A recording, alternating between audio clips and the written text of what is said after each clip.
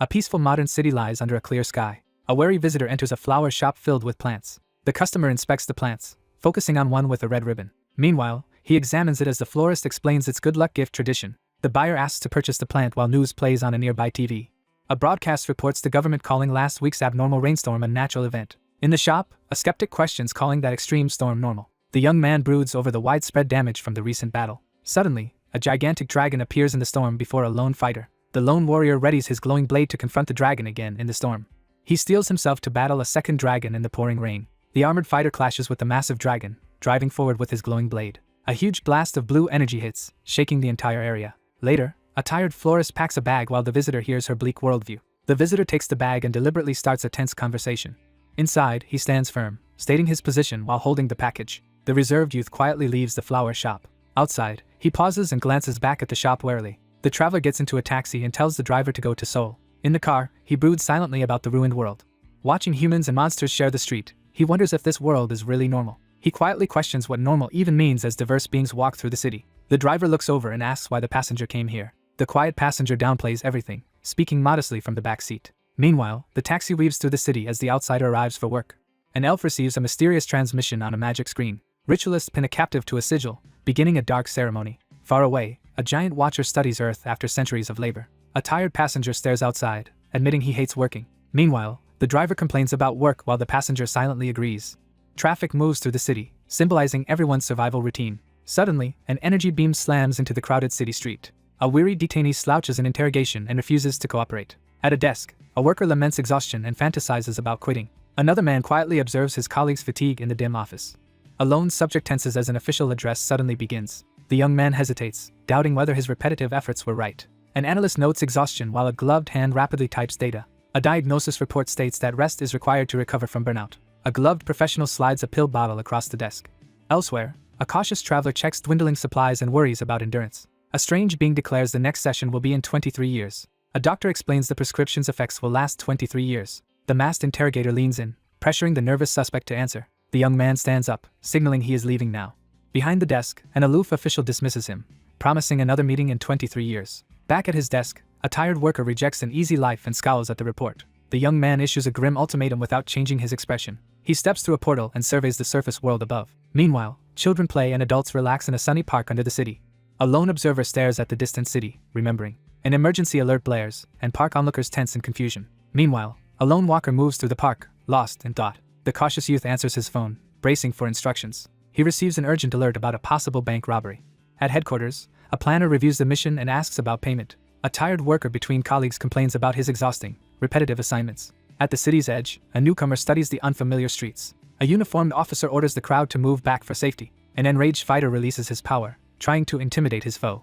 Someone glares at a target as a name is called aloud. A nervous underling freezes while a bold outsider approaches, drawing the crowd's attention. A human cop notes only one offender as his orc partner defends his scowl. 4 captives lie unconscious in a holding area, leaving one still awake. The determined newcomer bypasses his uneasy ally and takes charge under police scrutiny.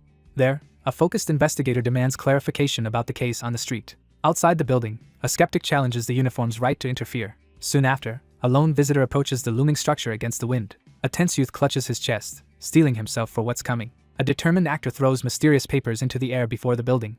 A glowing talisman activates, releasing swirling blue energy. The crowd freezes as blue magic engulfs the building overhead. Afterward, the same figure walks away from the glowing building, planning the next move. A commanding officer orders police to clear the crowd as tensions rise at the barricade. A loyal aide urgently asks if the earlier magic involved their respected elder. A uniformed officer asks why an immigration agent is here. An orc chastises him for confusing immigration offices and services. A tired student explains he overslept school after working late. One man admits his mistakes while his companion listens silently. Outside, another man still wonders about immigration offices versus services. A badge appears, explaining the office manages newcomers from overseas. Immigration agents also handle unusual cases involving special individuals. Meanwhile, a man walks while hearing they handle people from beyond Earth. 2 officers realize their suspect is still inside the bank. One officer grabs the suspect by the hair aggressively. A wary man approaches a bloodied survivor crawling down the corridor. Soon, a newcomer appears outside the office labeled Individual Windows. Last year, he awakened superpowers and applied for work at security firms. Now he waits in the hallway, discouraged by repeated job rejections. An observer studies his opponent carefully, gauging their abilities.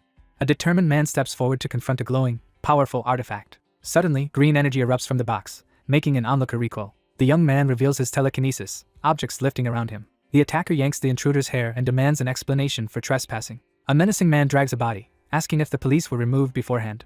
The young man firmly demands they release the hostage immediately. From the shadows, a defiant figure issues a harsh warning. The intruder promises deadly retaliation if his cornered opponent harms the hostage. The aggressor drags his captive by the hair to force obedience. Finally, the determined negotiator gives a last ultimatum to free the hostage. An enraged man explodes, shouting a harsh command. The furious fighter releases power as he charges his foe. A desperate youth laments his failed job and tiny salary. Suddenly, a tormented figure erupts, releasing another violent energy surge. A shocked observer staggers back as a blinding vision hits. Meanwhile, the man recalls he came for employment support benefits. An old woman brushes his back, making him feel a sharp prick. A tense captor drags a battered, grinning prisoner down a hallway. An older man crouches, green eyes glowing as he grins slyly. The confused man reels back, suddenly overwhelmed and sweating. Then the younger man grabs his neck, blasting green energy. The terrified youth falls back, staring at his glowing green hand. The older foe, eyes glowing green, mocks his opponent. The young man glares up, clearly recognizing the figure. The controller rages, confronting him for secretly resisting the brainwashing. A terrified man cowers as a possessed woman with green tendrils looms. Elsewhere, a monstrous glowing face forms in the darkness. The shadowy monster releases a frenzied scream into the dark. The young man recoils, gasping as intense pain strikes. Now a panicked victim fights as green ooze engulfs their hand. A lone listener hears of a wanted criminal from Odin's dimension. A voice lists severe crimes while an ethereal figure drifts nearby. The defiant warrior raises his glowing weapon, issuing a grave accusation. In reply, the foe draws a glowing purple dagger, giving a final warning. The young man faces him in the rain, clutching a glowing purple weapon. The attacker stabs the target with a purple dagger. A determined figure clenches their hand, letting blood drip down. Startled, the onlooker realizes the distant figure is a black mage. Meanwhile, a lone caster sacrifices life force to unleash forbidden black magic. The law forbids such magic, except in self-defense or protection. A sinister mage explains sacrificed life force can never return. An unconscious man lies as green energy drains his life force. A shadowy foe rushes forward, intent on claiming this power. Soon after, a lone caster unleashes a powerful glowing red spell. A startled outsider staggers back as green energy crashes down. Suddenly, a monstrous red glowing claw erupts from the ground. Restrained by tendrils, the captive recoils as a monstrous shadow looms. An older man erupts in rage, eyes glowing green as he shouts. A lone sorcerer channels an overwhelming surge of black magic. A twisted being reveals a monstrous form, preparing to confront his foe. A terrified man recoils, demanding to know what this entity is. A young man hesitates in the red glow, admitting he is unsure. The sinister foe glares, astonished someone sacrificed so much just for this fight. An older captive, bound by tentacles, demands to know what this entity is. A tense fighter grips his blade and faces the looming monstrous shadow. Yet a lone warrior stands unfazed before a massive, menacing red shape. An older man glances aside, struggling to grasp the other's intentions. Defiantly, the older fighter unleashes a final surge of energy. The captive struggles as dark chains tighten and a monstrous red eye looms. An older man recoils in confusion as ominous light washes over him. A foe unleashes dark energy, flooding everything with crimson. The battered fighter staggers back from a brutal blow. Amid the destruction, the man calmly walks forward. A severed head on the ground shows the attacker's dominance. The challenger struts down the hall, mocking his overconfident rival. The wounded man begs for mercy, promising anything to live. Meanwhile, the wary youth demands to know how restitution will happen. The collapsed man gasps out that criminals ultimately end up on Earth. A shadowy informant describes a prophecy about a criminal's soul fragment at space's edge. The confident holder claims his transcript contains the crucial clue to that fragment. The injured figure collapses again, pleading desperately to be saved. The young man stands firm and curtly refuses the proposal. Towering over him, the victor delivers a final, chilling ultimatum. Then, a frustrated ally confronts his partner, accusing them of lying. The shocked man grabs his head, seeing something impossible on his left hand. A resolute figure pours glowing life energy into the void, accepting irreversible sacrifice. An onlooker recoils as a withered hand suddenly reaches out from darkness. The beaten fighter drops, bleeding and dazed by the surprise attack. A threatening guard looms over a defiant stranger, demanding to know his species. The captive glares back, insisting he knows nothing. Suddenly, blood explodes across the area in a violent burst. A lone enforcer faces a bloody wall, recalling countless executed alien criminals. The protagonist finally snaps, glaring ahead in simmering anger. A careful watcher checks the hostage and confirms they are alive. The wary man scans the lit room, staying alert for threats. He studies the bloody floor, thinking serious crimes are easily forgiven. The lone man admits his jealousy, staring away in frustration. Suddenly, thick fog engulfs the building, hiding everything. A tense group watches a magical barrier surround the skyscraper. Then, a lone man walks out of the smoke. An orc urgently asks his boss if the job is done. The leader hands control to an ally and asks about the hostage. The guard reports grimly that their survival is only temporary. Later, the orc relaxes, glad it wasn't robbery and the youth lived. An observer notes fresh wounds, making the orc nervous again.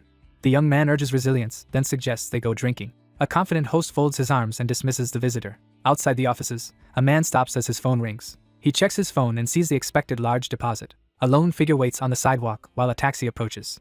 Suddenly, he freezes as a car speeds toward the coffee shop. Inside, a passenger tells the driver to head for Evergreen Bookstore. The passenger reflects on his near-legendary reputation as an immigration agent. He stares ahead as a glowing blue screen appears. The screen shows a dossier for a new prisoner sent to labor on Earth. The outsider's profile finally reveals his true alien identity. The captive remembers being arrested for a crime long ago. His memories are erased as machines begin endless labor and re-education. He reflects that unwanted labor was his punishment for memory erasure. Finally, a glowing alert grants him 200 talents for quitting his job. A tired worker earns talents for completing jobs on this world. A digital alert shows tax deducted and the new balance. Another alert warns legal interest accrues when the balance turns negative. A final notice threatens execution unless the overdue severance fee is paid. The worker realizes severance here means a deadly exit fee. Thus, quitting the company requires paying a huge penalty. Elsewhere, glowing restraint sees a captive deemed barely worth anything. An onlooker deduces she planned foreign currency theft for bail, since prison talents are unattainable. He regrets that someone went to extremes to escape ending up like him. A lone taxi speeds along an otherwise empty city street. Inside, the anxious passenger pants while the watchful driver studies him via mirror. Meanwhile, a newcomer scans mission listings, hunting any task yielding 5 million. The captive reads the manual and sees rewards never approach 5 million. Suddenly, he spots an unexpected entry on the glowing interface. A new secret mission offers huge pay for one particular prisoner's soul fragment. The briefing claims a famed criminal hid a soul fragment at the dimension's edge. Back in the taxi, he resolves to finish this mission while cursing the company. The driver reassures him that enduring harsh missions together still matters. The passenger quietly states he will resign after serving the company for ages. Much later, the long-lived traveler reaches the city by taxi, lost in thought. He clenches his fists and swears again he will finally quit. At an office desk, a blunt underling threatens his startled boss's life. The uniformed orc coolly lists the most reliable methods of killing someone. The superior scolds him, saying sloppy work here could easily get people killed. Finally, a harsh voice warns that disobedience will be punished severely. The superior slams the desk, accusing him of bypassing protocol. Meanwhile, another officer confronts his colleague over dangerous understaffing. The tired officer shoves a document over, insisting the other accept. A staffer hands over case files, reassigning the investigation to another team. The officer reviews a missing person report, worrying about their lack of personnel. An angry subordinate pounds the desk, shouting at a coworker to act. A uniformed worker clutches a document tightly while loose papers scatter. Elsewhere, an impatient officer complains that the orcs are moving too slowly. The exhausted man slumps in his chair and quietly sighs. Suddenly, he looks up when a commander orders him to move immediately. A determined agent grips a photo file and vows to come back. The scene cuts to Evergreen Bookstore's quiet exterior under clear skies. A young man enters the store, cautiously scanning the interior. The clerk notices him enter and warily acknowledges his presence. A secretary lowers her paper, asking why he refuses to buy a new phone. The woman on the couch complains that contacting him is always difficult. A surprised girl shows her phone, where he outranks her mother in contacts. She raises her phone, saying her top priority is paying off card debt. The young man enters the office and notices an unfamiliar package on the desk. The woman casually explains she picked the package up on her way. The visitor skeptically asks why a single person needs a box overflowing with potatoes. She teasingly offers the potatoes as a considerate gesture, mocking his old-fashioned tastes. The overworked man sighs and urges her to stop wasting money. An office worker passes over a file while the visitor confirms this is business. Finally, a cautious staffer slides a request folder over, explaining the processing will be delayed. The investigator studies the file, wondering if it is a missing person case. The woman confirms the company chairman is involved, sounding slightly surprised. The company head has vanished, and executives leave the building nervously. Authorities suspect an undocumented alien is secretly living on Earth without certification. The pink-suited agent slides an alien sketch over, startling the man upright. She presses him about the inheritance. He says there are no heirs and unclaimed will. She reveals someone plans to intercept it, since the heir needn't be related. Annoyed, she shoves him away when he leans too close. The investigator questions the case's real motive, implying government interest in valuable stocks. Meanwhile, he decides to clear his debt as he strides past her. One coworker leaves, telling the other to lock up and start work. Hearing this, the woman pauses mid-snack and looks up in surprise. Outside, the young man exits and stops as something suddenly draws his eye. A cleaner halts his work when someone calls out to him. Nervously, the subordinate greets the figure waiting outside the building. The irritated superior scolds him for the wrong title, sparking a brief argument. The worker awkwardly explains the hierarchy, leaving the newcomer even more confused. Eventually, the newcomer suggests another title, but the worker still calls him by the old one. Later, the young man enters the cluttered study and freezes at something unexpected. He then marvels at the healthy cactus, impressed it revived. The newcomer enters the book-filled room and immediately notices the waiting elf greeting him. The bookstore owner sits on the table, chastising someone for letting a cactus die. Flustered, the young man explains the gift while the woman scolds him in the shop. On a bench, one man casually asks his companion if the recruit is doing well. Suddenly, an energetic recruit bursts into the library with a broom, startling them. The taller man reassures his ally while watching another work. The sharp-eared host presses his visitor for the real purpose. The visitor asks for help tracking a fast former agent. The tenant agrees to help in exchange for reduced rent. Afterward, the tenant reviews the finances to adjust the rent. The robe caster channels magic, forming a bright spirit. He faces the shelf, recalling spirits mirror a summoner's desire. Soon, the newcomer swiftly summons a spirit and credits focus and practice. A case file shows a stern man's profile and listed evidence. The scholar gives a document and asks the spirit to search. Two people sit quietly on a bench, sharing silent company. One man passes an envelope, completing a discreet information exchange. Later, the scene shifts to a quiet street and evergreen bookstore. The young man turns quickly as someone knocks. A nervous messenger haltingly delivers instructions to come downstairs. The reader stops and looks up, surprised by the message. Soon after, a tense visitor enters the study and demands progress. The scholar reports success, and his ally reacts with admiration. The interrogator leans forward and pointedly asks about their next move. The young man stares at the captive, preparing questions.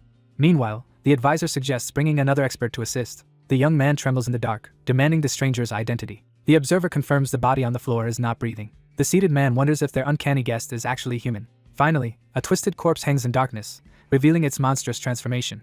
A lone figure watches an eerie red light overhead in the night sky. Sunlight rises over quiet mountains as birds fly. Later, the investigator reports only finding a letter mentioning the man's will. A worried woman confirms the will is secure in the bank's VIP vault. The suited man cancels the plan and phones to visit the next target's house. Meanwhile, the investigator considers quitting, doubting he can prove the target is alien. Two men reach the quiet house at sunrise and one reacts in surprise. Elsewhere, two men unexpectedly meet outside, suspiciously questioning each other's presence. The facilitator relaxes as he successfully introduces the two visitors outside. One man gives over the key, enters the car, and leaves the other two. The remaining pair realize the house was double booked, so one leaves and one stays. The newcomer follows the guide as they both head into the building. The gruff investigator complains about inheriting the case while a cautious colleague approaches. Meanwhile, a case board shows new missing elves as a team goes to special investigations. A tired officer naps at his desk, ignoring another missing orc report. Later, two officers climb the steps, discussing the reassigned case and their relief at partnering. The younger agent insists on working with his partner instead of an inexperienced stranger. The orc thanks someone briefly before leaving the house. A green-skinned caller answers a ringing phone from an unknown number. A uniformed officer warns the newcomer to cooperate with incoming immigration agents. The annoyed orc grudgingly agrees to comply while muttering a curse. A clawed hand slams the call button, abruptly ending the conversation. Afterward, two men leave the building, planning drinks. The confident young man proposes that they go earn money for drinks. The vigilant newcomer pauses alone in the quiet room, surveying his surroundings with measured seriousness. A lone worker types late at night at a computer. The orc monitors several computer processes with intense focus. The young man reaches for a book on the top shelf. Later, the subordinate hands over a flash drive for tomorrow's data. The protagonist thanks the helper calmly before the bookshelves. The burly man jolts in shock as the watcher stays calm. The swordsman orders silence while the orc notes a legendary-sounding ring. The young man spots a clue on the library shelves. A tall intruder enters, making the wary shopkeeper tense behind the counter. Two people freeze in the hallway, stunned by what they heard. A disturbance makes the frying pan and kitchen utensils rattle. The orc freezes as a metallic clang echoes from the pan. Suddenly, a blinding flash knocks the nearby observer backward. The officer staggers as a sudden impact shakes the floor. One person panics that the creature spoke, while another urgently demands details. The youth recoils as the skeptic questions his fear of the talking pan. Then, the man firmly grabs the frying pan handle by the stove. The enforcer's blow hurls the man across the kitchen. Two men stand together, quietly assessing the tense situation. The weary man exhales, trying to steady his anxiety.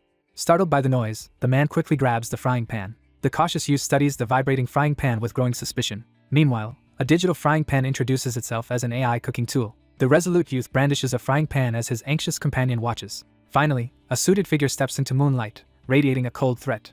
In the forest, a lone observer inspects the object. The analyst realizes the enemy is an artificially created being. The investigator explains altered DNA will make the corpse test as the leader. Later, a wary examiner studies the hanging body, questioning the fake corpse's purpose. A computer shows the incident file, prompting doubts about who planned everything. Meanwhile, an ambitious schemer plans to seize the fortune as officials lose control. Suspicion mounts that the supposed alien staged his own death. In a secret lab, a humanoid in a tank proves enormously costly to make. Someone quietly questions whether the company is valuable enough for such schemes. The observer considers fleeing before turmoil over the homunculus discovery intensifies. Under nightfall, a hopeful investigator searches the house for useful clues. A sentient frying pan reactivates happily after sitting unused for ages. The analyst studies the pan's advanced functions and suspects its maker was non-human. The high-tech pan introduces itself, offering ingredient guidance and easy conversation. The young man grips a weapon, debating whether to eliminate his target. He questions the pan and learns its former owner cooked with it often. After wondering about someone's stamina, the cook asks his companion for a favor. The talking pan jokes about being discarded, turning the tension into banter. Soon, the young man gathers crackling energy, preparing to release his power. A loud crash outside the house suddenly shatters the peaceful day. A witness remembers the older acquaintance always seeming completely ordinary. Nervous, the youth clutching the pan recounts seeing the missing man alone a week ago. Later, a watcher notices someone sneaking into the night and grows suspicious. A cautious visitor enters the dark living room, relaxing slightly upon hearing movement. Finally, a shocked man staggers back, overwhelmed by the new revelation. The investigator corners the kitchen worker, demanding if anyone entered since the incident. The observer grips the pan, insisting the visitor was not the older acquaintance. For 5 nights, intruders searched the house, then finally disappeared. One questions the other. The witness couldn't see a face but says the attacker seemed human. 2 figures speculate intruders used warp magic to enter unseen. Thus, the man deduces a warping intruder searched the house earlier. He realizes he sought active magic instead of past remnants. Then a subordinate stares upward, shocked by an unexpected, smoke-filled act. The investigator says spiritual magic traces can reveal who entered. The wary cook brandishes a pan, confronting the glowing wall portal's direction. Ahead, the shield bearer signals discovery as his ally stands in blue energy. The investigator counts 10 warps, concluding they equal 5 round trips. The analyst finds warp evidence and urges pursuit, while his partner fixates on cookware. Consequently, he keeps the vibrating frying pan as crucial magical evidence. An excitable woman proposes a risky game, placing her hand on the trunk. The driver advises delaying the item's use, and the passenger agrees. The driver modestly answers questions about his magic while they travel. Meanwhile, a police car idles as someone ponders their companion's long, powerful life. Inside, a young officer questions retirement, and the orc explains his race's short lifespan. The young man reclines in his seat, teasing his partner lightly. The passenger offers the driver a post-retirement job at their office. As they drive, one officer dismisses troll rules while the other questions memorizing them. The orc officer leans back, bitterly urging acceptance of their low status. The younger man declines, citing his mother, while the police car waits. Later, a police car chases a white truck after that controversial orc arrest. A campaign truck blares pro-human slogans as police watch the street. The young man silently fastens his seatbelt, deep in thought. 2 officers ride in silence as their patrol car heads toward an unknown location. The passenger asks to turn on the radio, and the driver agrees. The radio reports breaking news about a royal visitor from another dimension. 2 walkers move down a dim street amid rumors of mass immigration. Meanwhile, ghostly protesters gather at Parliament, while a lone car passenger listens to coverage. The man in the car firmly orders his companion to stop. The patrol car stops as strange blue trails split, revealing a new lead. The hardened observer freezes, staring over the car door at the strange scene. Nearby, several orcs play a board game as a police car pulls up. The young man concludes the intruders built a temporary base nearby after several nights here. The investigator scans the ruins for magic and plans to review nearby CCTV. The leader assigns an important task, and the reluctant subordinate accepts. The next day arrives suddenly, catching one of them off guard.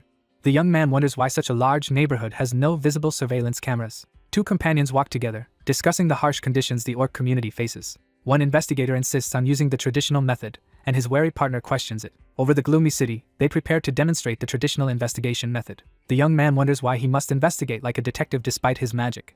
Soon, 2 investigators reach the orc pub entrance, preparing to go inside. The 2 men enter the dim bar and confront the bartender. The wary bartender demands to know why the newcomers are here. The confident visitor explains that he controls this area to the listening bartender. Finally, the investigator asks the bartender about recent suspicious activity as his partner watches. Meanwhile, the investigator compares the suspect's photo with existing evidence. The bartender studies a cryptic note behind the counter. A helpful man goes to the back room, leaving the others waiting. Then, 2 investigators realize at the counter their target is absent. A heavy curtain suddenly drops, hiding the shelf of bottles. The orc clerk gives them a photo and directs them to building 3. Afterward, the orc hands a newcomer a phone, noting the job seems easy. A cautious bystander watches one injured person help through the alley. Security here keeps most residents hiding indoors at night. Meanwhile, 2 investigators share notes, saying the suspect's night outings would stand out.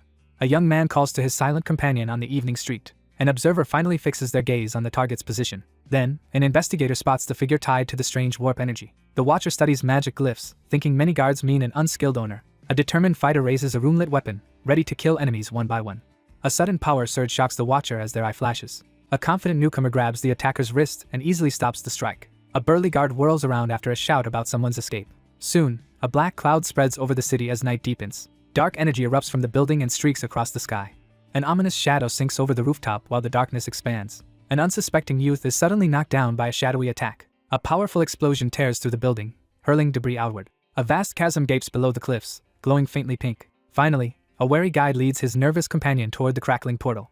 A startled man recoils as a crackling portal opens. Meanwhile, a muscular man taunts pursuers while reaching into a portal. An attacker lands a heavy blow, catching his opponent off guard. Suddenly, a man whirls around, sensing a surge of energy. A captive is struck hard while dark energy keeps him bound.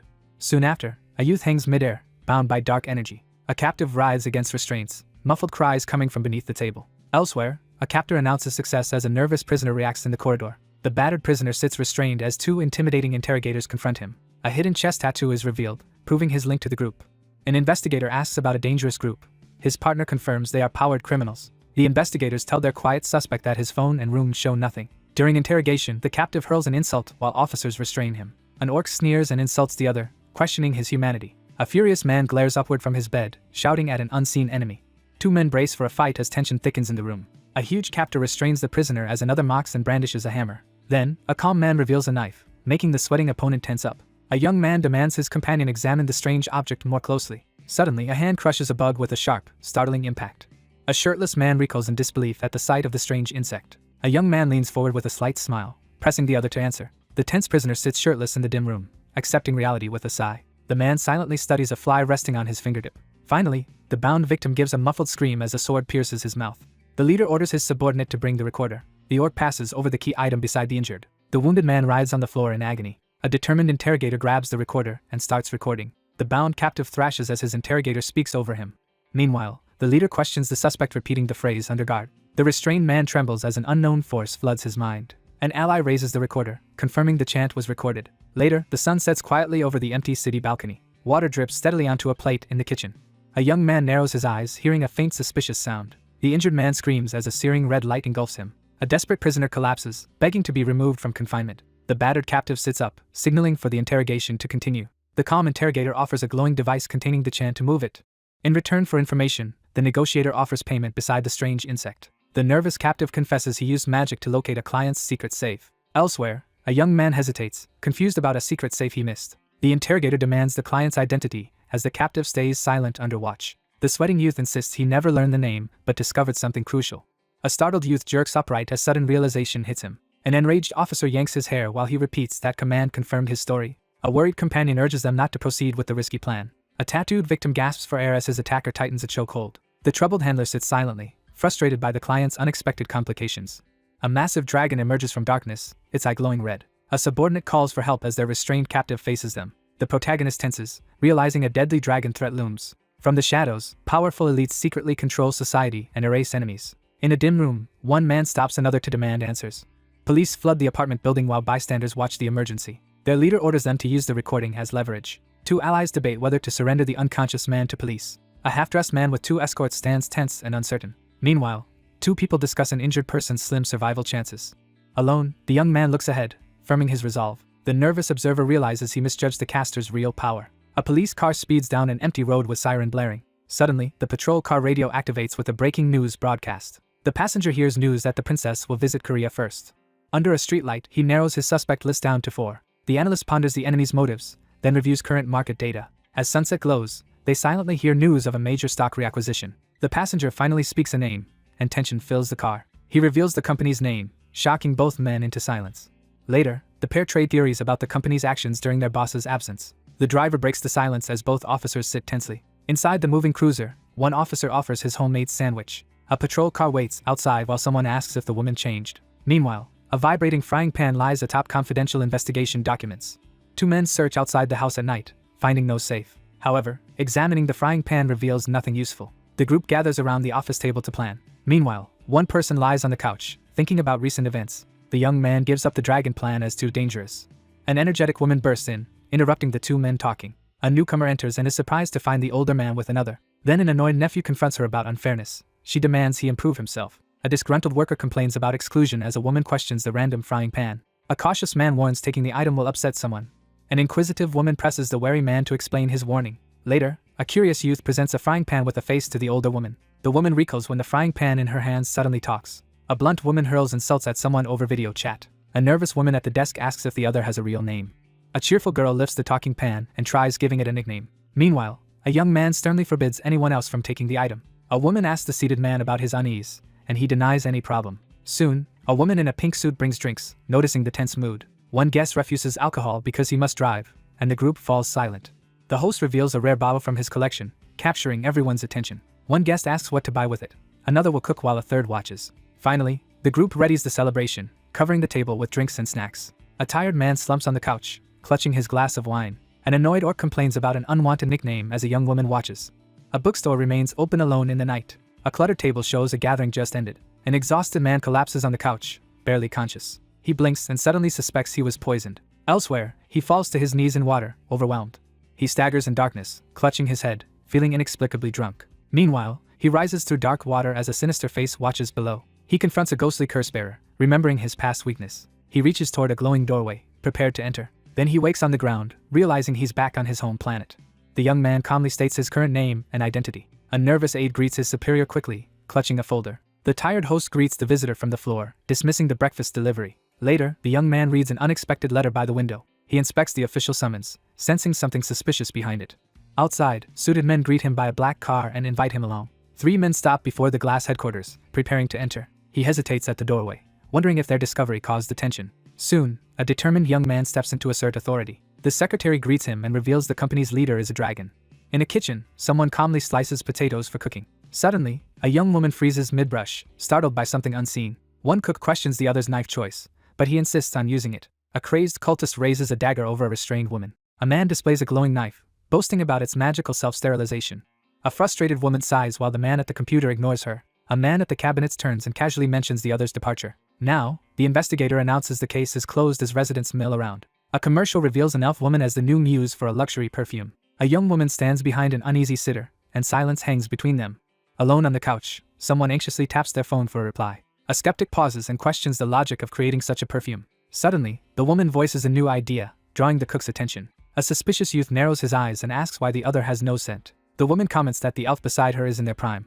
While cooking, the young man quietly realizes these quarters have no particular smell. Later, a lone visitor returns to the Jenkinson building after some time away. An authoritative woman turns toward a man off-screen, signaling a serious discussion. A young man suddenly leaps up from his seat, startled by a disturbance. A calm official adjusts his glasses and warns the case is under close surveillance.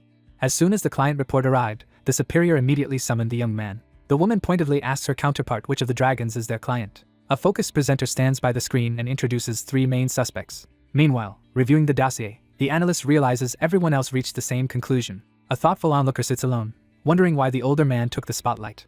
A stern woman with glasses folds her arms and demands information about Hyosung Company. A wary newcomer asks if the company is really a pharmaceutical firm. The presenter reveals a covert research project personally overseen by the company president. The young man sits in a dim office, quietly questioning the corporation's motives. Finally, a bespectacled analyst warns that the research involves highly dangerous activities.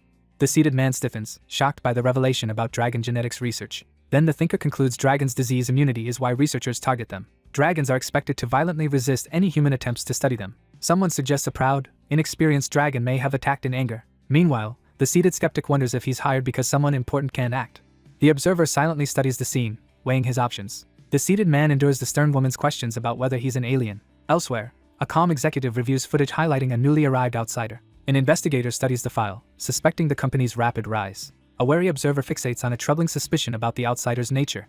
A young man considers how authorities might exploit or erase the research data. Soon, an intermediary faces a screen, ready to share crucial information. One person signals the other to open the metal case on the table. A focused man activates a holographic screen to examine a confidential dossier. The digital dossier shows the executive director now acts as company proxy.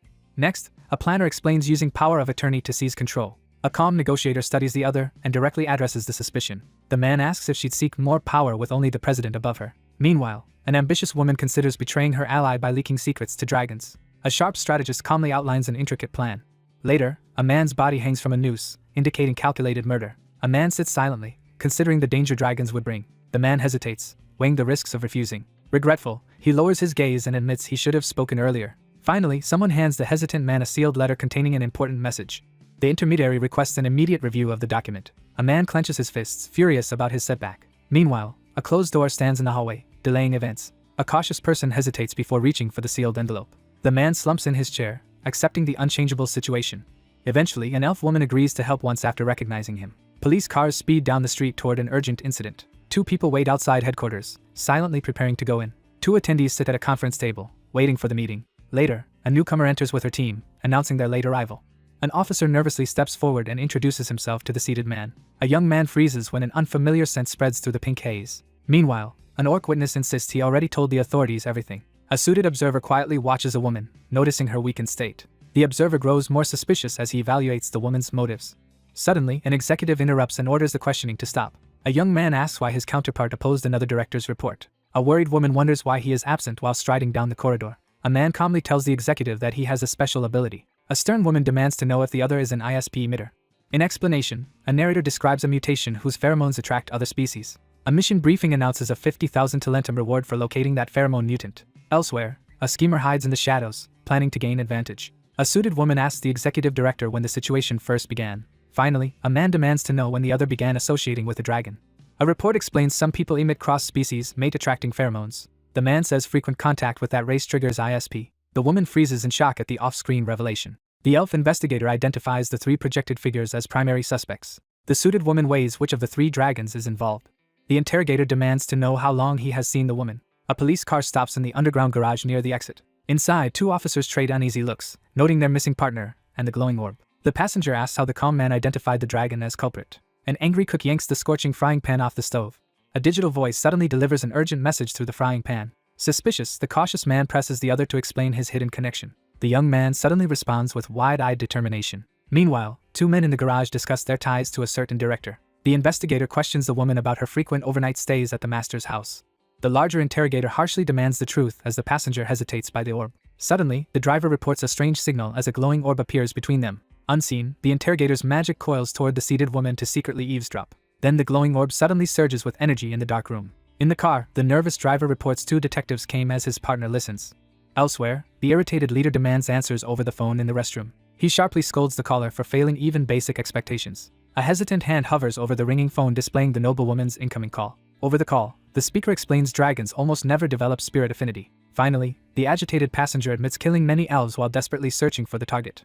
Unexplained elven disappearances are linked on an investigation board. A man examines a glowing orb, realizing it is valuable. He phones in a rumor about a gifted old elf bookseller. The protagonist decides they must immediately track down the elf. Meanwhile, a newcomer arrives, phone in hand, scanning the area.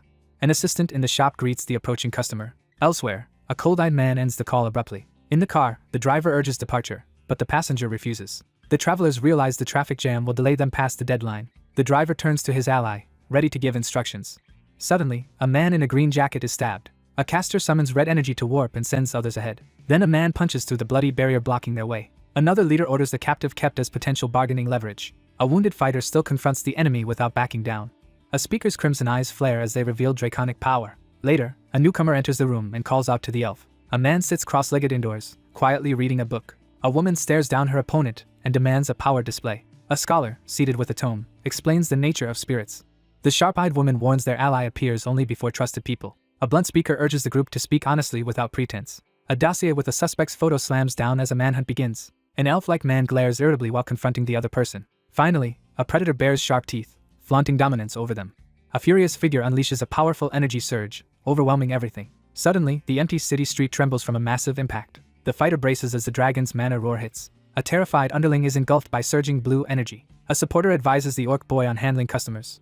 However, a wary guard warns threats may still enter. The anxious orc orders someone to pull the largest book. Then the cautious figure pulls the disguised lever, activating machinery. A panicked ally yells for everyone to escape once stairs appear. A tall fighter lifts his foe by the throat, demanding answers. Suddenly, the cautious figure spins toward the unexpected light. The young woman recoils as golden light engulfs her sight. A quiet visitor places an item on the desk. A glowing field erupts from the cactus, activating a domain. Soon, golden energy bursts at the bookstore entrance, illuminating everything. A blast hurls the battered figure through the burning doorway. The leader motions his subordinate upstairs through the smoky room. The elder praises the younger man for recent efforts. The relieved man smiles through tears at last. After the assault, the battered figure rises angrily amid wreckage. The enraged youth crouches in red energy, promising retaliation. A nearby watcher flinches as an explosion erupts overhead. Meanwhile, someone releases red energy, saturating the surrounding air. The crouching youth smirks and brazenly challenges the authority. The furious man below shouts a challenge at the glowing figure. Lone figure on rooftop senses someone as dark energy gathers. Furious youth releases power, eyes glowing red as he shouts. Below, a fighter faces the rooftop leader in growing tension. The interrogator says the youth gained conditional Earth citizenship 6 years ago. The aggressor reveals the other's crime, heightening the confrontation. A shadowy foe questions him menacingly, asserting dominance. The dominant figure mocks the shaking youth with contempt. The enraged youth leaps and smashes the ground hard. Hesitating, the youth hears a threat about transforming and angering elder dragons. Nearby, a bystander recoils as a mixed group watches the street clash. The leader walks through red energy, ordering the others to move. The crazed man glares upward and threatens his terrified target. Meanwhile, the view shifts to a quiet, starlit city. The red-eyed man taunts his hidden hunter about fearing the elders. A confident woman in the forest laughs off the threat. Suddenly, a furious shout erupts, startling birds into the sky. A terrified victim recoils as a killing strike narrowly misses. A huge blue beam crashes down, engulfing the area in light. A lone fighter stands as a roaring blue dragon lunges. A violent impact devastates the forest with explosive force. Then, a giant purple tentacle rises from the smoky crater. An observer watches the dragon glide below, recalling the long huntless years. A wounded mage studies his slow healing hand, worried about lingering magic. With resolve, the attacker plunges a glowing dagger into the enemy. Finally, a figure is crushed by a descending wave of purple energy. A colossal dragon bursts from the rocks and roars. Dark energy erupts from a lone figure, hurling them skyward. The figure raises a monstrous shadow arm to strike. Meanwhile, the fighter glares down, fists crackling with dark energy. A massive dragon dives from the night sky to attack. The dragon's enormous jaw shatters under a devastating blow. A stunned man suddenly realizes something critical about the battle. The lone challenger hovers, preparing to confront the colossal dragon. Then the brute charges forward, preparing a devastating blow at the dragon. A blinding energy blast hurls the fighter backward into a wall. The colossal beast recoils, surprised by the lone fighter's strength. The fighter steadies himself, preparing to release hidden power. A colossal beast unleashes a massive blast of radiant energy. Nearby, a hidden ally grips a glowing dagger, sensing the power surge. A portal suddenly opens above the forest, flooding it with light. The dragon's energy blast hurls an agile opponent skyward. It is explained the dragon's hindbrain controls mana, reflection, and balance. The strategist urgently orders the group to attack that weak point. A fighter slams the ground, sending a violent shockwave outward. A mysterious object streaks through the sky and crashes into the forest. The massive beast collapses motionless, apparently ending the battle. The strategist raises a glowing blade, aiming at the now exposed dragon. A relentless attacker dives downward, wreathed in dark energy for a final strike. A cursed weapon slams into the ground, releasing dark energy. Finally, a colossal beast lunges forward, unleashing a furious roar. A lone warrior approaches a beast with a glowing weapon. Then an energy spear falls from the sky, starting battle. The hero analyzes what caused the paralysis. A powerful strike hits, badly injuring someone. A captive desperately begs for mercy. A fighter unleashes a glowing attack on the massive beast. The attacker mocks the wounded man, screaming in pain. Soon, an intruder is stopped by a defiant opponent. A dark figure appears holding a blood-stained knife. A determined warrior draws a glowing purple sword. Meanwhile, a severe warning stops anyone from advancing. The lone fighter hesitates with a raised glowing dagger. A man pauses in quiet thought. Suddenly, he understands the true telepathic force. An observer receives a stern warning. A firm declaration abruptly ends the tense discussion. From afar, a watcher observes the defender facing the monster on a screen. A young man firmly refuses the request. The man resolutely calls the chairman while viewing the city. Now, the young leader angrily reclaims control of his territory.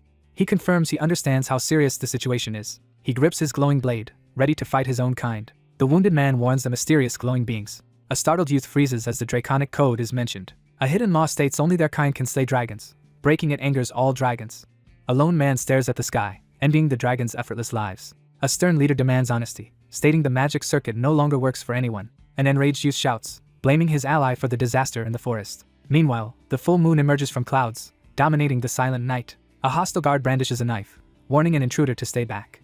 A desperate man pleads for understanding, overwhelmed by the situation. Still, the dissatisfied man insists this result is not enough for him. A sharp question forces a clear decision from the hesitant listener. The lone survivor approaches the dead dragon, ready to harvest its blood. The young man considers sacrificing years of life to avoid immediate death.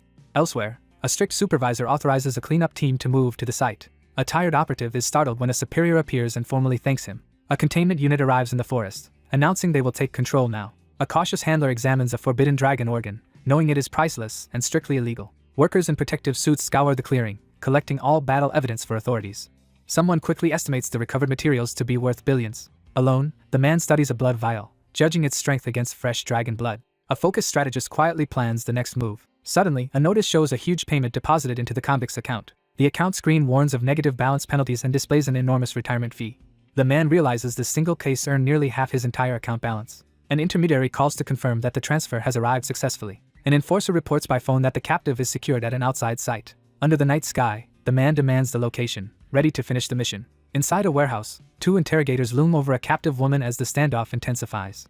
A woman explains wiretap evidence is inadmissible in court. An interrogator demands a confession from the seated suspect. Someone quickly catches a buzzing insect in midair. An onlooker freezes as something alarming appears. The two sides prepare to start the confrontation. A young man is shocked by the disturbing confession. After an encounter, a newcomer learns she gained a rare interspecies ability. Later, a calm man turns away and makes a request. Staff regularly drew blood from the newcomer for testing. A researcher tested how her rare blood affects the dragon. To continue, the researcher used a large amount of her blood. They also needed the same amount of dragon blood. Now, an analyst wonders how she obtained so much dragon blood. Someone suddenly realizes the implication. Then a determined person urgently calls to a startled companion. Anxious, a young man demands the locations of the president's properties. A frightened passenger lists luxury properties while riding in a speeding car. Meanwhile, someone in the car learns about Asacho's city penthouse. A lone passenger silently listens to a phone call in the back seat. An intermediary passes along the chairman's message over the office phone. The caller insists on being connected to the chairman immediately. The woman explains it concerns an undocumented foreign relative of the chairman. Elsewhere, the scene shifts to a somber coastline near the city. A black car suddenly stops on the coastal road at sunset. Soon after, a visitor steps out of a sleek car. The suited man admits he wanted to join earlier. A top executive with dragon-like aura controls the organization. A lone man stops on the street, thinking silently. Two men walk, wondering why the researcher suddenly disappeared. Meanwhile, someone fakes a suicide using a homunculus as corpse. The researcher rests by the water after completing his project. A man sits still while his blood fills a collection bag. Later, the pair confronts the mastermind about everything he orchestrated. The tired man claims only one race yields abundant dragon blood. Finally, he reveals the subject is not human at all. The imposing host declares himself a dragon while examining his guest. That night, the quiet house suddenly draws everyone's attention. A worried man in bed thinks he must leave soon. He gets up to leave as she questions his sudden breakup. Alone in a room, he stops and thinks.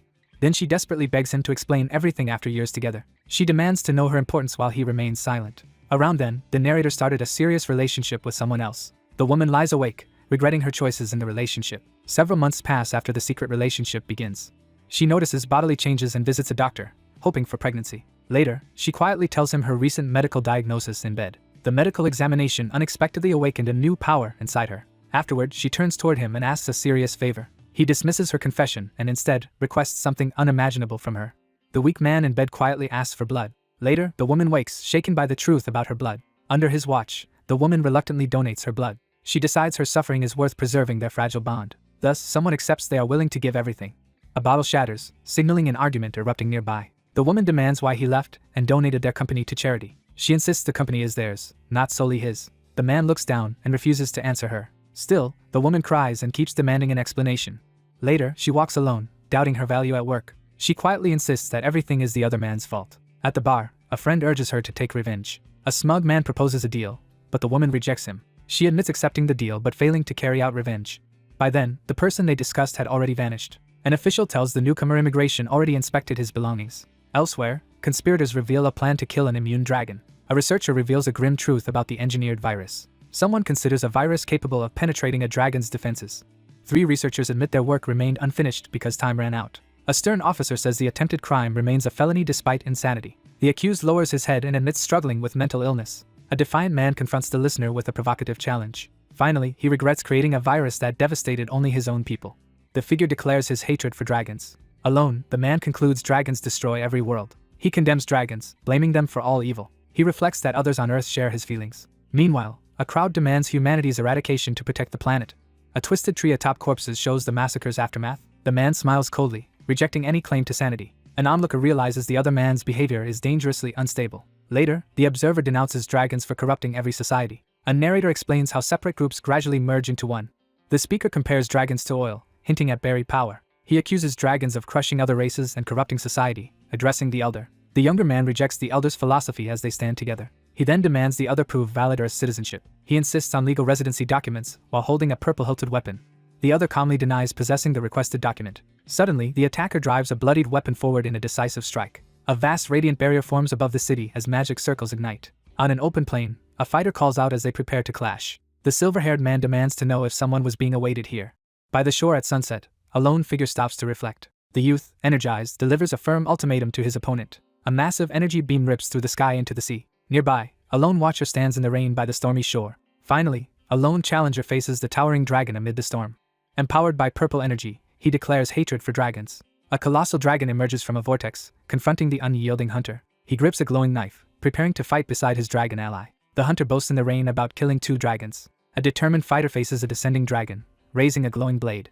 A surge of blue energy crashes down, scattering water everywhere. Meanwhile, an emergency broadcast warns a sudden typhoon will hit nationwide. A news report urges everyone indoors as one woman anxiously watches. The worried woman sits by the window, quietly calling someone's name. Soon, rain falls as the Troll Yoga Academy comes into view. Inside, a lone student lowers into a deep split stretch. The troll instructor demonstrates a yoga pose on the studio mat. An orc suddenly recoils after being provoked. A man spins in alarm as a shadow appears at the window. A large bird caws loudly while flapping in the rain. The orc peers out, startled by a black bird fluttering nearby. Then, a towering being unleashes dark energy, hurling black birds through the window. An uneasy watcher peers through foliage, sensing something wrong with the birds. A brash onlooker recoils in shock. The observer recoils as black birds and lightning suddenly fill the sky. A colossal wave crashes forward, threatening to engulf everything ahead. Waves slam into cliffs while a fierce storm rages overhead. A wounded man stands in rain, clutching his bleeding shoulder. The battered fighter faces raging water tornadoes above the stormy sea. Finally, the wary man braces, realizing the towering dragon is stronger than expected. A colossal dragon rises from the sea, matching ancient ruler's power. Blood-streaked tendrils spread across the sky, heralding a new threat. A fighter dashes over the water beside a colossal red dragon. The red dragon gathers power, preparing a massive attack. Soon, two colossal dragons fire destructive beams at each other. A huge explosion erupts, sending shockwaves through the area. Through the smoke, a fighter charges, releasing dark power from one eye. The fighter stands firm while two colossal dragons coil above. Waves crash against a concrete barrier, spraying water upward. Meanwhile, the storm intensifies, swirling with growing force. A towering, battered body lies motionless under the relentless rain. Later, a figure advances with swirling energy, a red dragon guarding him. The lone man faces the red dragon beside a mutilated beast. A towering interrogator demands the captive name his accomplice as a dragon looms. The wounded creature admits it does not know its benefactors. Elsewhere, a group secretly plans a vaccine while Earth drifts. A giant eye glares from darkness, warning of imminent danger. The leader stands on his dragon ally, confronting the sea serpent. A man receives a private telepathic question about the homunculus. He recalls a forest scene and admits holding a powerful secret. Again, a monstrous dragon erupts from the sea, dominating the darkness. The lone figure readies to reveal information that could change everything. He reveals a will hidden in Changchun Bank's VIP safe. The intimidating speaker orders the listener to read the message aloud. Finally, purple energy erupts from his eye, lighting the rainy sky. Meanwhile, a determined rider and dragon descend to confront the rising sea monster. The red dragon flies through the storm, carrying a passenger above the sea. Later, several days pass while the city stays calm. The young man steels himself, then steps into the flower shop. A customer orders a plant as the shopkeeper ignores the ongoing news report. Meanwhile, a radio repeats the government's claim the recent waterfront storm was natural. The woman doubts this explanation about the storm while her companion stays quiet. A wary observer notices the battle's consequences are still dangerously exposed. Earlier, a dying man revealed a hidden secret under a watching shadowy dragon. The strategist explains the virus was sealed inside the homunculus corpse with powerful magic. The virus can survive over 500 degrees and even endure cremation. Soon, while an attendant sees off a customer, the corpse's hidden virus is set to activate. A taxi suddenly swerves off-lane as smoke begins spreading across the street. Any hope for change fades as the vast city lies under the broadcast tower. Therefore, the outsider plans to hand the homunculus corpse to authorities to investigate the virus. A lone watcher pauses in the forest shadows, remaining tense and alert. The city grows quiet as sunset covers the streets in fading light. A researcher types rapidly at a computer, searching for critical data. A monitor displays a report seizing an undocumented dead person's assets and denying any accomplices. A cautious man quietly opens a desk drawer, looking for something concealed. A strange bottle appears on the table, suggesting something significant will happen. Meanwhile, an analyst studies the alarming discovery of a virus that specifically targets dragons. At night, a man secretly retrieves a hidden item from his desk drawer. An observer watches the device closely as it emits steady mechanical noises. A wary listener stiffens when a disembodied voice mentions a strange yet familiar scent. The shadowy figure scrutinizes the glowing dossier, realizing the visitor has encountered a crucial woman. The worried young man faces the massive serpent in the rain, urgently seeking news about the girl's condition. The young man fixes his gaze, demanding a clearer answer. A colossal armored dragon bursts from the rain-soaked water as the observer reflects on the instability of another. While the anxious woman clutches her head on the bed, the troubled man stands across the room, silently questioning whether her actions stem from attachment or anger.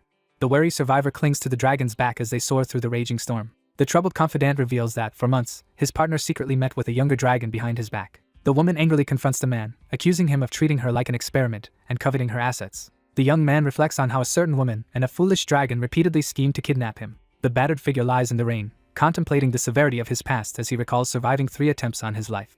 The lone investigator rapidly searches through information on the computer, eyes fixed on the screen. A document labeled as a last will and testament lies exposed on the desk, signaling an important revelation. An official report on the screen reveals the investigation's findings. A dragon-identified illegal immigrant was found dead, a bioweapon was confirmed, and all related assets were seized following a failed plot to eradicate dragons. A group stands before cameras, officially announcing a 200 billion won donation to a social welfare foundation and confirming no criminal or alien involvement. Additional assets such as deposits, securities, and valuable artworks are disclosed, further highlighting the extent of the wealth. Assets including precious metals, patents, and real estate are formally designated for inheritance. Someone enters crucial details into the computer, piecing together connections from the past. The smug observer mocks the dragon with a confident smirk. The reserved young man silently reads a letter, absorbing its advice to express his feelings directly. A sense of finality hangs in the air as an unseen voice suggests that everything will soon lose its meaning.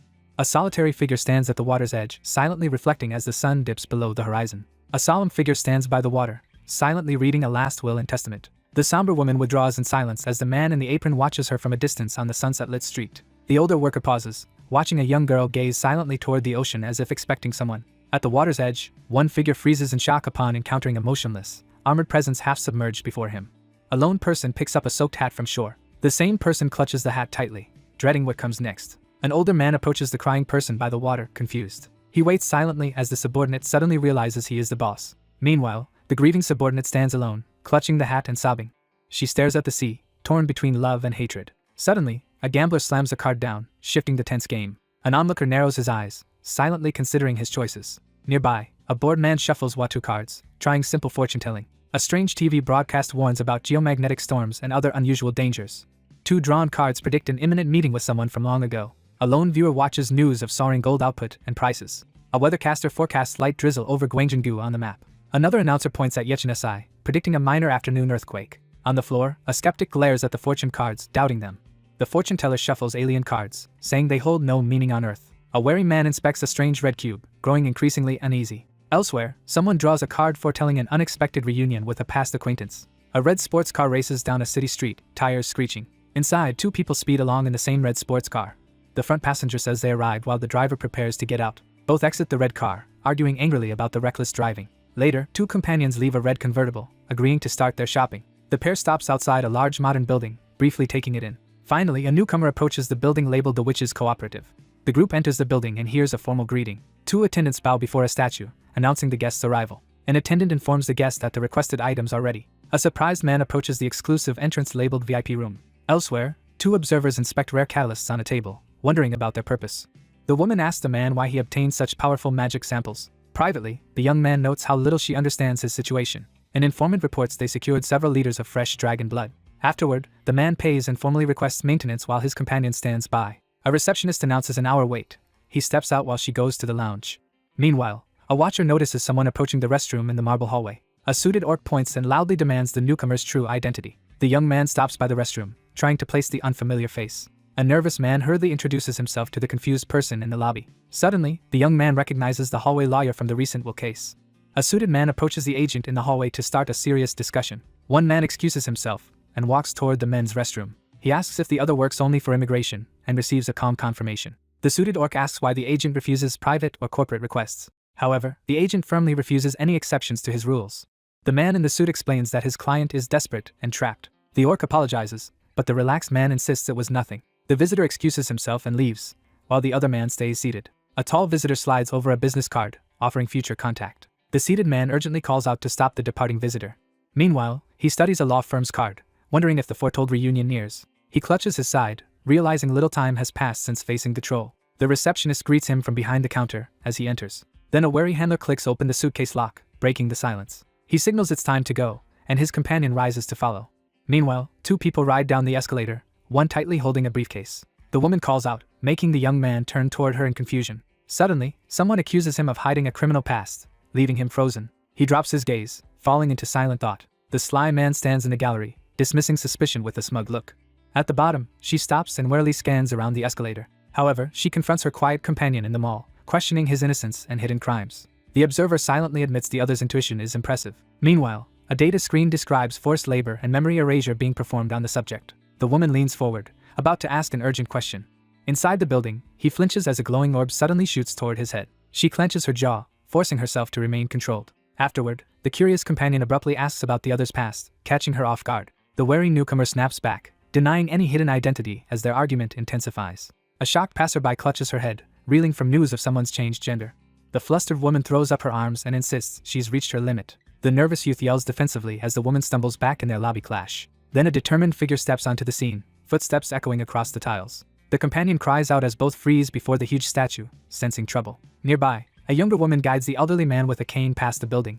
Two men stare each other down, refusing to yield. Suddenly, the older man freezes, reacting to danger ahead. The suited man recoils in terror from an unseen threat. A cautious newcomer approaches, prompting a startled shout from the group. The mustached man hesitantly asks who the stranger is.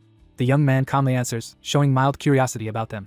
An emotional elder cries with joy while calling out. Meanwhile, an anxious woman glances aside, disturbed by something. A sharp observer turns, sensing another troubling presence nearby. The annoyed secretary warns her coworker to stay professional while working. Then a woman in a red suit enters, startling the staff. The calm newcomer is revealed to be a fairy. The woman in red sits on the desk, seizing attention. A silver-haired woman sits smoking, quietly planning her next move. The red-clad woman exhales smoke and demands an explanation. A confident investigator reports trespassing evidence at Buchan Warehouse Zone B39. Elsewhere, two people argue about recklessly nearing the Elder Dragon's territory. In the office, concern grows over the chairman leaving Earth. A resolute woman plans to request warehouse security, but her colleague doubts it. The worried woman racks her brain for immediate allies. Soon, a newcomer enters the lobby with luggage, startling both occupants. The shaken woman recoils and demands answers as two men listen. The older man in a suit apologizes, explaining his decades-old habit. A reserved youth greets an old acquaintance in the large room. An elderly man with a cane says he runs a small alchemy workshop. The older man asks if he still teaches magic. The young man says he quit teaching to become an immigration agent. A worried woman asks how the timid elder became an agent. The anxious woman looks down, quietly absorbing the news. A woman questions the consultant about private cases before a parent interrupts. The older man firmly stops the young woman from arguing further. Then the elder orders his group upstairs from the lobby. Someone in the hall recognizes the newcomer and calls to him. The elder thanks him for the reunion, resting on his cane. Meanwhile, Gojiang Academy, the first modern magic school, appears. The quiet man admits he once talked with the person they met earlier. The driver jokes that he lived as professor by day, secret alien hunter by night. The wary man admits he fears authorities discovering his past. The passenger presses the driver about his hidden past while they speed along. The driver praises the passenger's magical and world-saving accomplishments.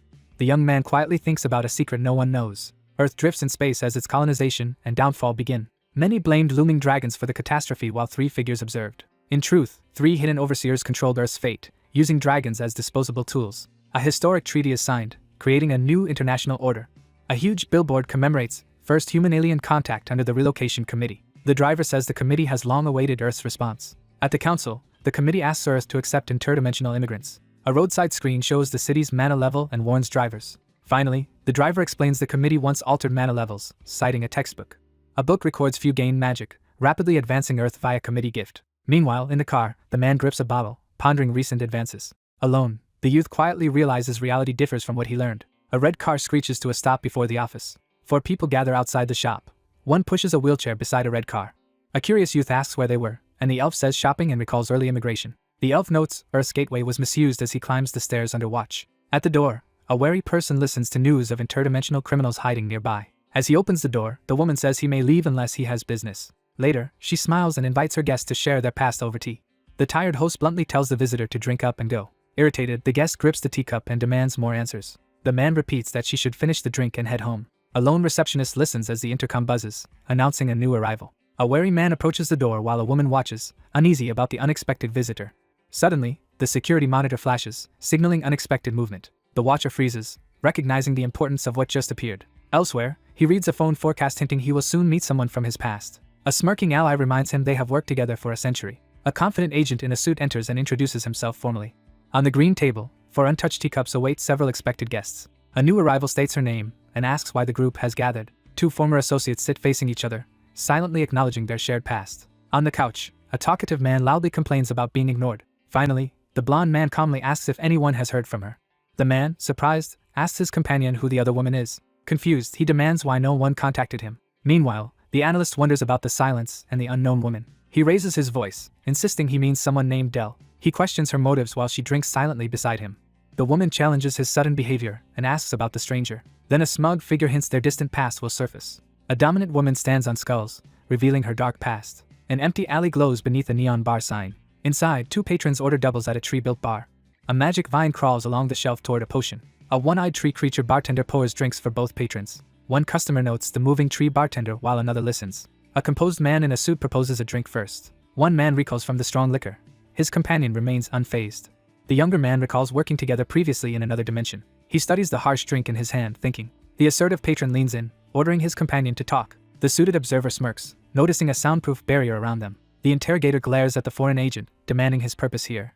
The man grabs fruit and asks which princess was involved. Confidently, he explains he came early to escort a princess. Someone presses the radio, triggering news of an incoming dimensional princess. 2 men ride silently, hearing the princess will visit their country. The protagonist narrows his eyes, steeling himself for the moment. The suited man questions why these escorts were chosen. The envoy says local officials asked Earth's immigration to help escort. 2 men discuss Korea's unusual request for American agents. A blonde man mentions rumors of Earth's impending 8th mass migration. The The skeptical drinker questions the shocking migration rumor. An observer silently reviews known facts about the other race. Soon, the group notes the woman's height exceeds even trolls. At the counter, one man outlines the committee's preparations. The listener dismisses this, insisting on hearing a different story. Elsewhere, a confident figure amid lightning hints crucial secrets about her.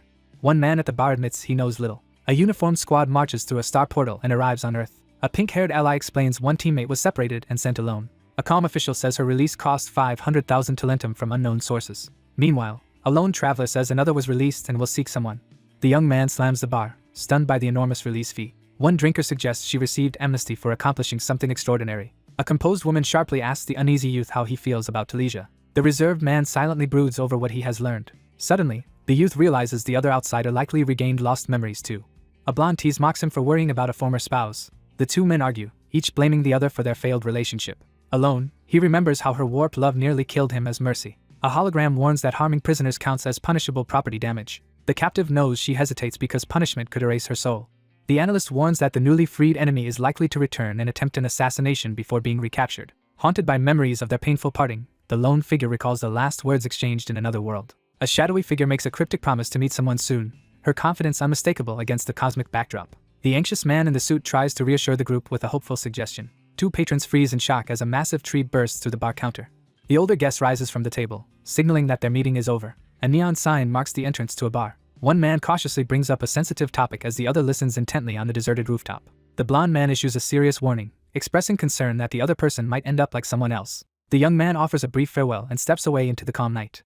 A solitary figure steps into the empty street, scanning the shadows with caution. The troubled figure walks alone through the empty street, gripped by worry over what the future holds for his companion. A lone ruler maintains unchallenged control over a vast republic spanning 36 planets and 145 galaxies. The officer denounces the tyrant's reign of fear and brutal suppression as warships loom in the background. An ominous facility looms beneath dark clouds as the tragedy of pioneer planet XC-21 is introduced.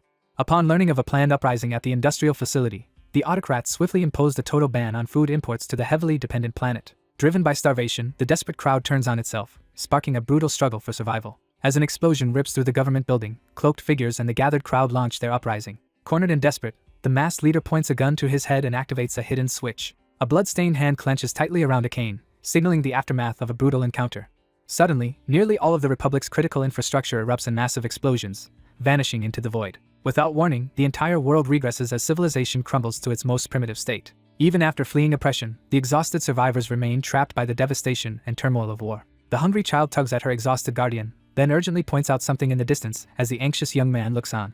As suffering spread across the world, a hooded figure silently looked upward, burdened by the weight of pain. A massive spaceship appears over the city as two watch. The committee uses prisoners for reconstruction as two walk a corridor. Later, a leader gestures over the rebuilt city to the workers. The newcomer is introduced to a worker late in construction. Among the prisoners, a blue-haired woman stands out for achievements. A solemn leader enters the chamber, and everyone falls silent. The blue-haired officer steps forward to present herself. Meanwhile, a lone person hesitates in the heavy rain. The newcomer inspects the desolate alley, taking in the ruin. Fresh blood on the ground shows recent violence here. The outsider realizes the starving residents have turned to cannibalism. A young woman struggles not to cry from shock. On a rooftop, a solitary person wonders what to do next. Soon after, the blue-haired woman collapses to the wet ground. Elsewhere, new green sprouts break soil, hinting at coming change. With her help, two siblings finally eat enough to recover. The healed patient kisses the healer's hand in gratitude. Rescued families emerge from the cave and reunite outside. The crowd celebrates loudly, praising their savior without restraint. The respected woman smiles warmly among people who clearly cherish her. At dusk, a solitary figure quietly enters the building. A hand turns the knob and slowly opens the door. Inside, a weary man leans back, recovering from a long ordeal. A concerned observer glances aside, worrying about someone's future. The blue-haired woman is noted for sharp politics despite lacking technical or combat skills. The leader secures reinforcements and economic aid through committee negotiations. A hand hits a switch, detonating a massive explosion in space. Gigantic insect invaders breach the shattered barrier and overrun the planet. Nearby, defenders gather to face the black swarm over the city. The pink-haired woman scowls as prisoners unexpectedly defend their captor. An onlooker reflects on the immense power that could restore Ashtal. A respected leader earned universal admiration by treating everyone with genuine concern. Centuries later, that legacy still influences how the world functions. A young woman clasps her hands and gratefully thanks the group. The reconstruction worker stands with officials as her special amnesty is announced. One officer explains she was freed immediately, without counting any talentum savings. Encouraged by the amnesty, prisoners voice new hopes to the speaker. The blue-haired woman tearfully promises she will not forget her companions. The determined woman vows to return and live out her days in Ashtal. Soon after, a confident woman steps up, ready to execute her plan. A composed figure exhales slowly, steeling herself for what comes next. The blue-haired technician activates a control panel, unleashing a surge of energy. 3 men listen as the facility staff explains the memory restoration procedure. Elsewhere, a calm caster exhales a chilling, magical breath into the air. The assembled team waits in silence as a blue-haired newcomer approaches.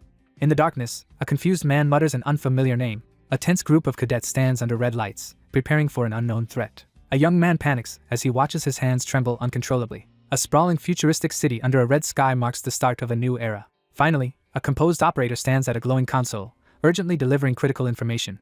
Suddenly, memories return and the girl mentally breaks down. The blue-haired girl collapses, and 2 classmates rush over. A young man reaches out as the woman hides. She stares at her hands, sobbing and apologizing repeatedly. She quickly reacts to shocking data on the screen. The captive drops to her knees, desperately begging for release. Still trapped, she screams and begs to escape. The committee opens the portal, letting an anxious person leave town. A worried observer grips his phone at news of more aliens. By now, inhuman beings gather in the street, showing monsters dominate.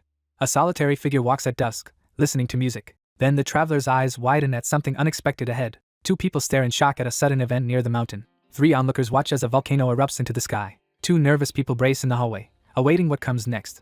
An intimidating leader demands confirmation that all the treasure is stolen. A frustrated enforcer scans the area, unable to locate the hidden suspect. Meanwhile, a senior woman reports key information to her superior. A furious being crushes a scroll in their burning hand. An imposing beast interrogates 2 women about the stolen warehouse item.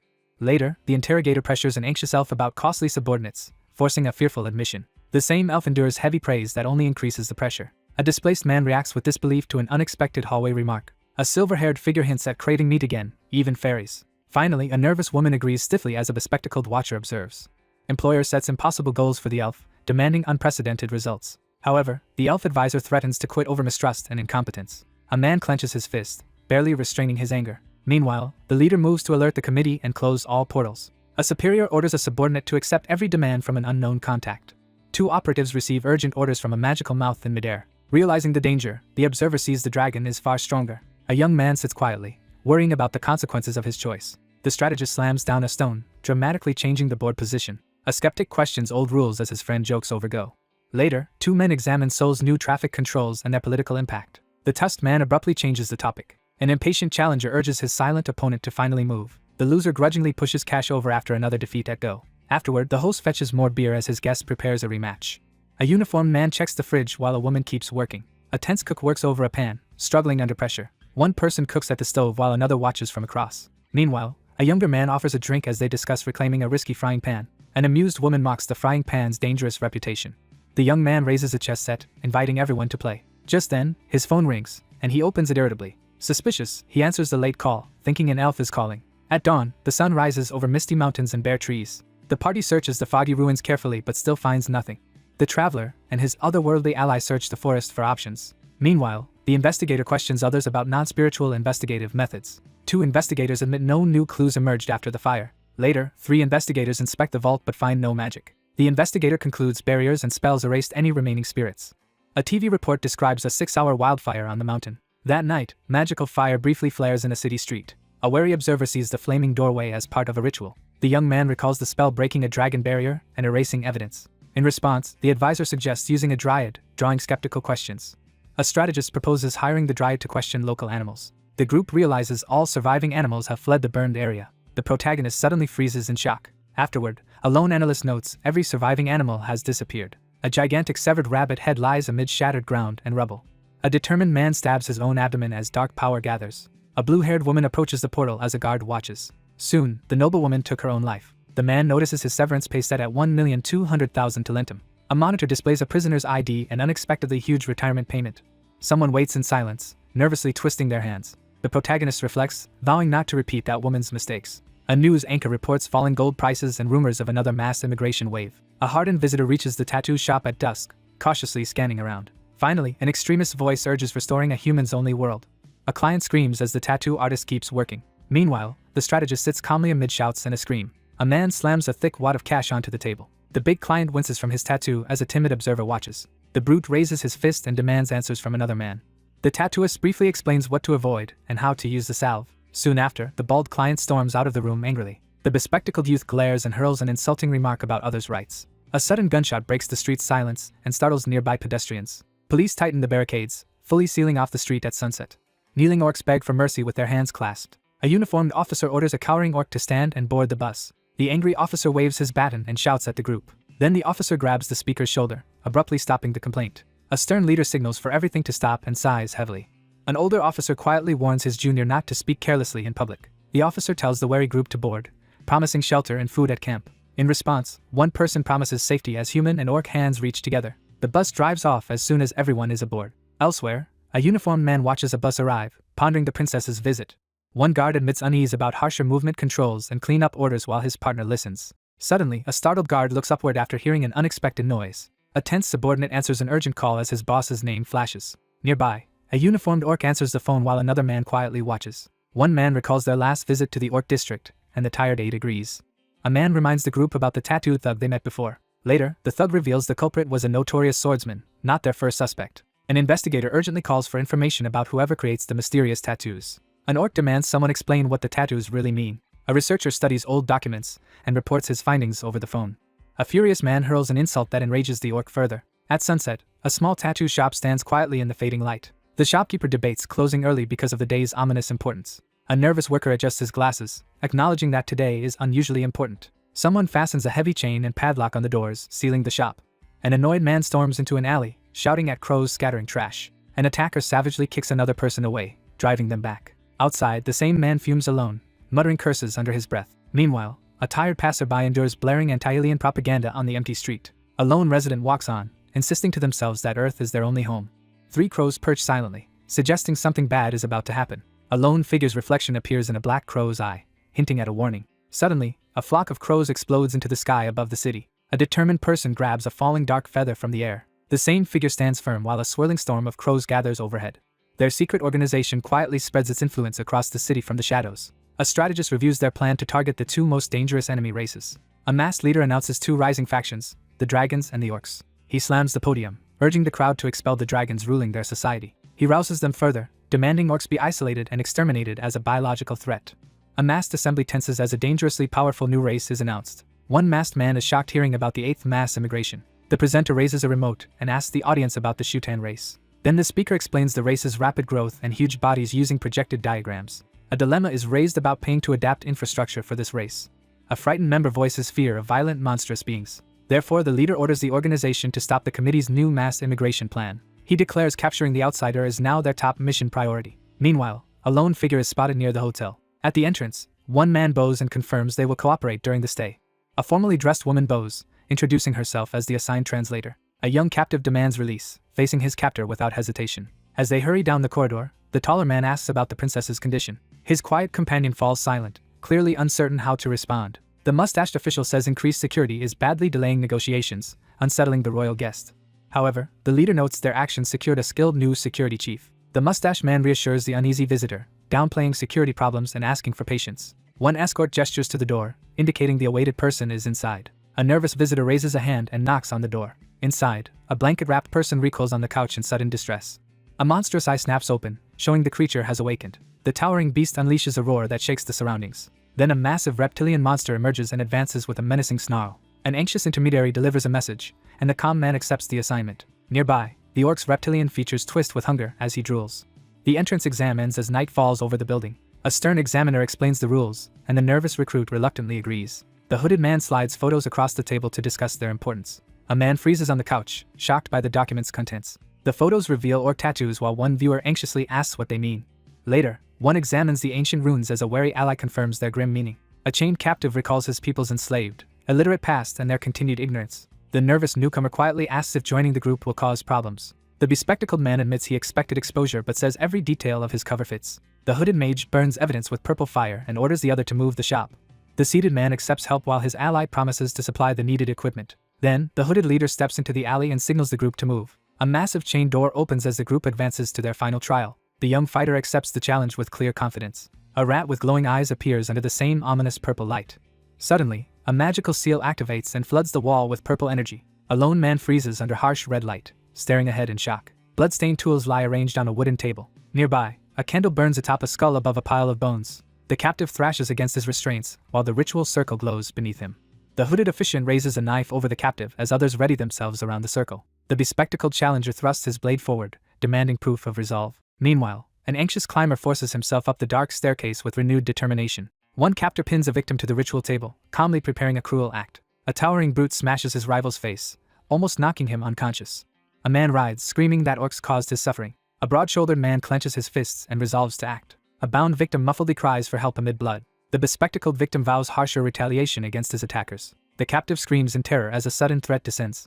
The man with glasses recoils as he senses sudden danger. Meanwhile, an onlooker freezes as a robed cultist starts a ritual. He recoils as blood gushes from his freshly severed hands. A bloodied body lies beside a knife, screaming in agony. A determined fighter strides down the dark corridor toward the chamber.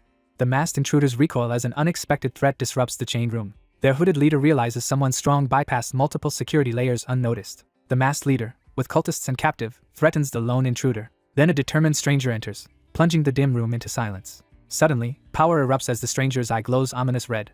Someone calmly explains they are only acting within their limited ability. In the misty forest, a superior assigns a crucial mission to his agent. Nearby, a young woman calls for help while another silently watches. An observer notes the subordinates are unharmed, meaning their superior's anger cooled. The contemplative superior acknowledges that even great beings eventually weaken. One agent objects to the risky search, but the other insists they continue. Someone calculates their superior will not return for at least a week. The elf with glasses urges immediate action before culprits destroy evidence. Elsewhere, a lone figure is confused by the terminal's sudden lockdown. Finally, the protagonist studies the slogan, lost in thought. A propaganda truck blares human supremacy slogans as police watch. A cloaked caster raises a hand, activating the summoning circle. Authorities name the attackers Solidarity for Human Rights as their leader rallies followers. After dragons failed to suppress them, the resistance spread worldwide. Eventually the ruling dragons vanished from sight, becoming difficult to find. In the foggy forest, a leader warns his nervous ally about hardships ahead. An elf scholar reacts as a tiny fairy flits around. Meanwhile, the negotiator firmly demands proper payment for their work. The calm woman opens a box, revealing the agreed reward. A shrewd man offers an ornate box containing a limitless blank check. The stunned youth stands speechless in the snow at the offer. Two allies high-five in the misty forest, celebrating their success. Later, a worried youth stops mid-step, instantly regretting his harsh words. The taller ally turns away as the smaller one bows gratefully. A solitary wanderer trudges through the misty forest, lost in thought. An observer selects a heavily tattooed orc-like suspect from close-up photographs. The investigator plans to interrogate him and trace connections to higher bosses. In a shadowy chamber, four hooded figures whirl toward a sudden disturbance. An ambitious youth boldly declares he wants an even bigger reward. A tense caster thrusts out a hand as red energy rapidly gathers. The captured orc awakens bound and gagged amid candles and ominous red symbols. A determined fighter concentrates power into a clenched fist to strike. The main hero staggers back in fear as sudden danger explodes. The captive orc flinches while a defiant newcomer confronts the hooded captors. Finally, a red-eyed leader glares and orders the intruder to leave. Masked figures recoil from an impossible spell, one trying to calm them. A young man appears, his overwhelming power terrifying the enemies. Meanwhile, the hooded figure warns them while tightly clutching a glowing device. The hooded leader reveals a stolen spell-reflecting artifact, shifting their advantage. Then the intruder disrupts the ritual, killing a masked spellcaster with unleashed force. The hooded caster recoils as blood suddenly splashes across the room. A shadowed attacker advances, crimson energy crackling around his hand. A blood-stained skull by the table hints at recent killing. The hooded attacker stands over a new victim as accomplices watch. Later, on bloody ground, a flaming bracelet lies beside a monstrous corpse. A masked mage recoils, realizing their protective device has been breached. The caster realizes too late their countermeasure cannot stop the dragon. Suddenly, a menacing figure transforms, releasing overwhelming power and swirling red energy. The mustached man states the royal eats 20 kilograms of raw meat daily. The authority orders poison checks and says the guest will recover at the hotel. The authoritative man turns to his companion to share critical information. He warns everyone to keep distant from the fragile princess during production. Meanwhile, they discuss a chaotic schedule from someone's jet lag while another silently observes. The reptilian speaker explains unmated females shoot and regularly lay unfertilized eggs. The processed eggshells become a glowing metal that conducts and bends easily. Thus, the mustached man explains the ceremony produces gold, implying known consequences. The young man affirms he understands and will act cautiously. Two masked allies hurriedly debate their next move against the looming threat. Desperate, the cornered mage casts a forbidden spell, sacrificing life to escape. A shocked fighter is punched hard in the mouth, losing blood and teeth. Suddenly, a shadowy monster emerges, unleashing forbidden magic in a violent energy surge. The creature unleashes curse flames, using them desperately to survive. The hero focuses ahead, quickly preparing his next move. Meanwhile, an observer recoils as a glowing message emits unsettling energy. A red-eyed monster bursts from the flames, shaking the area. The masked attacker blasts fire, catching the huge target off guard and injuring him. The young man bends down in smoke, urgently calling for his sibling. The hooded man staggers back, stunned by the revelation before him. A calm caster releases a flammability curse, red energy swirling around his hand. Afterward, the survivor pinned to the wall realizes the madman's distraction saved him. A resolute mage activates the magic circle, releasing a surge of purple energy. The hooded caster releases a colossal purple spell as a dark fortress looms. Then, dark energy erupts, revealing the monstrous shadow entity. The hooded man stops mid-threat, shocked as blood drips over his face. A lone fighter stands firm, facing the blood-covered enemy. Meanwhile, the red-eyed man steps forward, forcing a tense confrontation. A watchful figure greets the person just waking in the dim room. The startled man jerks upright on the bench, shocked awake. Later, the interrogator asks why a powerful ally betrayed the Human Rights Coalition. The young man looks up, questioning why Oslo is present. A wanted poster shows a black mage hunted across 26 countries by 8 elders. In the dark, an observer holds a tiny figure, amused someone mistook him for another. A newcomer flicks an object at the man on the sofa, making him recoil. The taller man stands firm as his rival trembles in the alley. The young man doubles over, violently vomiting a stream of white fluid. A wary man spots a strange fish-like creature by his foot. He admits his tricks failed and his enemy is stronger. Desperate, he begs his opponent to kill him. The young mage resists interrogation and insists on his own power. The interrogator threatens torture to force a confession. The youth points a knife and threatens his unseen foe. Still defiant, he refuses to reveal any information. In a dark alley, he raises a purple dagger and mentions a dragon. Elsewhere, someone recalls an ancient being who died escaping after one day. The startled youth recoils as a towering stranger addresses him. The young man confesses he feels completely hopeless. The onlooker jerks back as a purple crystal approaches. An attacker presses a glowing purple blade to a trembling victim. Riding in a taxi, the traveler confidently introduces himself. In the car, the investigator broods over gaining nothing about the warehouse. However, the human rights group's growing unity will soon trigger a major event. An informant reveals a plot against the princess disguised as anti-immigration action. Meanwhile, a huge metal door B39 opens as the scheme advances. A nervous woman hesitates while delivering bad news by office phone. From the car, the lead asks for one more favor. The driver reviews the document and decides to demand more money. Someone eyes a cashier's check and considers borrowing money. A visitor reaches the tall office building to make contact. The translator introduces herself and notes the recent security increase. Finally, the intermediary tells the agent he is top-rated and pleases the princess. The observer realizes the enemy uses the royal hostage as bait. 2 allies walk the hallway while one quietly evaluates their current safety. At the door, she explains the council protects her because prisoners are valuable assets. A suited woman knocks and announces a new recruit for the security team. A suited man enters the room and introduces himself to the others. 2 men sit facing each other, each waiting for the other. A young man jolts upright in shock at the unexpected arrival. Soon after, the taller figure greets the startled man in the hallway. A huge eye snaps open, showing the creature has awakened. A gust of wind billows the curtains and disturbs the quiet room.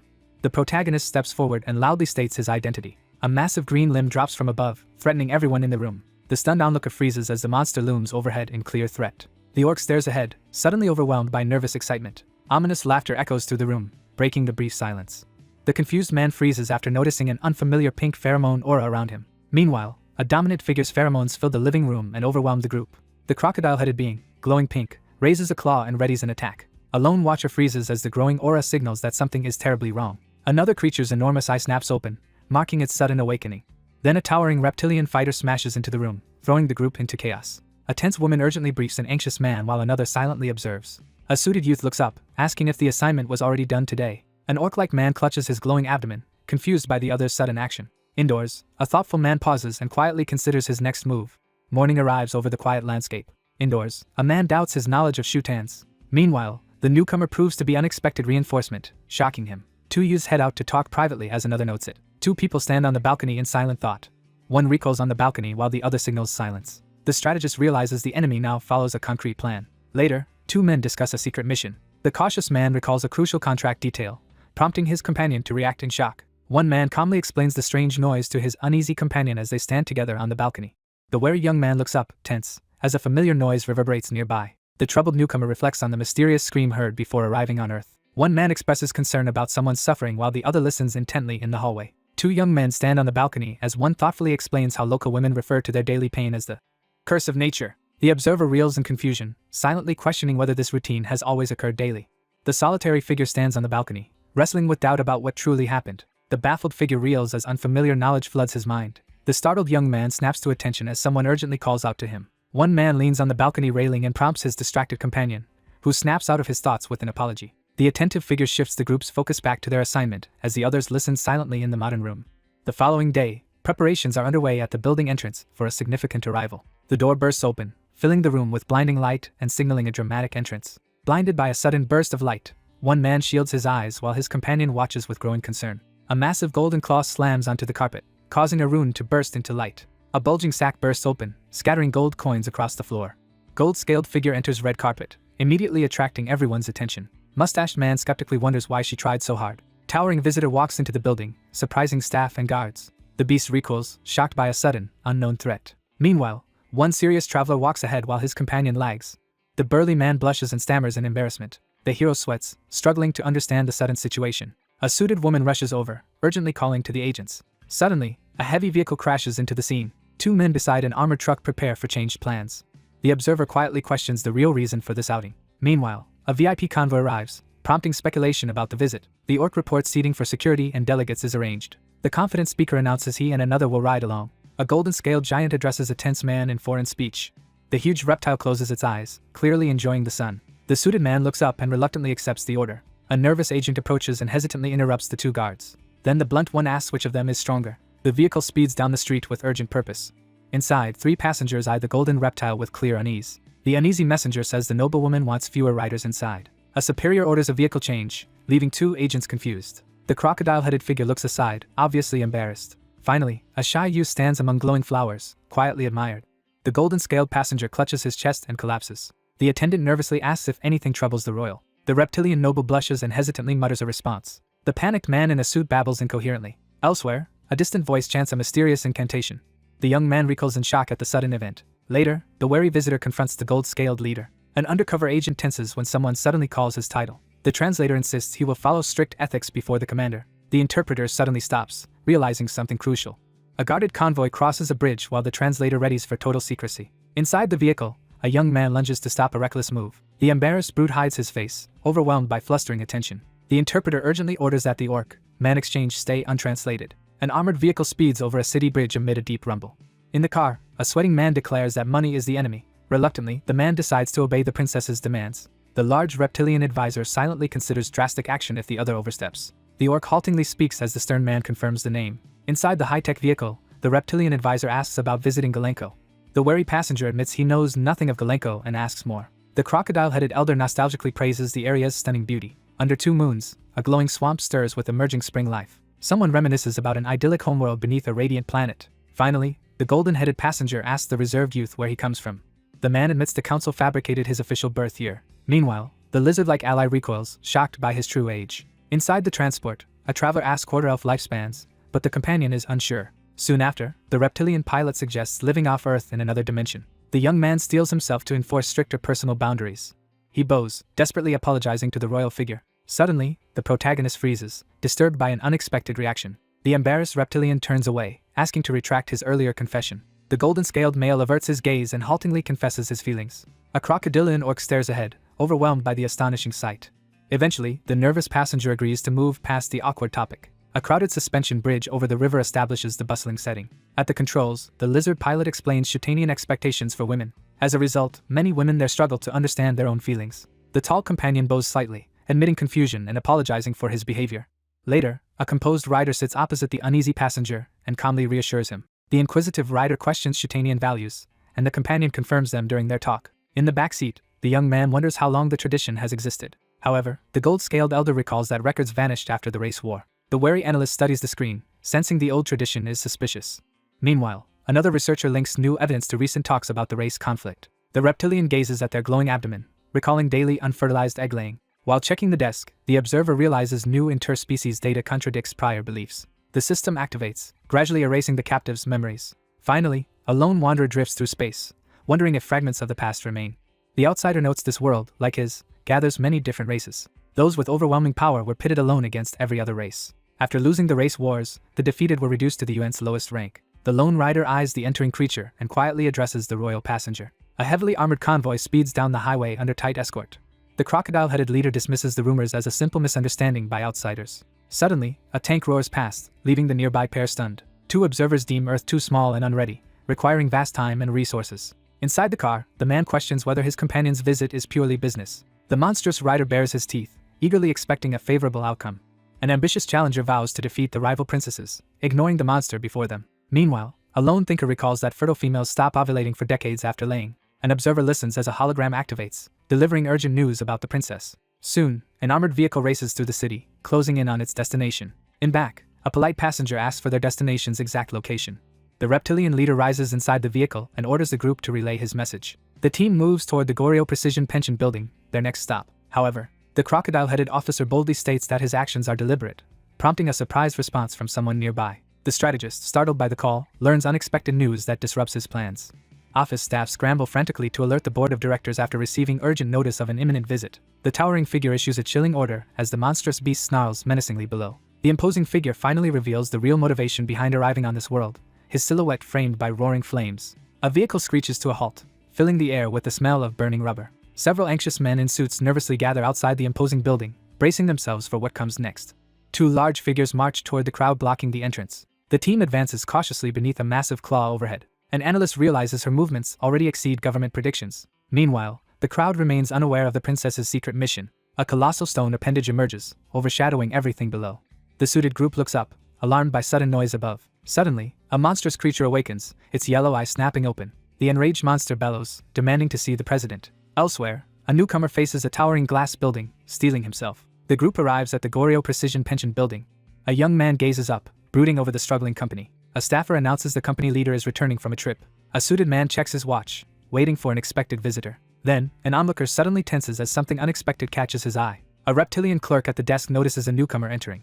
The door opens, revealing a silent, deserted room. An elderly man introduces himself as leader, entourage and bodyguards behind. The executive, flanked by bodyguards, reacts with surprise at this introduction. The startled man turns as someone addresses him formally. The elder deems the area secure and orders everyone else to wait outside.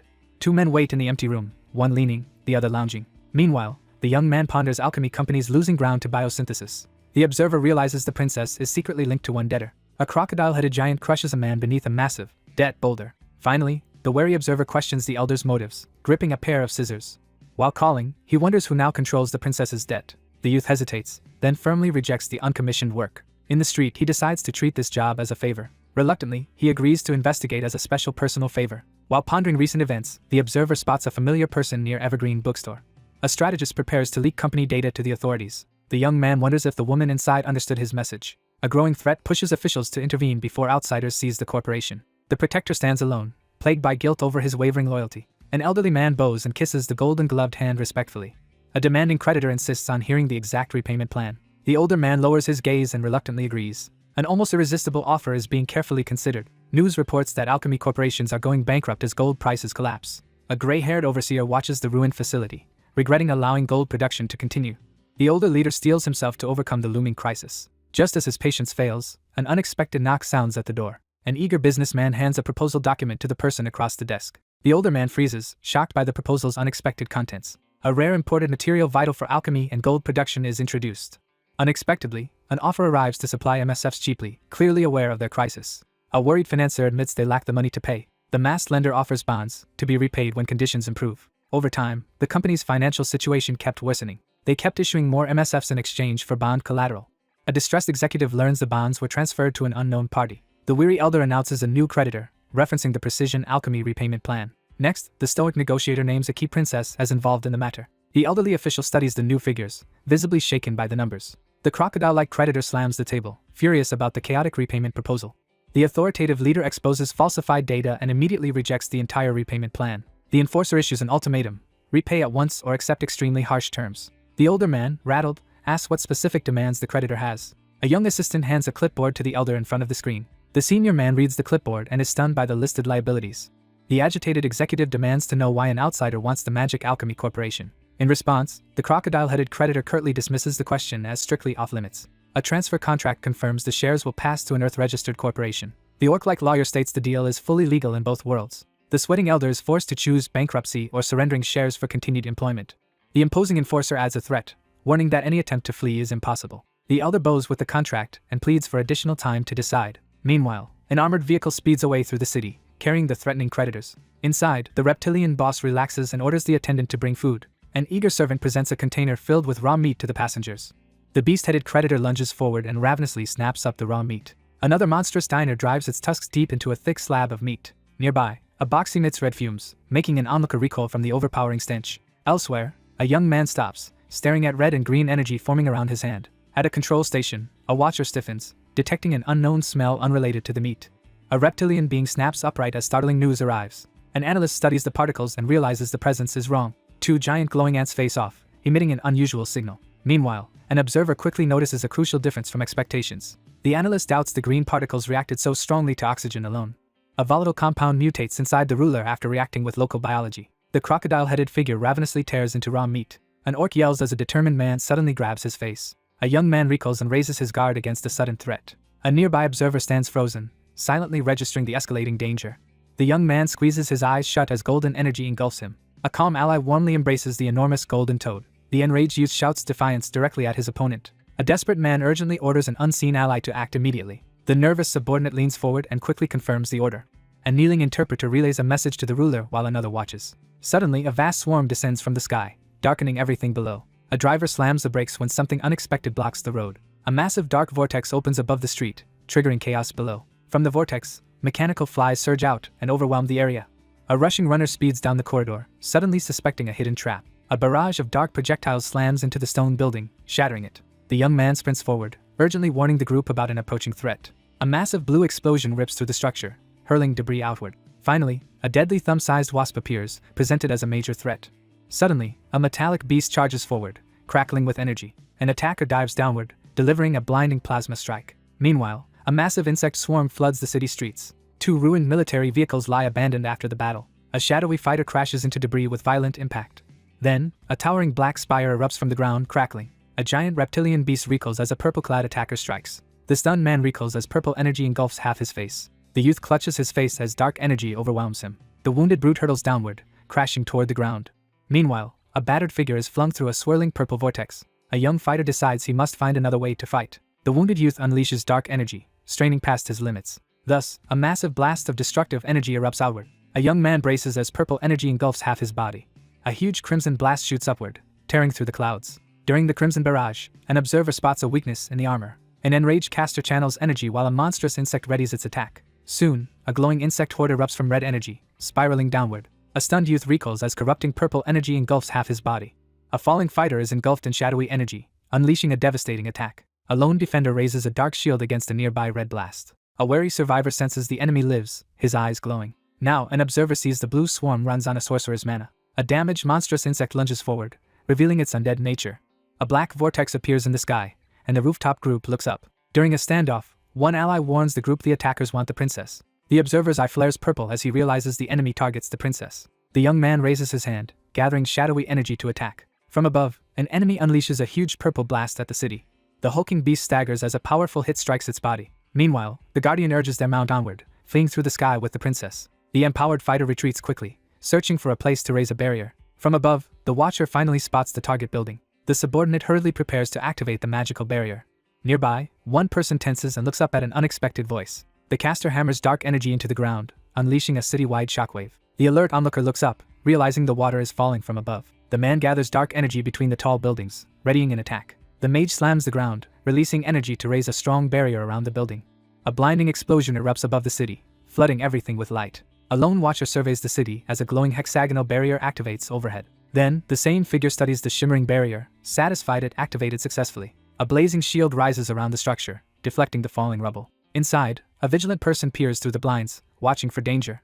A lizard-like being speaks unintelligibly while 2 companions try to understand. The troubled youth looks down and apologizes for dragging everyone into this. A calm companion reassures the anxious person on the sofa. The group hears reinforcements for the undead are coming and starts preparing. Finally, a wary observer considers using telepathy while the clawed figure attempts contact. The reptilian guardian urgently tries to calm the panicked royal. Suddenly, the crocodile-headed being roars, shaking the area. The reptilian figure urgently asks the youth about any suspicious contact. The investigator rules out food and drink as the contamination source. Meanwhile, 3 officers question why the chemical failed to trigger violence. The schemer realizes only the royal touched the object and brightens. The observer tests the reptile's understanding and hears an intelligent reply. Later, the youth wonders how to communicate properly with her. The newcomer admits needing a translator, and the helpful elf volunteers. The leader orders his aide to fetch something from storage, alarming him. One subordinate rushes into the storage room as another watches suspiciously. A nervous figure enters holding a small shovel tightly. A frying pan with a glowing digital face appears. The protagonist recoils in shock at the unexpected sight. In the kitchen, a tense figure demands explanations before continuing the plan. The elf-like man reminds him of the frying pan's daily phrase. The confused man asks if they forgot the mind-linking power. An anxious orc lingers in the kitchen, gripping a frying pan. The younger man offers a pan, asking his companion to interpret it. Meanwhile, the digital assistant promotes its shopping tips and translation functions. The orc jokingly flirts with the cook, creating kitchen awkwardness. Suddenly, the animated pan blares an urgent warning sound. A golden barrier forms around the building, blocking giant insects outside. Then the crocodile-headed being advances, waving a pan at the startled girl. Finally, the interrogator presses the uneasy man about any recent contact. The outsider orders the pan to translate for the princess. A brute threatens an office worker with a raised pan. A startled man snaps awake, suddenly sensing danger. The brute roars furiously at the trembling youth. A tired man rubs his temples, reacting to sudden discomfort. The reptilian ally tries to calm things as the youth recoils. Suddenly, a yellow monster hand grabs the pan, stopping the attack. The crocodile-headed man reacts with loud excitement to the news. Impatient, the young man demands the princess's words without delay. The assertive man reaches out, prompting the brute to hand over the pan. The flustered princess steadies herself as the man presses for her answer. Then the larger man seizes his hand and issues a brutal threat. He demands an answer within 3 minutes, warning of serious consequences. Reluctantly, the man takes the frying pan from the gloved enforcer. The talking pan shudders at the ultimatum of permanent storeroom abandonment. Later, a crocodile-headed visitor bursts in waving a pan as another checks his phone. The tired man opens his phone and finds countless missed calls. A woman in a suit confronts him about vanishing without notice. Uneasily, he explains his absence while his annoyed partner questions the excuse. An investigator checks a device and confirms all key topics are covered.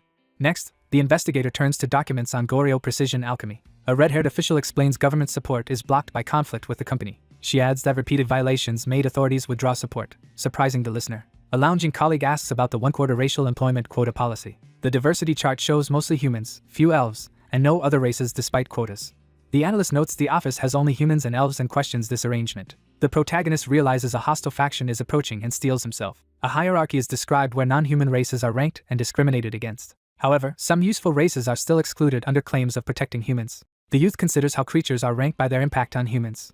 He grows wary as he senses something wrong behind him. The reptilian interrogator demands to know if the questioning produced any answers. The larger captor grips a frying pan and urgently demands answers from the startled man. The interrogator hears the pan report the subject avoided odd items but briefly met others. The determined youth orders his captive to reveal the other people's identities. Then the golden reptile accuses him, and the flustered youth furiously denies it. The investigator hears only one other contacted the subject and sharply presses for that identity. The young man braces as a massive spinning device nearby hums with dangerous energy. He closes his eyes and steadies himself, preparing for what comes next. Later, the towering reptile raises a frying pan, questioning the man as a woman watches. The exhausted man exhales shakily, struggling to regain his composure. A black car speeds through the city as its occupants attempt to escape.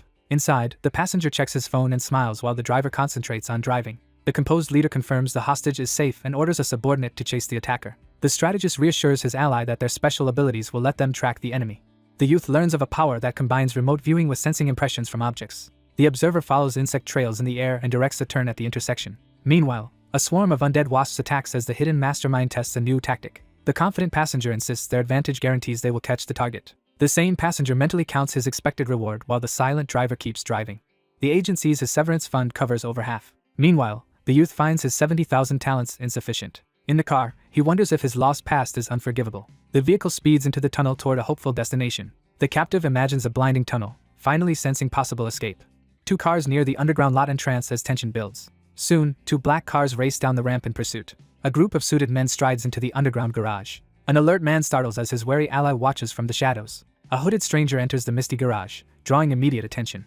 The sharp-eyed one points at a suspect, and both men tense. The lone figure stands still, briefly surprised by the group's arrival. An anxious observer suspects they were lured here and deliberately awaited. Then a smirking foe raises his hand, red power igniting. The protagonist freezes as a sudden realization hits. A startled man recoils when an agent appears, demanding answers. The young leader orders everyone to run down the corridor. A suited attacker fires a red beam to push intruders back. Meanwhile, a lone assailant releases a massive red blast in the garage. 2 wounded men are engulfed by spreading darkness in the room. An arrogant foe leans forward, confidently taunting his opponent. Elsewhere, a car speeds through crowded city traffic. In the back seat, a youth recalls visiting the Witches' Union, fiddling with a card. A suited man hands an official envelope to a woman under watchful eyes. A wary recipient studies a John Namgyu card, doubting its authenticity.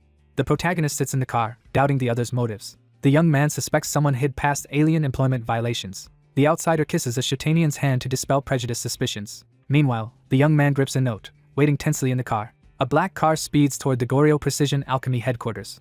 An elder stands by the window, resolved to shield the golden market. The leader grips a contract, vowing to keep alchemy factories operating. Factory workers leave with belongings, preparing to work as alchemists abroad. Thus, officials warn domestic talent is being lost overseas, highlighting Korea's isolation. The man stands at his desk, steeling himself for national duty. A furious official crushes the document after having his efforts dismissed. The wary official doubts suppliers of crucial material and dependence on alien trade.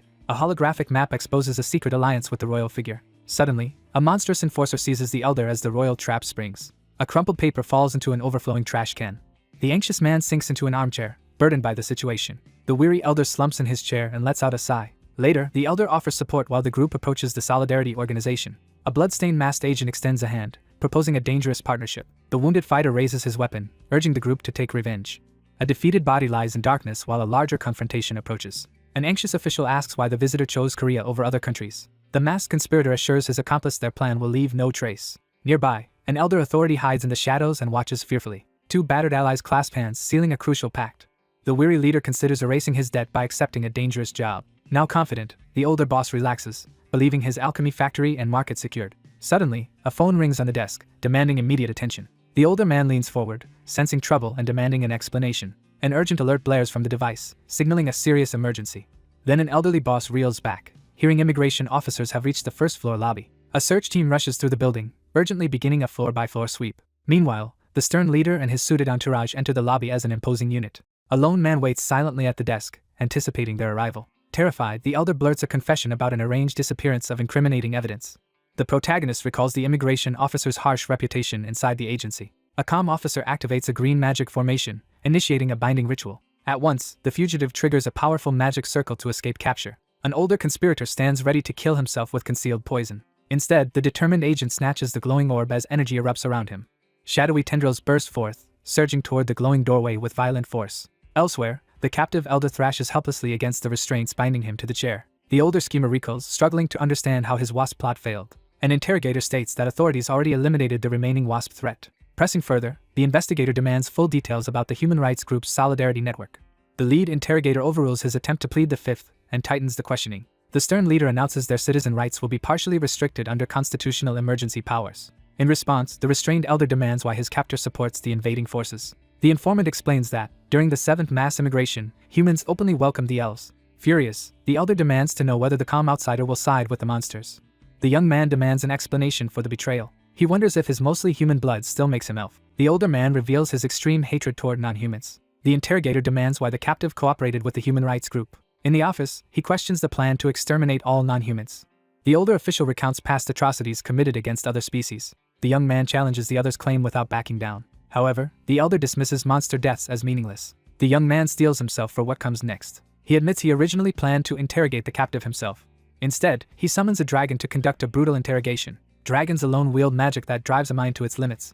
A buried memory of a blood-stained figure resurfaces before the observer. Then someone orders every detail of a crucial meeting remembered. 3 escorts, including a monster, march their captive toward relentless interrogation.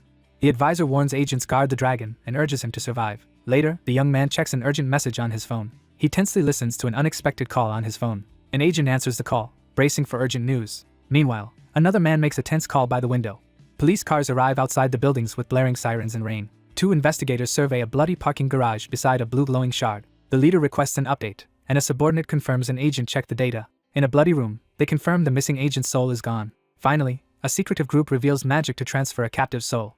Because soul transfer is difficult, even the council can't restore her. A lone watcher surveys the bloody ruins in tense silence. A headless corpse slumps, confirming the woman's gruesome death. The calm tormentor leans closer, openly taunting the witness. Behind him, a shadowy mage offers a bouquet in silence.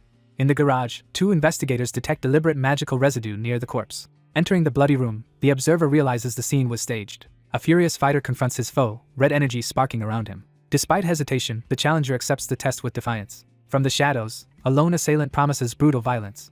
Amid the wreckage, one ally insists they return the princess to her dimension. The strategist suggests contacting an external ally to bypass restrictions, but his partner hesitates. The woman confesses they used the princess as bait to lure enemy leaders. The speaker reports the enemy has escalated by bringing in outside mercenaries. The strategist clarifies that top commanders will not appear on the battlefield.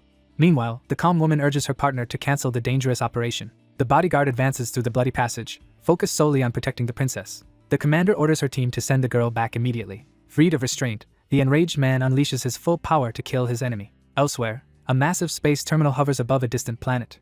Inside a ship, the commander reels as a subordinate reports Earth's leap line failing. A bespectacled official begins summarizing the meeting's conclusions about the situation. The analyst demands an explanation for the leap line's sudden final failure. The towering superior learns, to his anger, that repairs will require 3 days. Finally, they frantically order a search for any council-approved leap lines nearby.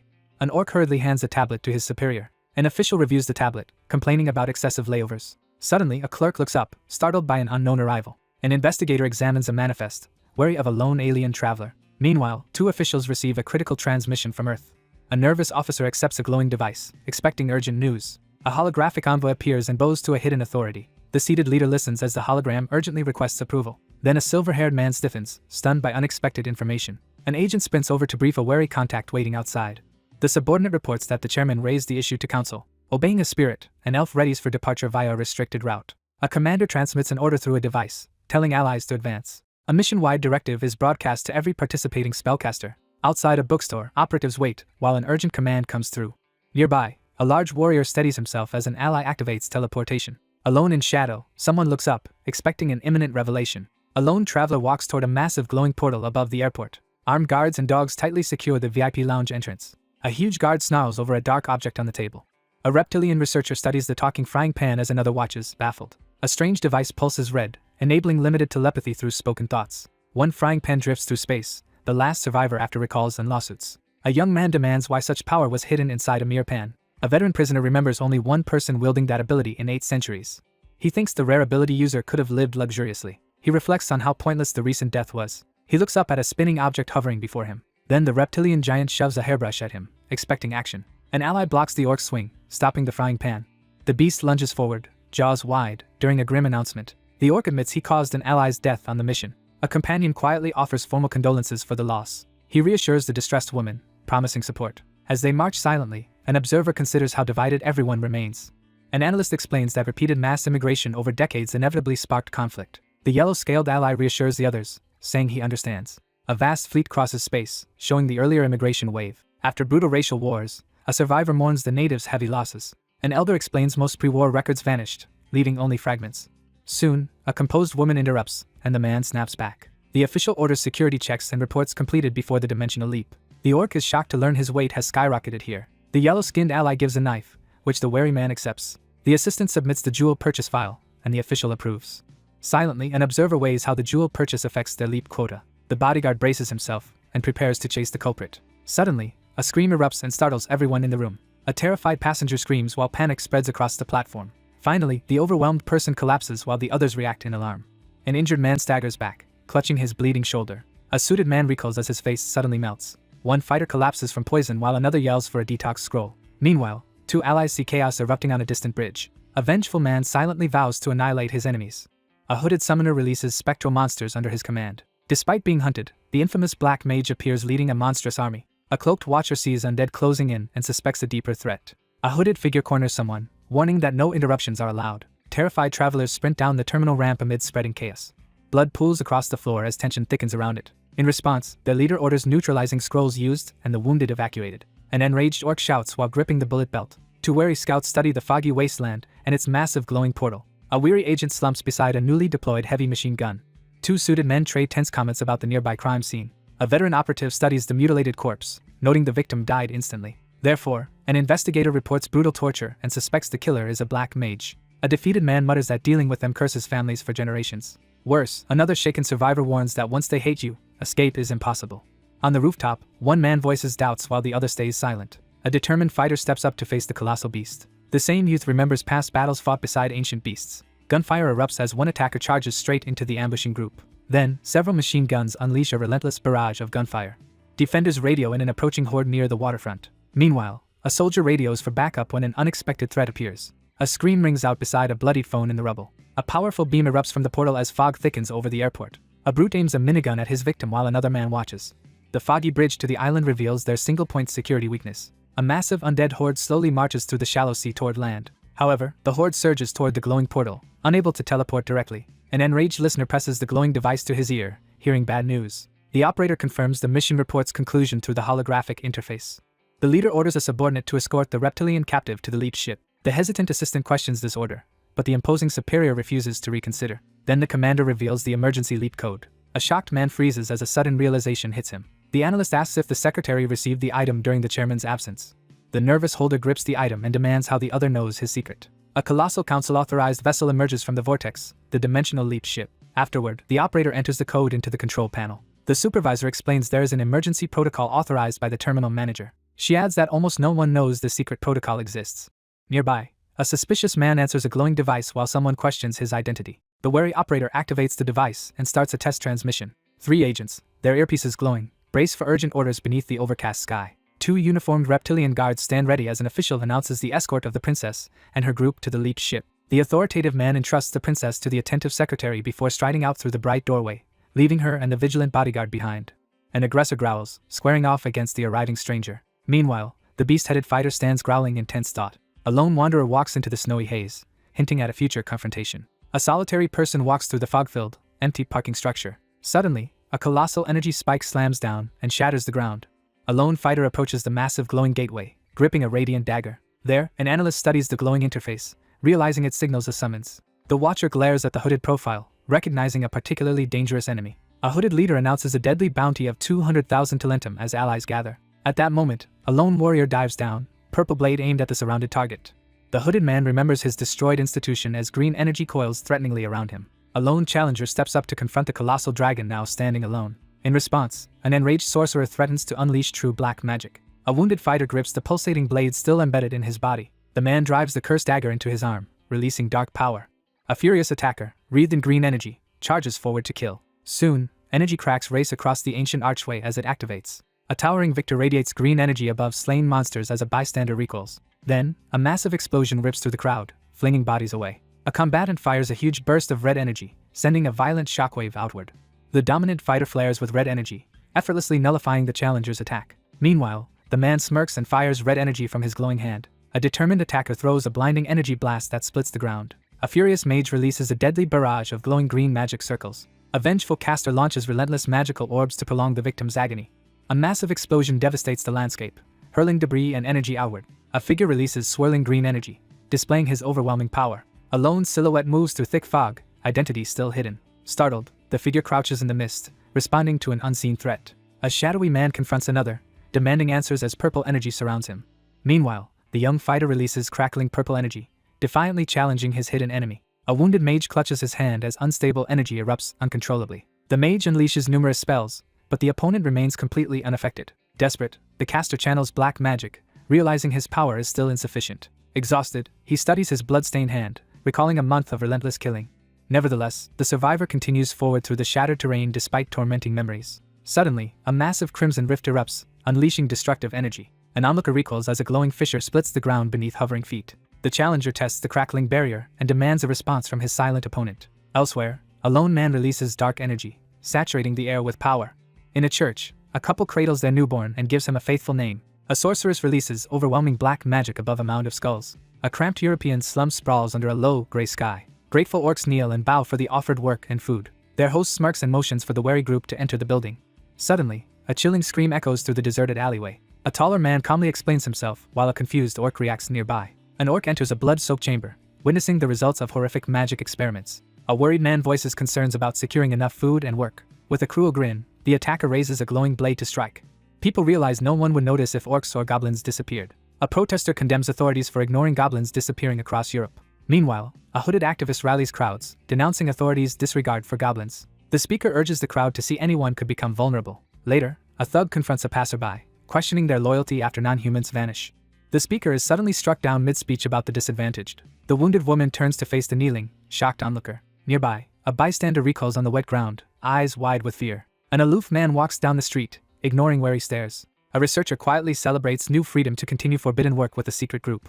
Suddenly, a swarm of dragons sweeps across the night sky. Armed soldiers rush into the burning building amid chaos. Afterward, a lone survivor surveys the ruins, realizing every foe is dead. An authority figure demands investigation updates amid flames and smoke. The investigator realizes the culprit just escaped, using forbidden magic stolen from victims.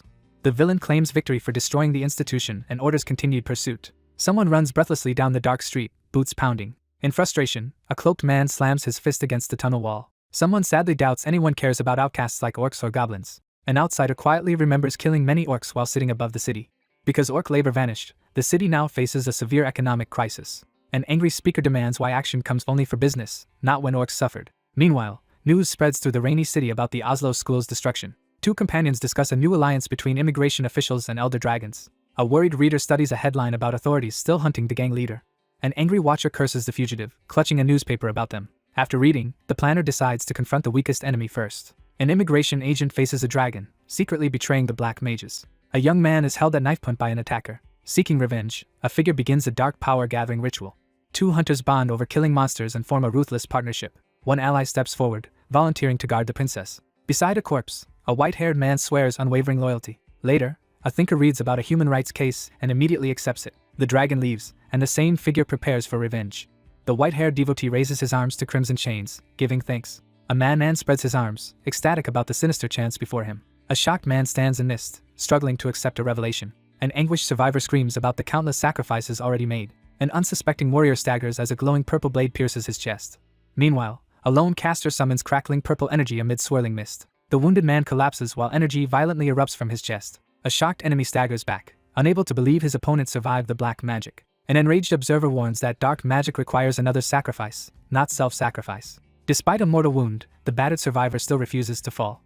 An outraged woman accuses her rival of trading their body to a dragon for power. A defiant fighter steps forward, openly challenging the other's claimed power. A young man studies a cursed dagger, fascinated by its black magic. The caster unleashes a blast of dark energy with glowing eyes. Finally, an enraged woman glares and shouts in a harsh outburst. The man recoils, shaken by the shocking revelation. Cornered, the youth summons forbidden black magic to survive. A crazed attacker erupts, waving bloodied hands wildly. A mob of hulking creatures charges ahead through flames. As enemies break through, the orc leader drives everyone toward the ship. The mage forces out heavy magic despite the draining cost. A caster imbues bullets with fire, preparing a devastating volley. Suddenly, the attacker triggers a massive explosion, scattering debris and bullets. An automated turret fires a relentless bullet barrage into the area. At the center, the armed fighter basks in the group's praise. Amid wreckage, one agent snaps at his partner's worried question. Through the flames, the enemy staggers back up from the rubble. A massive zombie horde surges forward, overrunning the area. In anger, the woman rips the contract, releasing golden energy. Panicked, the girl demands detox scrolls as the reptilian escorts stare, confused. Straining, she forces herself onward despite the blistering heat. The group stops short. A poisonous fog seals their route. Suddenly, the wary group tenses as a strange scroll drops before them. Determined, he grips the glowing scroll, claiming he can endure the flames alone. The leader orders her partner to use the item and flee. Meanwhile, the team sprints across the burning field, barely dodging attacks. A reinforced security door slams shut with an electronic beep. Conversely, a nearby vault door unlocks as a green light appears. A reptilian guard rushes a noblewoman towards safety through the spreading chaos. Under heavy fire, the defenders stubbornly hold their crumbling line. The wounded man tries to command but collapses, bleeding. Agents rush to the fallen man while another calls backup. Meanwhile, guards surround the agent as one moves in to help. A huge green arm pins the injured captive. The desperate runner sprints toward the spaceship through falling debris. A medic says the poison lasted too long as another checks his pulse. Despite collapsing from poison, he passes over the vital scroll. The leader assigns someone to the wounded man and heads for control. Next, the commander orders an immediate jump to the Jelenko dimension. She strides across the dark floor toward the control room. A worried ally calls after the beast-eared woman walking down the corridor. Suddenly, the elf channels powerful magic within the swirling blue rings. The sorceress jerks toward the unexpected sound in alarm. A dragon-marked barrier seals the chained horde with a coded lock. An investigator senses strong energy from a glowing container of the chairman's treasure. Faint, inaudible waves pulse out from the glowing containers. A watchman suddenly feels a familiar presence and tenses. The investigator confirms the chairman's treasure is hidden in this place. An unseen watcher floats over the cargo bay, scanning for movement. Meanwhile, an analyst announces a jump delay and notes the outsider's growing mass. A nervous officer presents approved clearance, citing no life signs as the visitor waits. The same official realizes emergency procedures skipped normal cargo inspection. Confused staff briefly question the ship's origin, then focus back on containment. A startled elf flinches while a lizard-man commander barks urgent orders. Finally, a panicked aide demands they inspect the cargo bay holding the treasure.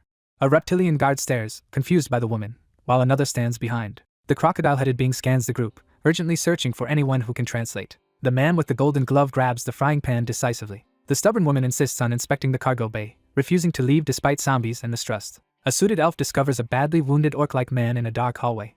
Meanwhile, the wounded man fights to stay conscious as another urgently checks his condition. Defenders frantically reinforce a glowing barrier as the zombie horde pushes closer. The bespectacled strategist scans the empty area and realizes he is completely alone. The crocodile-headed guard grabs the green-haired elf's head and demands her intentions. The analyst freezes, staring wide-eyed at something shocking just out of frame. Clutching the frying pan, the hero realizes one person can still help while two allies watch. A lone fighter stands amid embers, bracing for the arrival of a crucial ally. Suddenly, red energy orbs burst from his chest, triggering a violent supernatural transformation. An onlooker recoils in shock as embers briefly reveal the sudden transformation. The cornered figure realizes escape is nearly impossible as a looming monster promises capture and torture.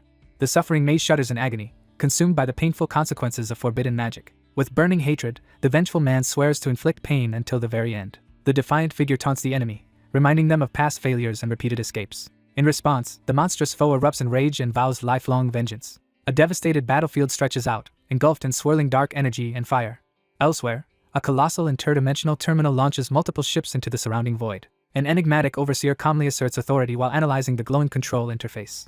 The imposing creature opens a communication channel through the high-tech console. A towering cyclopean clerk apologizes for missing the visitor, who calmly reassures him by the holograms. Finally, the assertive visitor demands the leap codes, citing the council's prior approval. A green-skinned official confirms approval and issues a code. A digital map shows the council, announcing Earth's partial blockade. The leaders warn the newcomer that leaving this sector will be difficult. Meanwhile, the advisor warns leaving now might forbid any return. The speaker casually dismisses these warnings with a wave. The uniformed woman reinforces this, brushing off all concerns. Then a one-eyed alien addresses the human to begin processing. The nearby soldier suddenly stares in confused shock. The observer realizes she is alien and questions her uncomfortable disguise. A green-skinned worker hands a data chip to an ally.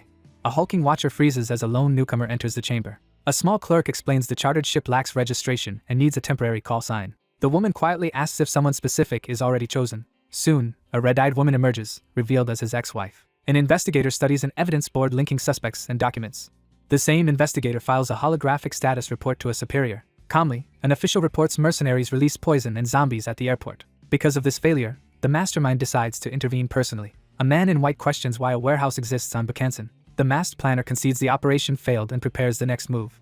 Later, a cautious scout inspects an object and confirms the warehouse theft. Heavy doors labeled B39 open, revealing a hidden room inside. Amid mountain smoke, an onlooker suspects the fire-enabled forced entry. The masked figure stops, realizing the new information changes everything. Meanwhile, a cloaked watcher links the attack to his ally's arrival.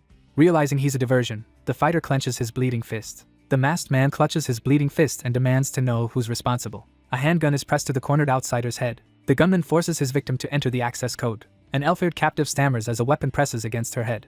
The reptilian captor holds a gun to her head, taking control. The crocodile-faced man erupts, shouting furiously at his target. A suited man lies stunned on the floor, struggling to understand. A bowing official explains the royal family always uses an interpreter. Someone studies the control panel, confused by a newly revealed skill. The operator rapidly works the panel, triggering a new sequence. Meanwhile, the elf operator warns him while calmly working the interface. A cornered migrant faces a gun as suspicion of immigration deceit grows. Elsewhere, a strategist analyzes a plan to attack the alchemy company disguised as debt collection. He notes the real goal is boosting gold production, not just hoarding assets. A leader slams a dragon piece down, announcing a plan to seize Earth. However, an anxious advisor warns that Earth and its council will resist her. One reptilian insults an absent rival while another silently watches. A skeptic doubts that dimension would release such an economically vital, treasure-holding captive. Now one ally suspects another of secretly stealing the leader's treasure, risking her immigration plot.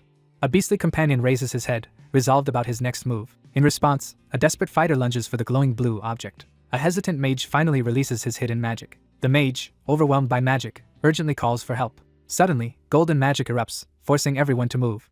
Someone orders the fiery projectile incident reported to superiors. The man leaps upward, charging into the dark vortex. He channels energy and fires a powerful attack. A fighter fires a huge blast, exploding the ground. Meanwhile, the survivor sprints through flames, dodging danger.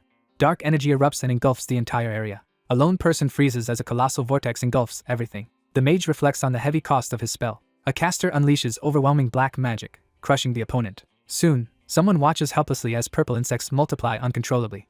Under swirling purple light, he defiantly challenges his enemies. Then, the lone figure approaches the swirling dark vortex. Flames sweep through the city, destroying buildings everywhere. Amid purple aura, the youth realizes he needs help. Knife in hand, he staggers back as a portal appears. A new portal bursts open, crackling with tense energy. The youth charges through purple energy to intercept the spell. There, a determined caster summons a swirling beam of dark power. The fighter charges through searing energy, willing to sacrifice an arm. Suddenly, the startled youth turns as sinister energy floods the air.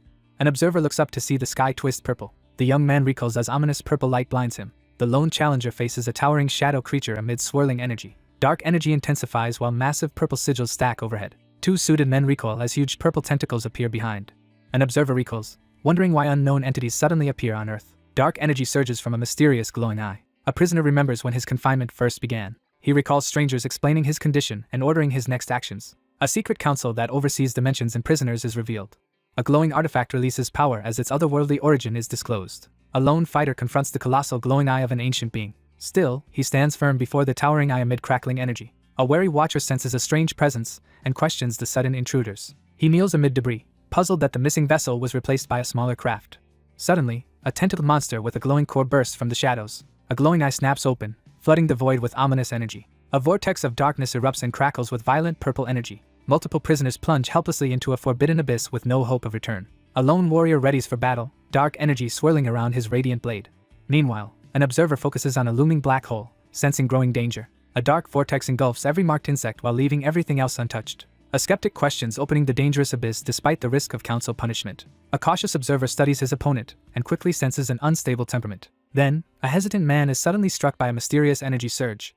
The young man recoils as dark energy and bright light clash around him. A bystander watches a dragon-like spirit materialize in a flash of energy. A glowing creature clings to his waist, frantically begging for help. The young man freezes, struggling to accept the shocking news about the princess. Finally, a lone fighter hovers in the stormy sky to confront a radiant entity. The young man struggles to contain his rising anger. He glares ahead while a small creature hovers beside him. Suddenly, a colossal portal opens above the abandoned structure, radiating danger. Gunfire erupts as multiple weapons discharge in rapid succession. He freezes as massive tentacles burst from the swirling darkness ahead. Their leader orders the team as they brace before the approaching zombies. Noticing the zombies slowing, a colossal vessel descends toward the turbulent, illuminated waters, casting an intimidating shadow. The massive vessel surges upward as energy crackles, signaling the imminent jump. A towering figure slams a leg wreathed in dark energy onto the ground, unleashing a shockwave. A blinding beam erupts as a lone figure crashes into the ground, leaving the stunned onlookers frozen in disbelief. The crouching agent braces himself as monstrous attackers surge toward him from behind. With unwavering focus, the young man activates a surge of hidden power, his eye glowing fiercely. The relentless fighter unleashes a devastating blast, hurling monstrous foes backward with crackling purple energy. A group of agents rushes forward, cheering in relief as their rescue becomes certain. The desperate figure charges forward through the storm, brandishing a glowing purple dagger while demanding the ship be stopped. The protagonist snaps his head up, startled by an unforeseen disturbance. The resolute figure lifts his knife, ready to strike under the tense, hazy sky. The sudden disappearance of the colossal Endelian shocks everyone at the bustling airport. The young man snaps out of his shock, urgently shifting his attention to the ship. The solitary figure abruptly halts, facing the emptiness ahead with unwavering resolve. The woman in the bodysuit lets out a playful sigh, showing her mild frustration. The uneasy man glares forward, confronting a figure from his past after many years. A confident woman in a sleek suit strides in and greets the room with playful energy. Someone abruptly questions another's unexpected behavior, underscoring the confusion in the moment. The newcomer explains she arrived here by taking the Leap ship. Meanwhile, the watcher recognizes the Leap ship and who wrote it. The nervous youth refocuses, realizing more urgent problems demand attention. A massive ship powers up and slowly lifts off. Someone insists their conversation be postponed until after the crisis. A determined man suddenly charges, catching the wary woman off guard. An angry fighter grabs the other's wrist, stopping their move. A bold girl steps forward, demanding that everyone focus on her. A frustrated man is yanked back by a gloved hand. Suddenly, one person shoves another aside to avoid danger. The young man suddenly turns and sprints away from the woman. A woman's eye flashes red as she unleashes strange power. The lone man braces as a colossal machine emerges from the portal. Then the enraged woman's eye flashes red as she releases power. A determined runner sprints ahead, focusing entirely on reaching the ship. The startled man jerks back, reacting to an unseen threat. Anxious, the young man confronts them, demanding an explanation. One member asks if the towering ship matters more than their group. A determined fighter charges the portal as a rocket ship bursts out. Meanwhile, sparks fly as the huge generator surges unstable energy. A nervous onlooker stammers in disbelief at everything unfolding. Startled, the man looks up and finally notices a tentacle overhead. A worried observer senses an unknown presence emanating from the ship. A commanding woman confronts her opponent, glowing eyes and shadows reinforcing her threat. Finally, a swarm of glowing insects surges forward, overwhelming everything. A dark vortex erupts, spreading destructive energy across the area. The watcher recoils after seeing an unexpected presence inside the black hole. A stunned onlooker stares at a crackling ground rift as dark energy erupts. An automated voice starts the final countdown as passengers ready for takeoff. The reptilian crew and their human ally watch the countdown drop in the command room. One reptilian officer stands silently, tracking each second of the countdown. He resolves that completing this mission will finally free Shutan. A lone planner proposes designating Earth as a peripheral asylum dimension. In the dark, a lone listener hears a shadowy presence issue a harsh demand. A gruff advisor reluctantly decides to seek the council's help. Soon after, an envoy petitions the council to support their dimension against rivals. A reptilian negotiator leans forward and demands to know the price. A red-eyed shadow steps out and calmly claims the deal is simple. A lone visitor is ordered by a powerful presence to keep returning to Earth. A shadowy broker suggests using a Leap ship to secretly transport the listener's cargo. A disembodied voice declares that a new journey is beginning. Inside the high-tech craft, two agents brace themselves as the mission countdown starts. Elsewhere, a stern superior urgently demands to know the missing agent's location. A crocodile-headed officer glares at the screens, displeased with the reported score. A desperate operator frantically calls for help through the glowing interface. Several people tumble through a chaotic red void as one of them screams. A shocked witness staggers back, unable to comprehend the sudden chaos. A huge generator surges with power as its lights flare brighter. Then a surge opens a portal, and a futuristic weapon drops onto the runway. Finally, a lone entity unleashes dark tendrils that spread across the empty expanse. The woman collapses, overwhelmed and hiding her face. Meanwhile, the woman confronts her ally about prioritizing the ship. He recoils as a shadowy enemy suddenly appears overhead. Then, the wary onlooker freezes when writhing tentacles appear overhead. He hovers before a colossal glowing eye, bracing himself. She looks back through snow, realizing the stranger's true identity. Now, the woman states she regained her body and memories. A suited visitor with black tendrils arrives to confront someone. She declares her original form, revealing herself with determination. Suddenly, the main reactor overloads, crackling with unstable energy.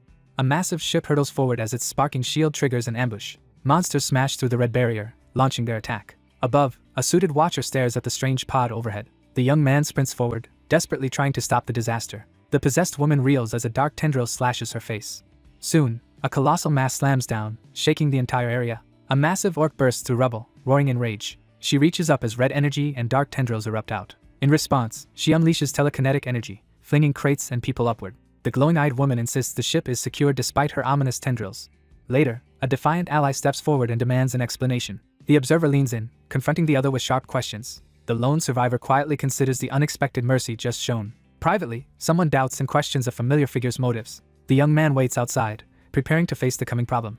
Amid the wreckage, an onlooker notices a determined woman. Two enemies overpower the airborne outcast from above. Suddenly, the young woman is flung upward through red cubes. Stunned, the girl looks up in shock and fear. Hanging above, the captive woman sees allies arriving below.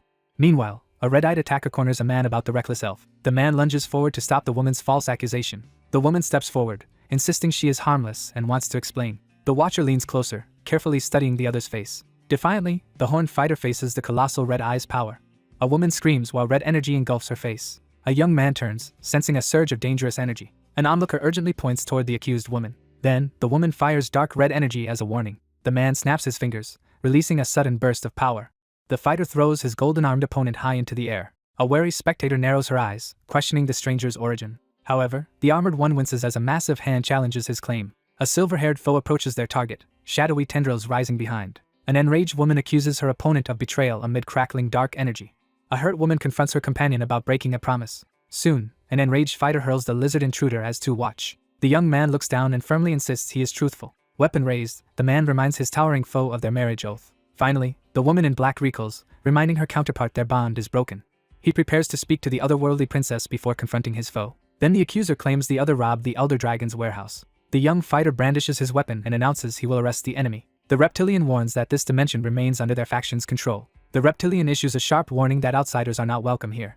The council trades advanced techniques and medicines in exchange for accepting their immigrants. Someone quietly regrets agreeing to accept those immigrants. Soon the newcomers united, turned on them, and devastated the land around the orb. The narrator says the invaders forced them to lay huge eggs daily instead of monthly. Many women killed themselves to escape the pain of daily egg production. A survivor explains the invaders separated men and women after each fertile egg to control births. He reveals their bird-like people are now infertile, despite producing countless golden eggs. A green-skinned elder lifts a book, saying their people were once different. The reptilian angrily protests how their former freedoms have been stolen. Elsewhere, a colossal gateway appears, towering over the empty land. A massive clawed foot slams down, announcing the arrival of a new threat. Bound prisoners are marched toward the gate under heavy guard. A defeated orc stands aside, thinking about the future he lost. Despite his toughness, the orc quietly cries while watching the captives pass. The lone captive pauses at the gate, silently longing for his mother. He turns to the glowing portal, bracing himself to enter it. Meanwhile, a woman stares up at the stars, thinking about what is coming. A solitary watcher finally calls out, breaking the night's silence. After a pause, the newcomer approaches, apologizes, and is calmly reassured. The two stand facing each other in tense silence. The woman hesitates under the stars and admits regret. The young man freezes, struggling to process her apology. She explains she acted impulsively, leaving him wondering if she reads minds. Meanwhile, the leader watches paramedics treat the unconscious elf in the underground garage. A remorseful visitor leaves an envelope and gift box beside her. Outside, an observer quietly wonders what triggered the other's recent change. The onlooker realizes the person before her is the Endelian assassin. Under the red glow, she questions why her life was spared. A cautious youth demands the reason for their sudden arrival on Earth. The young woman falls silent, lost in thought under the stars. On the rooftop, one begins revealing three motives as the other listens. Finally, the young woman confesses her feelings under the night sky. A strategist secretly prepares a technique, forming a focused hand gesture. Later, a remorseful figure offers an apology under the dark sky. A remorseful woman admits she once tried to kill her longtime partner. She stands over his bloody body, believing only death could finally free him. Now, the woman faces the man and expresses deep regret. The young man stands alone, shouting into the darkness for a response. Under the stars, a remorseful figure proposes making amends, surprising the wary listener. The visitor reveals her last reason for coming here. Suddenly, a crackling portal opens on the tarmac, signaling a pivotal event. Night falls over a deserted bookstore with its windows completely dark. Fingers race across a keyboard as someone types urgently in the dark. A lone worker continues at the computer, lit only by the cold screen. An outsider receives classified information about a special council mission. A quest window assigns collecting extinct DNA samples for a large reward. The woman discloses her unusual lineage to the man. Hidden data archives are hacked, exposing forbidden council secrets. Someone studies the interface, seeking data to fix past mistakes. An investigator quietly analyzes confidential files on the screen.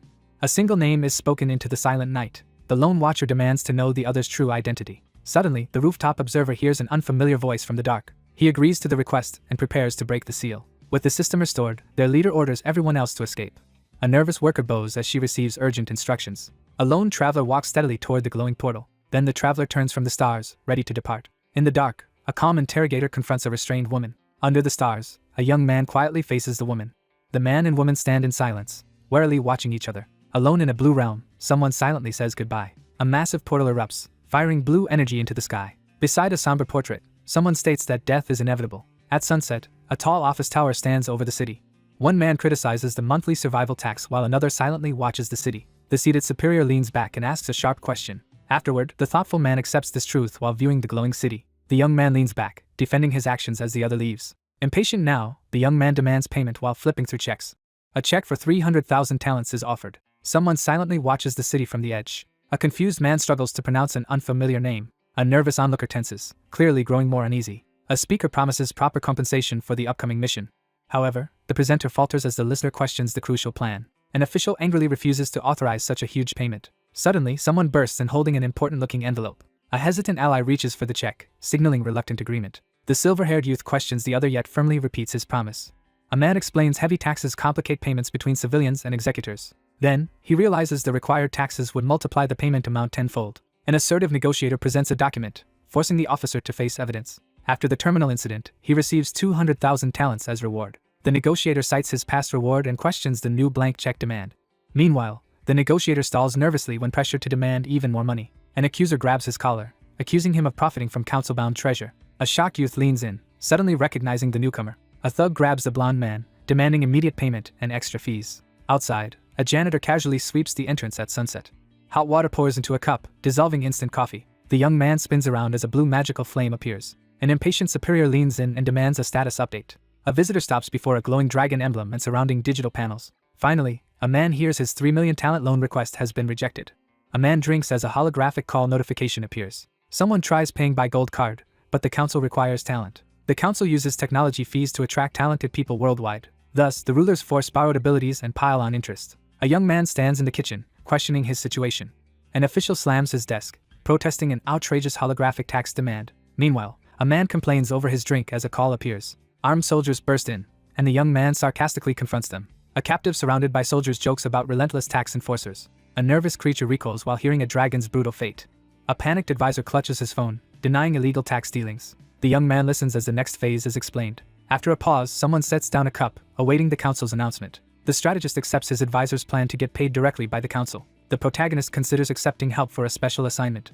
A blonde man confers with an ally while operating a holographic display. However, the clerk rejects the offer and demands direct transfer to his account. The man remains alone at the desk, silently thinking. Water dripping into the sink marks the passing silence. A focused worker types rapidly, entering crucial data into the computer. The young man reviews his recent profits and feels confident about future gains. Late at night, he keeps working toward his discharge. He admits his discharge will take longer than expected. A composed newcomer steps forward as his name is announced. Then the observer narrows his eyes, sensing a critical change. A lone worker rapidly answers urgent notifications on his computer. Meanwhile, condolence messages arrive, reacting to news of a recent death. An anonymous warning suddenly appears on the screen, urging caution. The young man sits worried, thinking about keeping his loved ones safe. Then the worker clicks the mouse, initiating an important system process. He freezes in his chair as something unexpected appears on screen. Suddenly, a glowing council message pops up on the interface. An alert follows, announcing an unexpected tax inspection. A red warning screen declares an official tax investigation against him. The man jolts in shock at the tax investigation news. In disbelief, he anxiously asks why this misfortune is happening. A strict notice warns that any delay or non-cooperation will be punished. A termination protocol activates as red emergency alerts flood the system. The anxious man scans the warnings, trying to understand the attacker's goal. Another warning flashes, announcing a sudden tax audit. The worker stiffens as he receives the sudden audit notification. Now he questions why rules changed after centuries, fearing he caused it. A sudden realization strikes him, widening his eyes. Elsewhere, two figures stand in light, recalling a past moment of aid. The office worker sits alone, wondering if his actions violated tax laws. A wary woman grows suspicious, doubting the real motive behind the help. Meanwhile, he hesitates to seek help, fearing the council monitors the network. Despite fear, he grips his phone, preparing to call. Slumped in his chair, he broods over waiting for his ex-wife's call. Finally, he clutches his flip phone tightly as unexpected news arrives.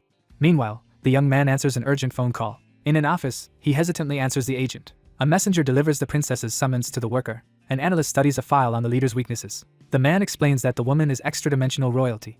An older witness silently recalls the torture he saw. That night, he urgently asks for news on the princess. After days of silence, the suspect agrees to confess publicly. A strategist reports the situation is more urgent than expected. Soon, a reserved official is ordered to transfer the case and extradite. Several treaties between the council and Earth are shown. Alone, a caller explains the council will soon take over. Privately, the strategist expects the council to hide findings and secure the princess. He warns that freeing the captive uninformed could endanger their world again. A tense subordinate flinches as new urgent orders hit him. A silent listener receives a desperate plea through his earpiece. Resolute, the young man accepts the mission for tomorrow. Later, the evergreen bookstore stands open under a clear sky. The owner greets an anxious employee sweeping outside the store. A strategist walks, annoyed by the new obstacle caused by the crocodile. A young man walks a quiet street, pondering what awaits. Meanwhile, he prepares to call a contact about improving their system. The protagonist's eyes widen at something unexpected nearby. Suddenly, an agent startles as a glowing interface displays an urgent message. A passerby notices another person leaving down the quiet street. A determined figure steps onto the field, breaking the silence. Meanwhile, one person runs through grass while another quietly watches. The lone figure approaches the metal container, preparing to open it. Then the newcomer stops as a blue system notification appears. A notice announces tax audit changes, and the observer reacts cynically. A wary figure grips the doorknob, expecting an ambush. The irritated man opens the door and enters the blue shed. The resolute visitor walks across the grid toward the seated man. The young man in a suit greets the newcomer calmly. The suited man sits, reflecting on his long time on Earth. Someone strides in, footsteps echoing on the bright floor. The suited figure confidently extends a hand for a handshake. The suited investigator steps forward, declaring his authority over the tax audit. Next, the negotiator extends a hand, urging the other party to cooperate. One man reluctantly accepts the other's terms, their handshake sealing an alliance. In a holographic chamber, both men seal their alliance with a handshake. The man behind the desk gestures to a chair, inviting his wary guest to sit. One man calmly acknowledges recent developments, while the other listens. The suited figure sits and signals for the meeting to begin. The protagonist agrees to continue, demanding the task be finished quickly. The man explains he delayed appointments because his schedule changed. The confident man responds with a relaxed half-smile. The determined figure snaps his fingers, summoning glowing blue screens. Then the composed man in the suit takes control of the discussion. A figure channels red energy, forming a dark core in midair. The suited man points at a red graph showing a spike in talentum. Meanwhile, another observer watches the red graph spike, indicating a sudden power surge. The imposing man demands an explanation for the sudden spike. The overseer tells him his talentum balance has greatly increased. The determined official again demands an explanation in front of the glowing graph. The serious man prepares to reveal crucial information. The immigration officer recalls recent major incidents in Korea and the compensation given for handling them. Consequently, the investigator discovers immigration services profit through commissions from private enterprises. A digital dossier shows the enterprise's leader is a dragon long connected to the recipient. The interrogator presses the subject for details about potential favoritism or misconduct.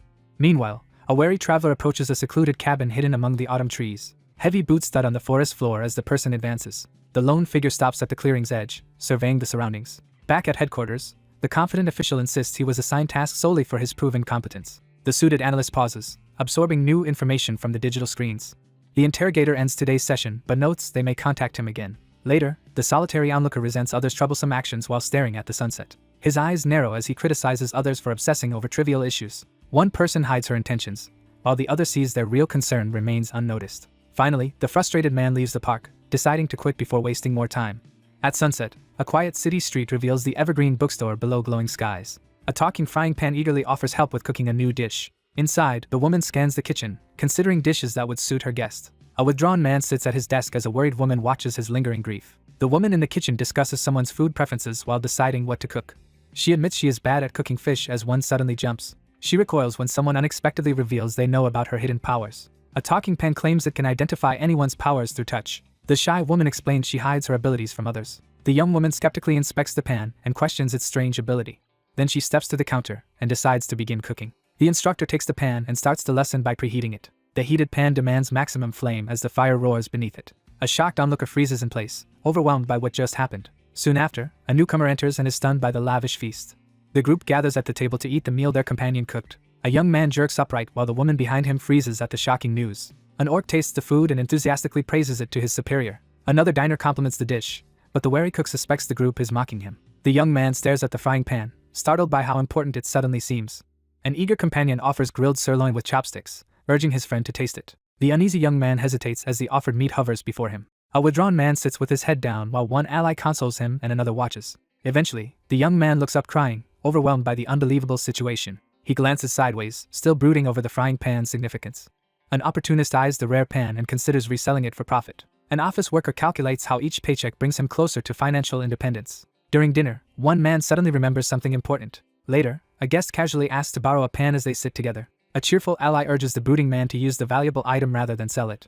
The pensive man recalls acquiring the crucial item during his previous assignment. As glowing blue screens illuminate the room, the anxious figure braces for backlash while a menacing presence looms behind him. On the sunlit city street, one cautious figure advises another to handle a valuable item carefully, considering whether to sell it in the future. The following morning, the towering Jenkinson building stands prominently beneath a clear sky. The lone observer carefully scans the industrial elevator shaft from the upper balcony, alert for any movement below. The lone figure arrives as agreed and activates a noise-canceling barrier, ensuring privacy in the tense corridor. The commanding figure locks eyes with the other and firmly demands a confession. The orc in the orange jumpsuit quietly reveals the name of a princess while seated in the dimly lit room. A determined interrogator orders the captive in the containment cell to start by revealing the broker who assigned the job. The wary figure questions the legitimacy of a political promise made to free the captives, suspecting it to be a scam. The beastly figure snaps to attention, bracing for a possible threat. The prisoner in the orange jumpsuit reveals to the wary visitor that the real deception targeted the princess. A towering, monstrous figure with a glowing purple eye looms, hinting that only an ancient delegate could wield such authority within the council. The cautious orc insists the deal is legitimate because the broker belonged to an ancient species, then suddenly reacts in shock. The ancient delegate asserts his unique power to sway the council. The anxious figure leans forward, urgently seeking confirmation about the disturbing news. Behind the prison glass, the detained orc insists on his honesty while the stern visitor scrutinizes his claim. A lone reptilian figure stands defensively under a harsh light, confronted by two ominous eyes emerging from the surrounding darkness. The intimidating figure glares ahead, delivering a grim confirmation witnessed firsthand. Across thick containment glass, the imprisoned orc confirms to the interrogator that he personally witnessed the ancient species. The cautious figure looks up with concern, urgently asking which species was involved. The observer watches as a terrifying, crocodile-headed entity is summoned from the shadows. The cautious man reveals he trusted the plan solely because the broker belonged to an ancient species. The young man suspects that the same people may have been responsible for the warehouse incident. The guarded informant, dressed in an orange uniform, confesses uncertainty about the contents of the cargo. Shipping containers are loaded into the ship's cargo bay. Meanwhile, the regretful ally admits their first rescue attempt failed. The protagonist quietly gauges how much more he can endure. Later, the investigator demands details about the next robbery plan. The thinker wonders if the royal was merely exploited. The prisoner stops talking, deciding further questions are useless. The interrogator abruptly ends the session and heads for the door. The visitor turns away as the man behind glass finishes. Elsewhere, a lone man walks down a corridor into the facility. The captive reptilian sits silent in the room, refusing to answer. Suddenly, everyone realizes a looming threat as the massive building appears. The guarded guest admits knowing nothing, frustrating the interrogator across the table. A worried informant warns about a dangerous group while another quietly listens. The blonde man stiffens, stunned by the unexpected information. The angry man on the sofa demands his missing payment explained. The nervous worker begs for more time to finish everything. The man leans back and proposes a bold way to repay. Instead, one man panics about selling a dragon while the other suggests labor. The startled youth repeats the word, struggling to understand. The blonde man sweats over the document's shocking contents. The investigator studies it, imagining testing every goblin's DNA worldwide. The visitor answers from the couch while the official silently reads. Meanwhile, the outcasts under the overpass endure poverty without basic care. The suited official slams the desk, outraged by the extreme demand. The man in the office admits the situation is difficult and turns away. The man refuses responsibility and stands, leaving the other person shocked. He opens a door and demands the other either pay or work. An official jolts up as a sudden crash echoes through the room. A man quietly surveys the room, assessing his surroundings. A figure reveals secret data about the ancient origins of demonic goblin blood. Eventually, a cosmic DNA strand reaches Earth, starting the goblin descendant bloodline. A composed woman approaches a wary man in the dim room. The protagonist reads a holographic quest demanding DNA from extinct species and feels overwhelmed. Then, a determined agent walks past an attendant who shouts for him to stop. An alert man questions a nervous woman in reception as a tense discussion starts. The elf demands an explanation for requesting contact with the tentacled individual. A patient in bed remembers the gift and letter from a troubling encounter. When the gift is opened, sudden magic erupts and shocks the young woman. A man demonstrates magic by coiling glowing energy around his finger. A worried woman fears an attached object she cannot remove. Meanwhile, an elf-like woman agrees to look up the requested contact information. A serious man is asked about his attempt to make amends. A terrified woman grabs the glowing artifact and runs away from the window. A stunned observer watches as a calm woman reveals a huge pile of treasure. Now, an uneasy figure walks down an empty corridor, burdened by recent decisions. A strategist learns the profile's high value will trigger a council tax investigation. A beastly observer explains that meeting the princess pushed the stranger past his limits. After evaluation, an analyst confirms the subject still lacks memories of his identity. A shadowy watcher studies the target's profile, considering consequences if past memories never return. Finally, a cautious researcher questions deploying the convict, while an unusual ally hesitates. The avian scientist downplays his importance in the discussion. The red-eyed agent reviews the file, stating he obeys only superiors. The informant briefly explains the entity's survival tax and huge exit fee. Meanwhile, a lone fighter learns the shadow is black magic's origin. The observer realizes the enormous fee is from magic's original creator. A reptilian analyst reviews the file, insisting invention alone is legal. A lone survivor confronts a monster wanted for an immense bounty. A nervous strategist reviews enemy data, realizing their chances are poor. A schemer eyes the console, tempted by 5 million talents. A dominant warrior stands over 2 defeated enemies, controlling the battlefield. A digital dossier profiles the subject while an unseen voice questions curing evil. A sinister reviewer studies the profile, remembering the re-education program's scandals. A researcher explains a memory-sealing invention and disputes over its applications. The group deployed a method to eliminate dangerous targets across dimensions. A scientist in a lab observes a creature analyzing holographic profiles. Eventually, the group dumped irredeemable criminals into the abyss. Starved prisoners are worked to collapse, then discarded as useless. An accused captive awaits judgment as a massive tentacle descends. A corrupted speaker vows to execute any offender who regains memories and relapses. A monstrous critic challenges the scientist's logic amid flickering holograms. After long debate, the parties reluctantly agree to proceed with the system. A uniformed official explains how the re-education through labor system was created. However, an observer admits the carefully designed system still has serious flaws. A watcher reviews the screens, warning the entity's release confirms their worst fears. Finally, the red-eyed commander orders a nervous aide to execute a secret mission. A digital dossier appears on screen under a watching red eye. The superior, facing away, orders continued surveillance on Asif 666. A desperate woman lunges forward, begging for something essential back. A distraught man yells that he can't eat normal food. During their standoff, both admit dependence while one brandishes a pan. 2 opponents fight in the kitchen as another watches news of unrest. Then the man on the sofa turns as a warning notification appears. The couch sitter is interrupted by shouted demands and a hovering digital emblem. At a desk, the assistant quickly replies to a critical holographic message. The young man hesitates, eyeing the glowing dragon emblem before speaking. He acknowledges the holographic message and prepares to head out. 2 people struggle over an item as a newcomer quietly enters. Suddenly, the serious youth shouts for his companion's full attention. An anxious orc vows to seal the troublesome pan and leave. The apartment door slams open, sharply raising the room's tension. Meanwhile, a determined figure walks away as someone above begs him to stop. An expert states goblin DNA research will need medical collaboration. The advisor notes persuading medicine is hard, and the planner suspects a woman's influence. He weighs confronting a dragon controlling finance and healthcare. However, the irritated youth rejects the excuse and demands a real explanation.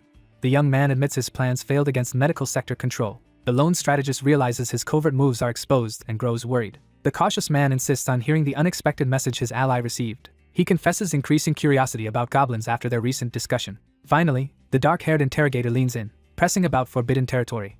The investigator learns he must accept a woman's request for goblin case help. The rival admits working with his competitor will make the mission easier. The youth glares up and demands to know the other's intentions. The observer analyzes the situation while staying out of their feud. The man heads to the office tower for the planned meeting. Meanwhile, a limousine speeds down the highway toward the same destination. Inside, the investigator asks why this job needs multiple people. The pair quietly discuss how difficult the discreet assignment will be. The passenger resigns himself to depending on the mysterious woman's help. The young man changes the topic to another person involved. The suited man nervously checks his mouth after being questioned about eating. The wary rider accuses his companion of smelling bloody and being dangerous. He reminds him they must avoid meat and survive only on mana. The man in the suit tries to conceal his stress-eating habit. The nervous passenger stammers, unable to give a clear answer. Soon, the driver announces their arrival at the destination. The assertive man ends the discussion as they move to enter the limousine. A corporate skyscraper looms ahead as their meeting place. Inside, a grand lobby features a prominent sign with Chinese characters. The 2 guests sit in strained silence, each privately thinking. Suddenly, one man tenses and signals that the awaited guest has arrived. A cautious newcomer slowly opens the door and steps inside. Then, a green-skinned guest rushes in energetically to join them. An elderly hostess welcomes the 2 young visitors into the living room. Finally, the ancient dragon affectionately greets her younger brother. The traveler stares at the city, complaining about her situation. Meanwhile, the woman evaluates the land's people and resources. The observer remembers a terrifying battle between dragons for dominance. Afterward, she mentions the Sichuan incident, while her companion listens. A magical blast hits nuclear storage, devastating the entire city. A massive explosion follows, obliterating everything for hundreds of kilometers. The woman presses the older man, insisting he knows what happened. Meanwhile, a sentient radioactive storm forms above the ruined city. The supernatural storm advances, trying to expand across China. Eventually, the dragons end the conflict by raising a protective barrier. The speaker notes many dragons died, including a young elder. A lone man asks for help leaving his homeland. An authority figure grants him permission to relocate to Korea. Then the silver-haired negotiator states his terms beside the silent woman. The authority calmly presents two strict conditions across the desk.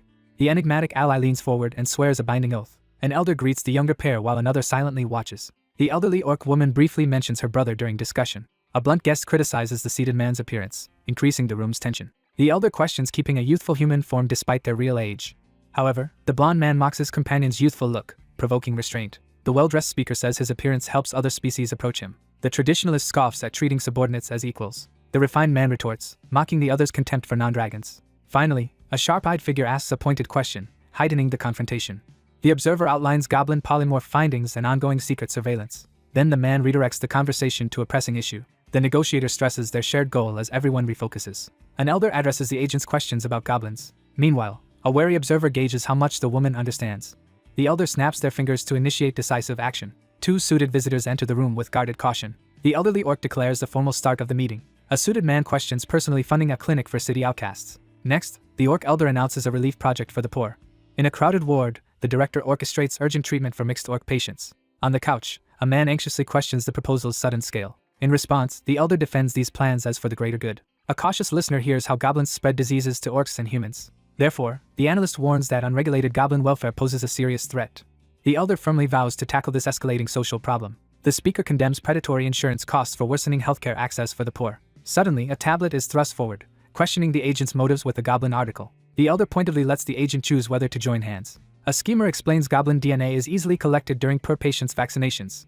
A wary negotiator weighs the offer, doubting how informed the other side is. Afterward, the speaker decides to seek help from a powerful ally. The elder calmly instructs the visitor to state their request. Suspicion lingers as an ominous institutional building looms in view. Inside, two men discuss a suspicious recent request over scattered documents. News reports a robbery at the main bank branch. The strategist doubts any plan to rob the heavily guarded bank. Anxious, the elder hesitates to ask authorities for help. Meanwhile, a skeptic asks why authorities were avoided, suspecting something beyond money was stolen.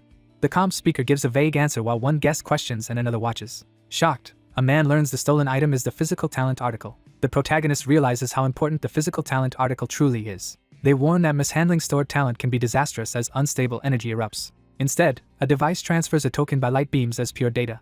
His orc ally confirms the council delivered it and claims full ownership. An elder explains the process was intentionally costly and inconvenient to discourage him. He reels back in disbelief at the enormous fee amount. The young man questions why the other bothered retrieving and keeping the physical item. The green-skinned ally hesitates, about to reveal his true motive. Meanwhile, the nervous youth wonders if they expect the council to collapse. A skeptical investigator insists the woman is hiding critical parts of her story. Determined, the young man tells his companion they must clarify something first. A focused reviewer studies the Goblin Welfare Project and its new relief implications. Cautiously, he checks the document to see whether it is genuine. Then one man demands proof of authenticity while the other watches nervously. A presenter outlines a large-scale welfare report, stressing its national government backing. The young investigator scans the tablet, preparing to identify implicated companies and individuals. Across the table, he explains he can only pursue a few main suspects. Finally, a curious researcher looks up the country's richest orc leader on the tablet. A dossier shows the orc leader owns most target clinics. There, an analyst explains the land lease shows the property's intended use. A determined ally proposes interrogating their next target. However, a wary user hesitates at the sudden offer to leave Earth. A desk worker learns someone has been missing for weeks. A colleague questions the workaholic's absence, and another explains he is on sabbatical. The young man ends the call, silently absorbing the new information. Meanwhile, one man voices suspicion about the other's conveniently timed absence. A strategist anxiously considers the consequences of provoking the enemy. An onlooker realizes the bloodied victim was meant to die secretly.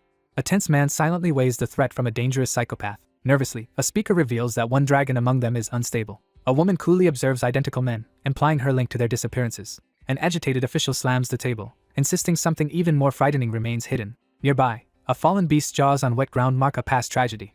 A lone figure stands atop a giant beast's head amid lightning. A stunned guest hears she killed her aging husband for failing her standards. An uneasy investigator doubts the woman's innocence, since dragons involved with her keep vanishing. Meanwhile, a wary observer suspects she could easily eliminate any opponent. A resolute ally accepts the request, alarming his already uneasy companion. Two colleagues worry about getting information now that their usual source is gone. The young man suggests investigating the story while fulfilling her request. A stern leader delegates handling the situation to another subordinate. A blonde planner says they proceed with getting DNA if suspicions prove false. Finally, a determined man decides to contact an important ally for help. A lone man approaches the bank entrance with purpose. After a moment, he steps inside the building. He stops in the lobby when someone calls. An elf attendant hurries over and greets him. The banker hands him a document, urgently requesting protection. The visitor refuses and demands to meet a superior. The clerk explains the bank chief died recently. As a result, he realizes he is now acting chief. The acting chief orders staff to review the lobby's CCTV footage. Then, the screens display a bright but empty security hallway. Other cameras reveal vaults filled with glowing security cubes. The young banker recognizes one cube as the physical talent article. He stares at the legendary artifact glowing inside its containment. He notes swirling golden orbs representing countless merged transactions. The technician plays the incident recording as his companion watches. Suddenly, a radiant magic formation activates in the surveillance chamber. A glowing barrier appears around it while the cameras keep recording. One watcher freezes in shock as his nervous coworker looks on. The observer recalls the moment when all talents in the world vanished. Meanwhile, a woman is engulfed by magic water entering the netherworld.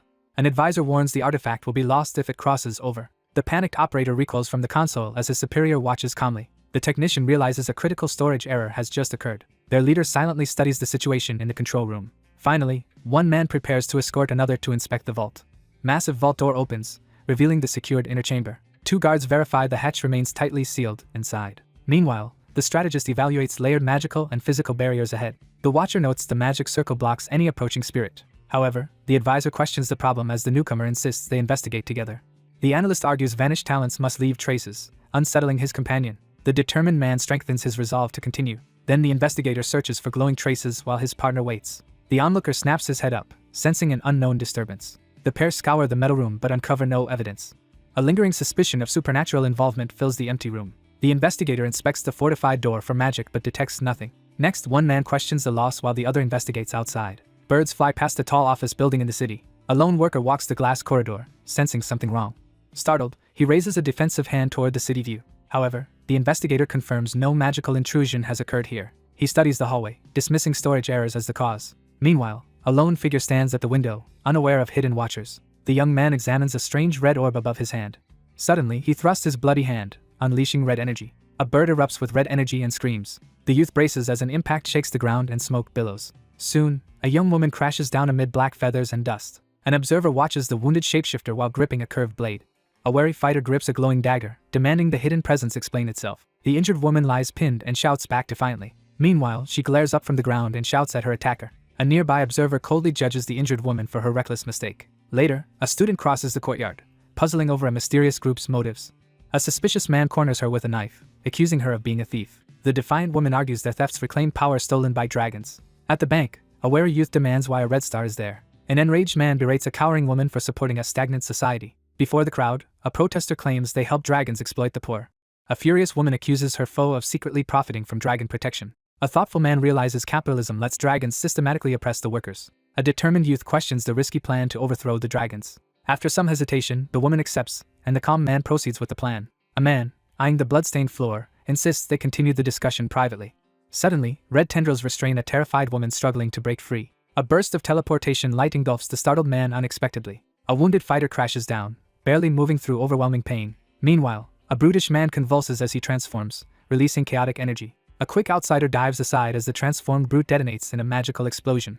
A terrified person screams for help, completely overcome by panic. The lone survivor leaps away as a huge blast engulfs the ground. In the ruined room, he realizes someone elsewhere now desperately needs rescuing. A wary investigator grips a knife, realizing the enemy didn't die by self-destruction. Finally, an analyst studies swirling energy, suspecting a superior planted evidence to frame an ally.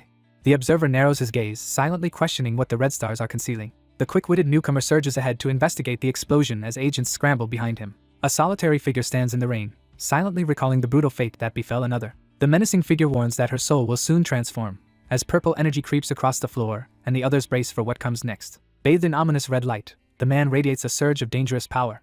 A nervous subordinate hesitates as a lone man faces a group of approaching agents in the open plaza, signaling the start of a tense confrontation. A swirling purple energy gathers in the forest as the group panics over an imminent specter's arrival. A monstrous figure crashes down from above, overwhelming the lone bystander with terrifying force. As a burst of sinister energy erupts upward, the young man shouts for the group to extract information from the specter. The young man lunges at the swirling specter, determined to overpower it and uncover its memories. The lone warrior channels a massive, rune-covered energy sphere, preparing to unleash a devastating magical attack. A tense vision flashes before the observer, revealing a red-haired figure and the Changcheon Bank as potential clues. The observer evaluates the woman's position as she stands tensely behind the desk. The youth's eyes flare blue as a shadowy aura bursts to life around him. Several startled agents stare upward as a mysterious figure hovers above them, radiating power. The suspicious observer questions how the woman knew about the recent bank robbery as a chained, glowing orb hovers ominously overhead. The investigator realizes the information is still hidden from the authorities, prompting a crucial deduction. The trapped entity recoils in terror upon realizing the enemy's involvement. The young man releases the glowing sphere into the cloudy sky, accepting that he can no longer restrain the magical entity. The lone figure hovers in the stormy sky as a merciless surge of dark energy crashes downward. The lone figure stares up at the overcast sky, gathering resolve for the coming challenge. A weary woman resting on the sofa is interrupted as the phone suddenly starts ringing. A frustrated figure sighs and turns toward the vibrating phone on the table. The woman calmly answers a call while standing in the office. The woman moves through the office, making a call to gather information about a group called Red Star. At first, he hesitates, gripping the device instead of activating it. Alone, he wonders in silence how the talents were stolen. A towering skyscraper dominates the skyline, signaling a powerful newcomer's arrival. Meanwhile, an observer on a rooftop wonders how the talents were stolen. A colossal apparition appears above the city, overshadowing the buildings below. The young man is suddenly enveloped by a glowing penguin spirit. Days earlier, two people watch from a rooftop as a portal opens below. A lively youth invites the rooftop companion to explore something strange. A gossip spreads scandalous news while a nearby argument escalates into a slap. A frustrated spirit scolds the newcomer, blaming reckless behavior for the ongoing protests. Meanwhile, protesting spirits gather outside a building, demanding equal rights. An irritated spirit warns that exorcism circles will be installed everywhere, treating all spirits as criminals. A shirtless onlooker questions the protester, who explains someone is threatening him with a knife. The young man hides his face, ashamed of his appearance. Two rooftop watchers suddenly notice a disturbance nearby. Then, an officer presents a glowing weapon, revealing it as an exorcism cannon. A desperate man jumps from the rooftop, yelling for someone below to escape. Below, an outsider stands over a blue magic circle as energy erupts upward. Several people are blasted backward, screaming as the unleashed force hits them. A radiant glyph appears in the plaza, drawing officers and curious onlookers. A solitary man in formal clothes sits on the rooftop, deep in thought. Soon, someone notices the penguin spirit above the city, its neck pierced by a knife. A figure in a blue animal suit confronts the newcomer, demanding their identity. On a deserted rooftop, a wary youth encounters a mysterious blue slime. Finally, the red-haired woman smirks and reveals her true nature. The red-haired woman steps forward, displaying a black, red-marked card. Soon after, the red-haired stranger shows a red star card, requesting privacy. The bar sits quiet and nearly empty as evening arrives. The Red Star building is sealed as a talisman tags its door. In a dim room, the costumed man recalls help from an old ally. He remembers his extreme poverty and thanks those whose aid saved him. The red-haired woman vows to support the group even after death. Meanwhile, a defense team stands united, led by the nation's top protector. The red-haired fighter confronts the glowing figure, demanding the group's true objective. A young man recoils in shock at an urgent plea for help. A ghostly informant explains it cannot steal or fight, while the red-haired listener watches. The red-haired woman reveals the man's secret ability to bypass exorcism circles. Uniformed officers surround the active generator, bracing for the imminent energy surge. A suited man staggers back as blue specters erupt from the ground. One spirit notes the survivor remains unscathed while several others were destroyed. Powerful exorcism. The red-haired youth steps forward and asks for assistance, his gaze steady as he gestures toward the wall of schematics. The cautious guest leans forward, asking the ethereal presence across the table about a powerful chairman. The investigator dismisses the orc chairman as nothing more than a beast while discussing his identity before the evidence board. The investigators uncover evidence linking the suspect to orc gangs, drug trafficking, and illegal gambling operations. The accusation of involvement with an underage prostitute leaves the young man visibly stunned. A gruff figure in a suit quietly reveals their long pursuit of a target, admitting they received help from a spirit. On a fog-shrouded day, a powerful newcomer confronted the elder, instantly shifting the atmosphere. The strategist scans the evidence board, concluding that the missing target is likely being held in the bank's vault. The strategist orders the subordinate to infiltrate the bank, gather information on its layout, and prepare for a rescue operation. The red-haired man urgently promises compensation. The interrogator mentions his two young sisters. The sponsor offers monthly support for the sisters. He promises to move the sisters to a safer neighborhood. The red-haired youth offers a handshake, asking for support. A spirit hopes the group's support improves the siblings' future. Meanwhile, the eldest resolves to fund his youngest sibling's education. They touch fingertips, sealing a cooperative pact. Suddenly, a giant spirit appears above the city. A glowing creature quietly climbs the glass skyscraper at night. Two people wait in the lobby, watched by a blue spirit. A ghost slips through the reinforced vault wall. A boy excitedly finds a key object inside the glowing dome. Nearby, a tiny spirit sees the massive bank vault. The guide confirms the blue spirit is trapped behind the vault.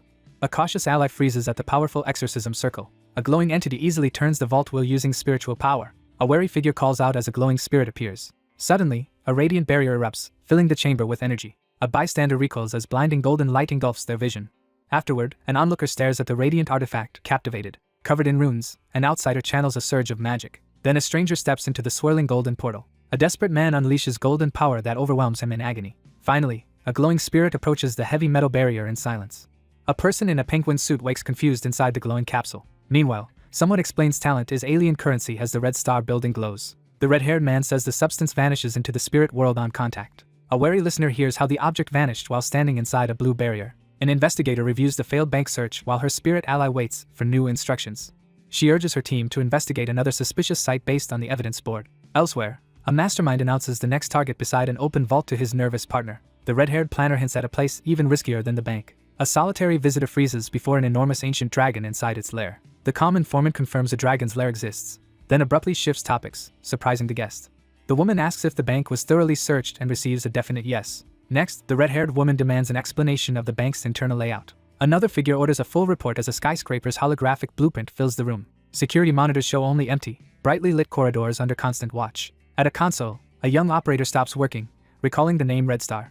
Someone reviews surveillance footage that clearly displays a glowing magical sigil. A thoughtful man reflects on why most people cannot trade talents for money. A hidden camera records the moment a magical formation activates. Meanwhile, a golden artifact shines as its strict distribution limit is explained. A lone thinker contemplates how talents are needed to erase souls. A dark-haired observer studies monitors, realizing supernatural powers likely erased his memories. The strategist designs a plan to steal the key item from Red Star. Despite amnesia, he clings to the chance of recovering even one memory. A control room guard scans every surveillance feed with tense focus. In the dim control room, he answers an urgent call and stops working. A nervous orc begs for frying pan permission again. The annoyed man answers, reluctantly granting the orc's repeated request. An analyst listens, linking Red Star's activities to the orc community. Meanwhile, a man stops his ally, confirming control over the orc community. The orc outside claims territorial control while talking by phone. A wary contact answers, shocked by questions about Red Star's recent crimes. An investigator listens intently, demanding more information about the missing chairman. Later, the same investigator studies monitors, growing doubtful about the chairman's absence. Police secretly track an orc boss who finances several criminal gangs. Officials gather around an empty chair, discussing a colleague's sudden disappearance. The briefing turns to another group, prime suspects over overlapping territory. A young operative receives an alert, Red Star spotted near Kim Kwang-woo. In the control room, a handler hangs up while watching surveillance feeds. The investigator hesitates, unsure the motionless victim was killed by their suspect. After checking monitors, the man leaves, determined to gather more information. A cautious agent watches a glowing phone as a new message appears. The message reveals Red Star's headquarters hides a secret boarding school front. Suddenly, the figure realizes the school facility is actually Red Star's base. An armed man glares ahead, burning with personal revenge. A cloaked fighter sprints across ruined rooftops toward the target. The team confirms the enemy headquarters lies inside a gated compound. A scout watches the guarded boarding school complex from hiding. A strategist explains by phone how to keep police away. A reporter covers a raid that endangered students at a slum school. Finally, the young man ends his call, ready for the coming confrontation. The observer watches the enemy compound, noting the children inside. Meanwhile, he quietly draws a talisman card to start his plan. He releases glowing talismans, activating a powerful ritual in the rain. Magical shards fall onto the rooftop, signaling a force's release. Then the lone caster hovers above the city, summoning overwhelming power. He charges forward, raising a radiant barrier that controls all passage. The leader grips a purple dagger and orders everyone to evacuate. A wounded youth is impaled through the chest by a purple weapon. Elsewhere, he braces as huge purple energy orbs crash around. The last fighter is ambushed by shadowy projectiles from every direction. In response, he unleashes dark energy blasting upward and engulfing everything. A dark figure gathers swirling energy, his glowing red eye dominating attention. He releases a wave of purple energy that surges outward. Classroom lights flicker, unsettling the students. Suddenly, a blackout and eerie red light throw the classroom into chaos. One annoyed student mutters about everyone overreacting to the blackout. A monster with glowing eyes drops onto him, attacking without warning. At once, frightened students run down the hallway under red light. 3 students spot another monster at the window and urgently alert their teacher. Panicked students burst outside, sprinting from the building as chaos erupts. Outside, the group stops as thick unnatural fog engulfs the entrance. The crowd recoils when monsters lurch through the doorway, spreading chaos. An orc student points at an unseen threat, panicking the others. Meanwhile, someone notices the air around the large closed gate is clear. A small group sprints toward the open gate at night, desperate to escape. Several figures gather under the building in heavy fog. Outside, 2 students hear orders to return to dorms immediately. Meanwhile, one stubborn fighter stands in dark energy, ignoring the warning. The young man extends his glowing hand toward the spreading corruption. A looming enemy radiates killing intent toward a cowering victim. Terrified students retreat as purple specters close in on them. Suddenly, an onlooker yells that sinister magic has sealed every exit. At the empty gate, an ally explains necromancy differs from occult magic. The group sprints for the gate as specters swoop down. Ghostly attackers strike at fleeing students, worsening the chaos. Elsewhere, two youths run down a corridor, ignoring orders to stay put. A towering guard forces students out of a cage into the chaos. Above, a lone observer watches panicked crowds swallowed by purple mist. The young man releases dark energy to eliminate the remaining students. A desperate runner charges through the mist toward the main building. A lone investigator reaches the dorm entrance, suspecting headquarters are concealed inside. Suddenly, an intruder smashes through the doors, scattering debris everywhere. The cautious infiltrator descends a dim stairwell under a flickering red alarm. A dim corridor shows a glowing emergency exit sign, suggesting a way out. The lone figure pauses against the wall, ready to reveal something important. In the basement, a wary intruder hesitates before a massive vault door. The intruder studies the vault door, unaware a watcher hides nearby. A furious attacker lunges, yet the intended target remains perfectly still. The calm target turns, releasing a surge of sinister energy outward. Finally, someone is smashed by a dark claw as red energy erupts. A fallen enemy faces a student aiming a glowing sword. Meanwhile, the watcher focuses intently on the armed newcomer. A warrior prepares a magic sword that fuses weapon power and aura. From above, the scout scans the deserted school for movement. The intruder realizes the orcs plan to categorize and brainwash children.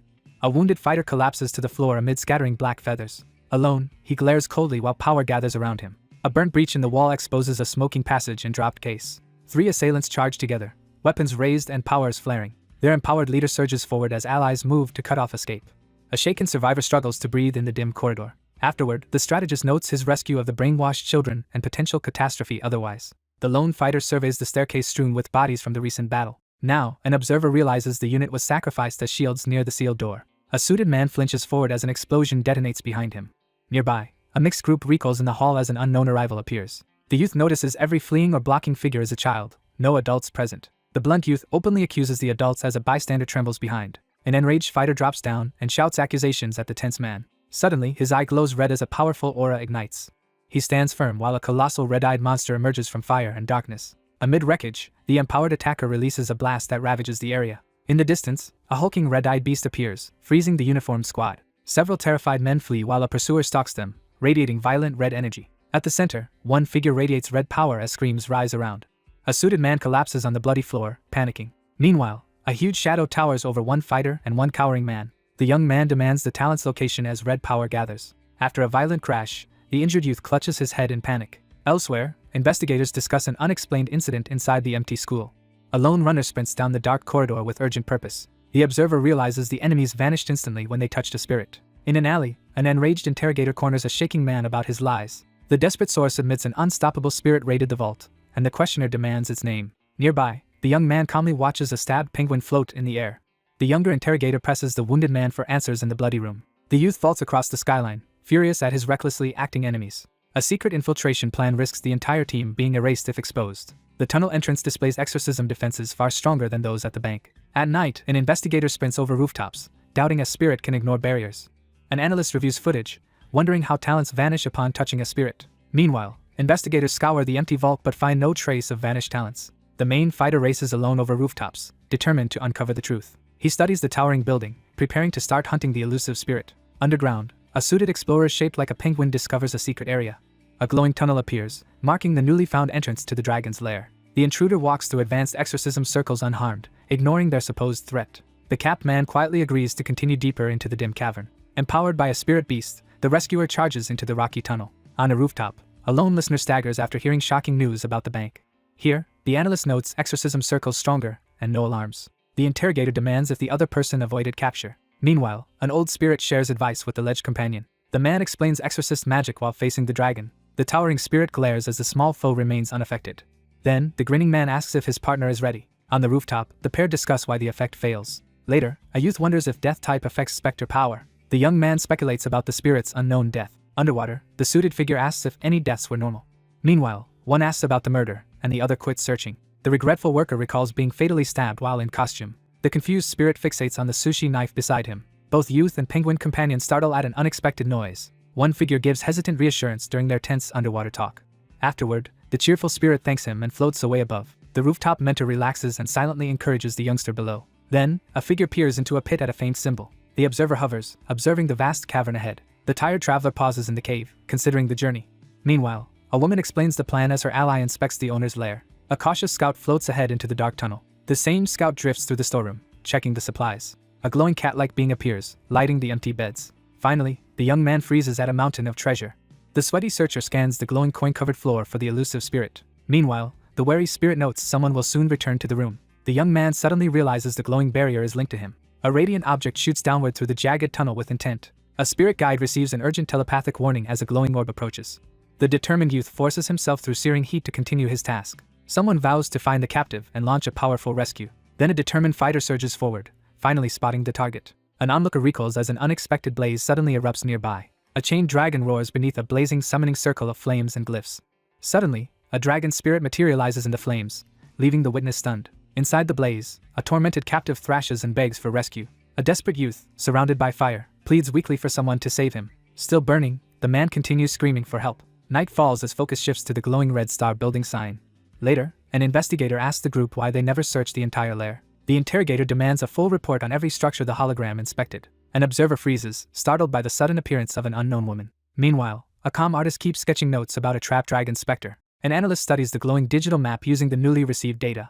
A supervisor praises the glowing ally and sets their next meeting time. In a dim room, someone asks a spirit about returning but is told intel is needed. A hesitant woman pauses before a wall of documents, unable to decide. An anxious man hesitates and admits he fears the growing danger. Finally, a watcher sees the other return safely and relaxes in relief. Meanwhile, a panicked man admits he didn't know about the dragon specter. Still, a shielded boy faces the chained dragon specter. A terrified victim screams for help as a monster advances. An anxious boy panics, dreading the consequences of being exposed. Meanwhile, a guardian insists they prioritize their younger siblings' well-being. A startled man freezes as he suddenly senses danger nearby. An investigator reports that the youngest sibling has been struggling badly. A young man listens, shocked, as a life-changing offer is proposed. Someone sets a strict 4-day deadline on the case. Later, the story shifts to an empty city street at night. A tall apartment building glows under the quiet night sky. At a table, a desperate woman begs for permission to undergo surgery. In the kitchen, an anguished half-orc laments the discrimination and hardship she faces. Another woman pleads with a determined man to cancel the dangerous surgery plan. Her appearance insecurities worsened in high school, leaving her increasingly isolated. A young man, trapped inside a monster, finally understands his dire situation. A cautious resident peers through a cracked door at the glowing red intercom. Outside the building, his spirit hovers as he quietly questions what happened. Suddenly, a protective brother realizes someone watched his sisters and shouts at the intruder. High above, a determined challenger confronts the vast blue face for answers. A pursuer sprints across rooftops at night, clutching a glowing knife. Elsewhere, a startled onlooker spots a strange person floating above the rooftops. The young man suddenly realizes he is standing on the 15th floor. A mysterious man unleashes visible magic above the city, stunning everyone watching. Finally, a trapped fugitive hurtles through the night city inside a glowing container. A lone watcher stands over the city, gripping a glowing dagger. A radiant bird streaks through the night sky, trailing light. A startled person is suddenly ambushed by a swirling spectral force. A helpless victim is overwhelmed as shadowy tentacles attack from the darkness. The panicked man recoils while shadowy specters close in from all sides. Then the determined fighter ascends toward the glowing purple entity in the sky. He locks eyes with the target, warning them not to escape. Hovering midair, he tightens dark tendrils to restrain the glowing apparition. A captive hangs in shadowy restraints while a menacing voice demands truthful answers. Meanwhile, the interrogator scans the city, demanding the whereabouts of the talented individuals. A nervous man asks what exactly these so-called talents are. On a distant rooftop, an ally confirms to the spirit that the talents were absorbed. However, a wary youth confronts the glowing spirit, rejecting its explanation. The young man glares into the dark, demanding an explanation for the impossible. The same youth now finds himself trapped inside a glowing translucent creature. During absorption, the awakened one feels a powerful surge from the new talents. An investigator studies missing person notes, trying to piece together a recent disappearance. Later, he sits alone on a rooftop, silently collecting his thoughts. The young man quietly admits he tried to rescue the trapped spirit. On the rooftop, the investigator asks the spirit if other unique spirits exist. Suddenly, the man freezes as a bullet whizzes past him. The interrogator presses the unseen entity about spirits that exorcism cannot reach. The glowing spirit admits confusion about encountering an unfamiliar type of spirit. The stunned listener suddenly realizes he has been manipulated. Finally, the young man struggles to process the unsettling revelations on the rooftop. An ally realizes the chairman secretly wields powerful spiritual abilities. The investigator questions the glowing spirit about a hidden surveillance operation. A captive in the glowing cage learns the mysterious figure has selfish motives. Meanwhile, a young man questions the supposed hero's true identity. A hologram reveals the syndicate shares little stolen wealth just to sway public opinion. Thus, the observer realizes Red Star has been betraying their poor supporters. A shaken youth realizes the organization holds his siblings hostage to control him. Later, on a rooftop, an observer beside the blue entity sees a critical mistake. A terrified teen struggles to escape from inside a huge glowing blue beast. Surrounded by purple energy, the young man offers his hand to demand a pact. Startled by the offer, the wary spirit hesitates inside the misty barrier. A woman waits alone at the interrogation table, glancing at her phone. A phone reveals news that an ordinary Foundation high school secretly trains troops. The investigator studies her phone and then examines the crowded evidence board. A determined investigator strides across the room toward her target. The furious man slams his demand for an explanation, his voice echoing with impatience. A guarded woman greets a returning visitor while seated at the table with her phone. The furious leader slams his hands on the table as his subordinate urges him to stay calm after receiving alarming news about the school being emptied. The tattooed woman listens intently as the suited man reveals that only immigration and a certain official have suddenly begun to take action. The observant woman speculates about a possible alliance forming between two influential figures. The schemer reels in panic as he realizes that an unexpected alliance could ruin his plans. The woman at the table leans forward, challenging the other's conclusion as evidence covers the background. Two uneasy allies stand back to back, each prepared to turn on the other if trust fails. Two towering beasts collide in a violent battle as flames engulf the surreal landscape. A decision is made to leave the school behind, ensuring no future issues as an empty gate looms under a faded banner. The negotiator questions the other about missing supplies. The woman suggests starting over at the table. Man stands opposite. The red-haired woman claims soldiers are replaceable, while poverty persists. The cocky man agrees with the ruthless plan. The assertive planner urges immediate action to remove their rival. The suited orc reveals the fake aid program exploiting poor residents. Meanwhile, the broad-shouldered local resents outsiders investigating the town. The gruff man confronts her as she hands over a device. The orc reads his phone and learns about a dragon specter. The grinning boss bites his cigar and confirms his decision. The schemer outlines a final plan to eliminate his rival. Thus, the conspiracy's plan to kill the rival begins. The well-dressed orc boasts about powerful backers while holding his cigar. The worried man reports, per the dragon, her ex died in a fire. A lone witness sees the giant corpse and confirms the rumor. The suited orc grips his cigar, recalling the dragon's lair. The young leader announces a medical center for the orc district. The negotiator politely asks to use the other's property. Then, the elegant interrogator threatens the kneeling orc with an ultimatum. Wounded and kneeling, the fighter swears he will continue. The man waits at the table as a cautious visitor approaches. Clutching a pistol, the nervous man steels himself for confrontation. Finally, he signs the land lease agreement to secure the deal. A terrified underling begs for help as danger closes in. One man asks what's wrong, and the other hesitates to answer. A shady man signs a land lease tied to murder. Then the authority signals another unresolved issue to discuss. The suited orc reports serious trouble at his medical center. Meanwhile, an informant discovers several patients have vanished from the hospital. The interrogator questions the wary woman for crucial information. A subordinate reveals an older woman sent orcs as a secret army. The suited questioner demands the real reason behind her charity work. Suddenly, a resolute leader cuts in with a bold statement. Someone silently fears what will happen if their secret surfaces. A lone figure stands still in the wreckage ahead.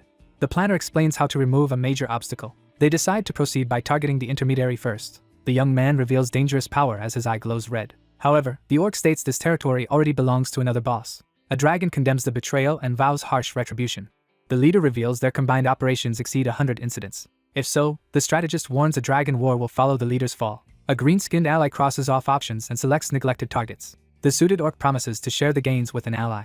Afterward, the young woman turns and firmly thanks the authority. A determined partner seals a deal with a firm handshake. Later, the imposing figure leaves after giving orders, leaving the redhead waiting. A woman jolts upright at the table after a loud bang. The red-haired woman silently studies her open hand. The young woman recoils, disgusted by her now soiled hand.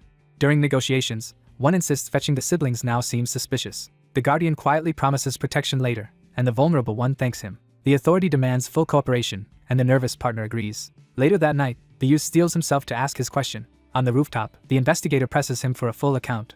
The shaken witness gathers his courage and prepares to talk. On the dark rooftop, a wary newcomer confronts a sudden glowing being. Then the wary observer notices a glowing blue barrier curving overhead. They discuss a detailed bank vault blueprint as the requested item. The analyst concludes the real target wasn't the missing talents, suggesting deeper schemes.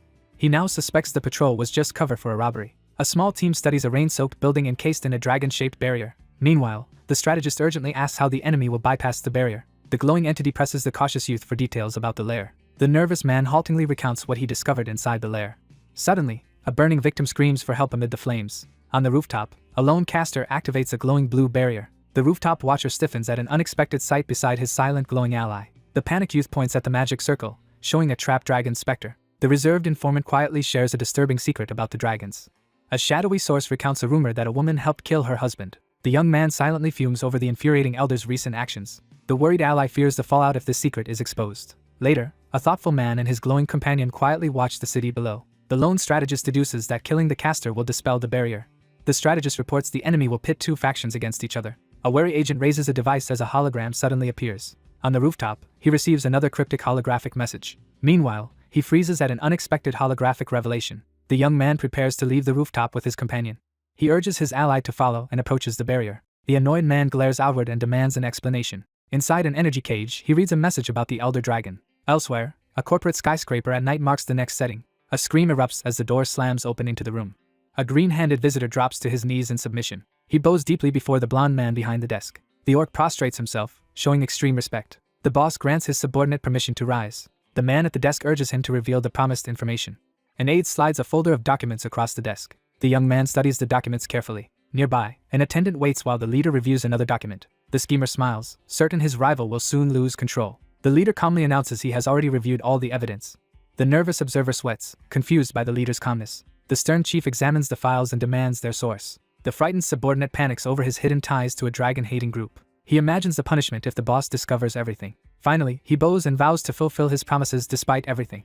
A nervous man admits he knows something about the other person. The man behind the desk mentions the guest's reputation among orcs. The orc nervously downplays the compliment. The speaker doubts the other's ability to rob an elder dragon's lair. The suited man recoils, realizing his secret has been exposed. Suddenly, the door bursts open, breaking the silence. One man flees the office as another watches from the doorway. A hat-shaded man stares forward with unwavering determination. The green-skinned subordinate recoils, recognizing the person before him. The leader releases a magical aura, signaling his allies to attack. The orc recoils in alarm. Suddenly, a radiant attack from above blasts the orc fighter. The injured fighter collapses onto the ice. After the attack, a scarred orc finally exhales in relief. The overseer watches as the kneeling man shows the exorcism talisman does nothing. The kneeling possessor explains he stays because the host's spiritual power is strong. The man behind the desk demands delaying the investigation, while his wary counterpart defends himself. Meanwhile, the blonde investigator questions whether the lair events were real as the orc watches. The strategist warns that attacking the elder first would only help their rival. Instead, the strategist proposes striking both rival groups at once, and the leader agrees. A nervous underling objects while the newcomer studies the mysterious figure. The newcomer is stunned that someone spoke to an elder dragon so casually. The assertive newcomer confronts the green-skinned underling, who recoils. The anxious subordinate recoils when suddenly ordered to act. The doubtful gangster is told to impersonate the wary boss before the crew. The towering figure interrogates the kneeling man about his suspicious behavior. An advisor calmly offers guidance to a cautious, attentive listener. Then a resolute figure snaps his fingers, releasing a burst of energy. A group in suits storms the office, confronting a calm man beside a cowering figure. The tough man recoils in shock at the sudden intrusion. The crew hurriedly sets up studio equipment in front of the green screen. Soon a well-dressed man declares the stage ready, signaling the next event. A suited cameraman quickly positions the camera, indicating preparations are complete. The man calls for help as the makeup team rushes toward him. Suddenly, a bewildered man is restrained by two uniformed women. Two women struggle to hold a panic-suited man while another person watches. An orc-faced actor sits still while makeup is applied to his lips. The battered orc examines his injuries, looking up in confusion about what happened. Meanwhile, a leader and his ally inspect the orc-like figure, satisfied with his condition. One man orders another to sit in the blood-stained chair as others watch. The anxious captive on the bloody chair asks about the other's suspicious actions. The man in control explains on camera that opposing both factions is easy. Afterward, a strategist prepares to thin the opposition before advancing further. The schemer describes a plan to spark conflict among rivals for advantage. A confident director sets up a camera and urges a hesitant bystander to join. Then an assertive staffer halts the scene by raising a rolled script. The frustrated director orders the large actor to deliver his lines more forcefully. The shoot stops while the director demands straighter posture and a serious expression. A loud command to stop echoes from behind the closed double doors. A tense-suited interviewee sits as someone abruptly ends the recording. The crew ends filming while the nervous subject sits silently. Two men plan to edit the video to fake an earlier date. The leader questions the restrained orc as the others watch. The boss orders his subordinate to fix makeup and undo the disguise. The big man adjusts his jacket and steps forward to confront someone. The seated leader approves as the team confirms readiness to proceed. An imposing man enters the room, visible on the security monitor. A black car speeds toward the skyscraper through the night. Meanwhile, another vehicle races down the dark road in urgency. The driver finally relaxes, breathing out after the tense drive. A confused man wakes up and surveys the unfamiliar room. A lone car speeds through an empty intersection under camera surveillance. Moments later, a truck rams through the same deserted intersection. Word spreads of a sedan hitting an explosive truck near the office. A wrecked car burns alone on the street under surveillance. A green-skinned orc slams the table after learning the real killer. One orc explains the truck driver worked for Red Star. Two executives sit tensely, disturbed that the ceasefire was broken. The suited orc angrily complains that their alliance has been discarded. Two factions form a cautious alliance beneath a looming dragon presence. The spokesman says only the sons knew their father exposed a weakness. Meanwhile, a huge clawed beast appears as the plot to kill him surfaces. The narrator says the survivors grabbed the remaining power after the leader's death. The informant slams his fist on the table as the scheme collapses. Finally, the suited man leaves, revealing the dragon actually spared his father. He remembers Red Star killing his father after failed predictions. Three allies debate their next move around the table. He clenches his fist, vowing revenge for his humiliation. Then the rebel raises his pistol and declares war. The ruined building smolders, showing the recent devastation. A suited attacker charges forward and fires his rifle. A young mage activates a magic circle while denying involvement. An enraged caster hurls a powerful blast at his foe. A brute is struck hard in the head amid ruins. Meanwhile, onlookers stare at smoke from the ruined building. A surge of energy shatters the metal barrier violently. The werewolf hurtles down through the air at an outcast. Soon the transformed fighter charges forward, scattering debris around. A nervous figure protests to the group, insisting innocence. The wolf-like warrior is impaled through the chest by a blade. Meanwhile, a massive wolf emerges, staring ahead with glowing eyes. The swordsman stands over the corpse, weapon glowing in storm. An orc glares at his foe and shouts an insult. Later, a survivor walks the ruined street before a colossal radiant figure. A tense listener hides under cover as a threat demands compliance. In a dim room, 3 men plot, debating sacrificing the driver. A zombie-like driver in a suit takes the wheel, shocking others. Now a covert attack on Red Star headquarters disguised as a school is uncovered. The young strategist finalizes a plan to mislead both rival groups. Suspended in a suit, the planner prepares to choose the next target. Betrayed, the red-haired woman vows revenge on her deceiver. Meanwhile, the Watcher notes their enemy's failed plans, heightening her anxiety. A newcomer enters the dark room, facing the glowing creature above. Soon after, a cautious contact explains the sudden venue change as dangerous. A shaken man clutches his chest, trying to understand the gang's attack. An anxious woman rapidly orders evacuation, insisting everyone leave immediately. Hidden nearby, an observer waits silently, ready to move at the signal. Meanwhile, a determined agent walks the alley, confirming the plan over earpiece. Resolute, he checks the glowing phone and prepares to act. A lone figure fights the wind while approaching the abandoned building. The solitary fighter steels himself, ready to face the coming threat. Later, a startled man recoils when ordered to monitor the Elder Dragon. Underwater, a tense operative stalls for time, awaiting a crucial signal. The red-haired woman demands an answer, pressing the other to decide. Under pressure, the red-haired youth hesitates as the apparition demands compliance. In response, a disappointed relative questions the other's loyalty to family. The young man angrily ends the talk, declaring he will protect his sisters. A wary woman steps back and voices unease as tensions rise. The cautious woman grabs her collar, warning any move will trigger her allies. Suddenly, the red-haired figure jolts up as a loud noise erupts. Screams ring from behind the metal door, filling the industrial room. A lone defender raises a vast barrier as magical energy crashes down. Panicking, the red-haired youth hurriedly prepares to teleport away before discovery. A powerful blue blast plummets while the cowering figure braces. An underwater aggressor bursts forth, issuing a threat at his target. The battered youth collapses, reaching weakly for the scroll. Nearby, the red-haired woman screams and clutches her head. The possessed woman struggles to expel the invading force. Meanwhile, the red-haired host clutches his head as possession deepens. The red-haired man recoils, stunned by his opponent's resolve. The red-haired man struggles as a monstrous enemy pins him. Amazed, an onlooker realizes the woman's mind outmatches the feared gang leader. 2 men scream at each other, each demanding the other surrender. On his knees, the intruder resists being forced from her body. Still, the survivor steels himself against the crushing pressure. The man braces himself, determined to endure until backup arrives. In response, a furious fighter unleashes energy that blasts enemies back. Blinding light engulfs the entire building from within. Afterward, a weary survivor kneels alone, briefly surrendering to despair. A red-haired observer jerks back, startled by movement above. Soon, the red-haired fighter rises from the floor, tense and alert. With a sly grin, the speaker hints at vital information. The red-haired girl drops, raising her arms to celebrate victory. A red-haired person jolts as a heavy door slams open behind them. The wounded man stands firm under the light, refusing to yield. The wounded outsider spins around, sensing an unexpected presence nearby. A panicked woman whirls in the basement, shouting for help. A watcher notes the guard kept hold of the girl, provoking tense words. A man orders the red-haired woman to end the possession, and she obeys. Finally, the red-haired woman clenches her fists and shouts, preparing herself. 2 enemies face off silently in the deserted factory. A woman cannot trigger her power, and an onlooker demands answers. The red-haired intruder examines his hands, realizing this body feels wrong. He clenches the hand, realizing the body's grip won't release him. A determined fighter corners his foe, pushing for any reaction. The quiet woman lowers her gaze and nods in reluctant acceptance. A distressed man clutches his head while his companion watches, confused. Suddenly, the wounded man grabs his face as a realization hits. The battered fighter steadies himself and stares upward with renewed resolve. Alone, he realizes a body ejects a possessor if 2 souls conflict. Then a determined exorcist blasts foreign spirits out of the body. Between 2 figures, a glowing doll suggests someone's soul is misplaced. If the last spirit left, the body would die. Glowing slime engulfs the struggling host while unseen hands drag inward. Meanwhile, a lone observer senses this spirit breaks usual rules. The watcher realizes the woman's soul was forcibly expelled. Elsewhere, an empty underground chamber lies in thick, eerie mist. A wary investigator searches the smoky room but detects nothing unusual. The bruised investigator inspects the abandoned room for any trace of the presence. The troubled man wonders if the missing soul was erased as his partner listens. A wounded survivor freezes as the council's true method finally becomes clear. The same man stiffens at the revelation, while the red-haired observer studies him. In the ruined room, an interrogator asks about talent absorption, and the suspect admits it. The investigator searches again, frustrated by the complete absence of the missing soul. Finally, an accusing finger singles out a startled woman in the tent's factory. He clutches his chest, realizing escape is now impossible. He demands to know how a council-only event occurred. An ally questions him about powers gained through soul absorption. He recoils, realizing a woman's soul has been destroyed. The red-haired woman staggers, sensing a threat to her existence. Then the battered man asks his enemy about their struggle for control. He defensively admits he attacked only after being provoked. He flexes and says his new body feels completely natural. At last, an observer deduces the council transfers convict souls into new bodies. He quietly questions whether the mission truly needs special abilities.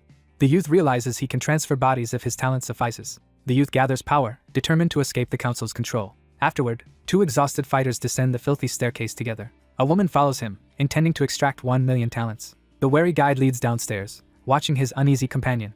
As they descend, he confides his new body feels fully accepting. The possessor senses fragments of the host's memories emerging. An impatient ally on the stairs presses for details about those memories. The red-haired man stops and silently thinks. A stunned onlooker stands frozen in disbelief. Meanwhile, a red-haired observer counts the dead as his wounded ally watches. One person suddenly collapses and vomits, while a companion hurries over. A cautious watcher realizes the elusive figure's true identity. A bloodied survivor screams at a towering pile of skulls. Later, a fierce storm engulfs the city at night. A major corporation's headquarters towers over the rainy night skyline. Inside, an investigator confirms Red Star's secret ties to a human rights group. The investigator explains that minor aid quickly won support from impoverished orcs. The strategist recalls respected orc leaders conducting numerous raids for the group. Privately, an observer condemns the group's hypocrisy and media-fueled self-interest. At his desk, a planner devises a strategy to destroy Red Star. A worried ally voices concern about pressure and uncertainty surrounding the lost talents. A tired youth complains about repeated questioning over an unresolved request. An official closes the case as an accidental disappearance while his companion stays silent. Afterward, a careful investigator reports the administrator remembers nothing about the talents. The man tells her that forcing a confession will not restore her talents. The strategist reveals their plan depends entirely on one particular spirit. A red-haired patient realizes he can never return to his former life. Another patient quietly reflects on the recent rescue that prevented someone's suicide. Soon, two men hurry down a hallway, debating the dangers if the injured dies again. An anxious comrade worries the patient could disastrously transform into a specter. A glowing spirit bird appears, illustrating the peril of crossing into the afterlife. Meanwhile, a man quietly studies the unfamiliar situation while gathering information. A blonde negotiator agrees to open talks with the opposing side. The man behind the desk insists on settling his own dispute personally. A thoughtful figure watches as a dragon-like specter manifests in the lair. A stern elder warns an orc that baseless accusations won't affect their powerful enemy. A cautious youth requests that someone more trustworthy verify the accusation. Later, an exhausted survivor pauses to catch his breath after the ordeal. An excited searcher rummages in a locker and discovers a cap. The wary orc turns, immediately suspecting someone has betrayed him. The informant reports he recruited an insider inside the enemy base. Someone searches a laptop for data on the orc-like target's location. Then the calm informant explains transformation will work only after the target exits her lair. The young man assigns the mission to his companion and accepts the arrangement. After days hidden, the target finally emerges, so they search through her belongings. The orc investigator waits alone, resolved to finish the case today. Two workers quietly argue, wondering why her attitude has recently grown harsher. Three men discuss suspicious cargo truck activity on the 30th underground level. Hearing this, one listener stiffens as he realizes the danger of the 30th level.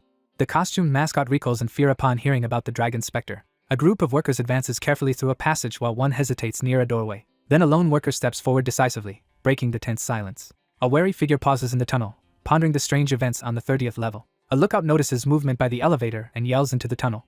The alert subordinate snaps toward the noise, ready to respond. A lone man walks deeper into the tunnel, while a vehicle approaches from behind. The armored vehicle's driver glares out, coldly confronting the outsider. A wary guard challenges a suspected intruder in the underground passage. However, a suspicious worker blocks the tunnel, questioning his route as another exits the vehicle.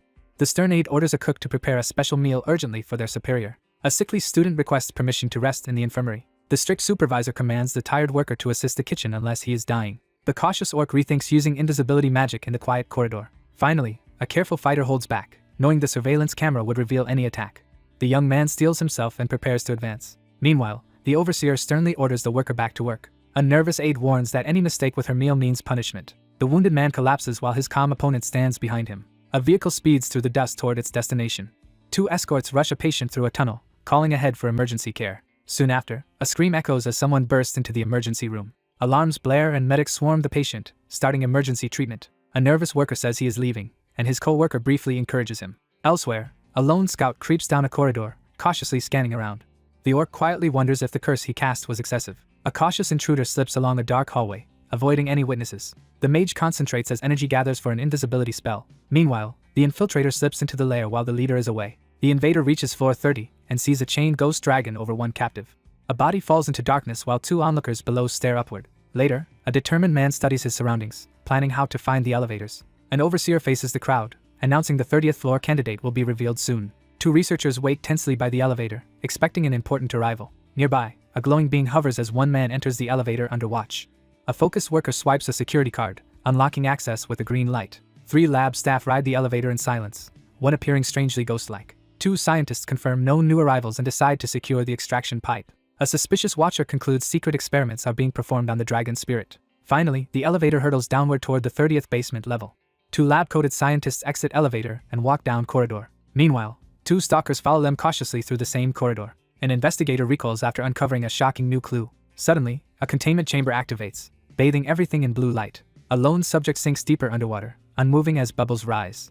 A watcher surveys the lab while scientists manage bodies in pods. In another lab, unconscious people float in tubes, raising suspicion. Nearby, rows of goblins and orcs hang unconscious in tanks. The onlooker recoils again, suddenly connecting these experiments to something. A man confirms key intel by phone as another watches. He reports the missing group is absent from clinic and neighborhood. He adds that his spirit already scouted the clinic. The listener hears that a barrier now blocks the welfare center. Later, a mediator accepts a phone request to investigate an elder dragon. A suspicious man demands an explanation while gripping a strange device. The protector realizes the clinic's slum patients were secretly taken here. A technician checks a tanked figure and finds a faint pulse. The investigator studies glowing runes, questioning why captives are bound by exorcism. Meanwhile, a wary officer eyes the ceiling, suspecting hidden experiments above. Complex pipes snake through the facility, converging at a fortified chamber. A cautious scout approaches the main chamber, searching for the dragon specter. Suddenly, one combatant hurls another violently down the corridor. The brash man recoils as he finally recognizes the prisoner. Beneath the water, a horned statue lies bound in heavy cables. Finally, an enormous submerged dragon skull appears, jaws open amid bubbles. An observer approaches the tank, examining the monstrous creature inside. Suddenly, he recoils in disbelief after seeing the living dragon. He walks the corridor and stops at another tank holding an unfamiliar dragon. Then he realizes the tank dragon might have come from another dimension. Another viewer studies a massive tentacled beast restrained in a glowing tank. A nervous man looks up and voices concern about the woman's unstable state. Previously, she hunted dragons resembling her lost partner, but now nearly all have vanished. An analyst considers the disturbing reason the woman decided to imprison others. An ally wonders why one dragon would kidnap another of its kind. A guarded watcher widens his eye at something unexpected ahead. The observer inspects a dragon-like captive in the tank, noting cables on its back. Meanwhile, an orc stops before a towering rune-covered pillar pulsing with power. A curious figure studies the glowing rune barrier, wondering what it protects. A wary onlooker steps closer to the barrier, closely examining its swirling script. The observer eyes the restrained dragon, questioning its intended use with the gifted.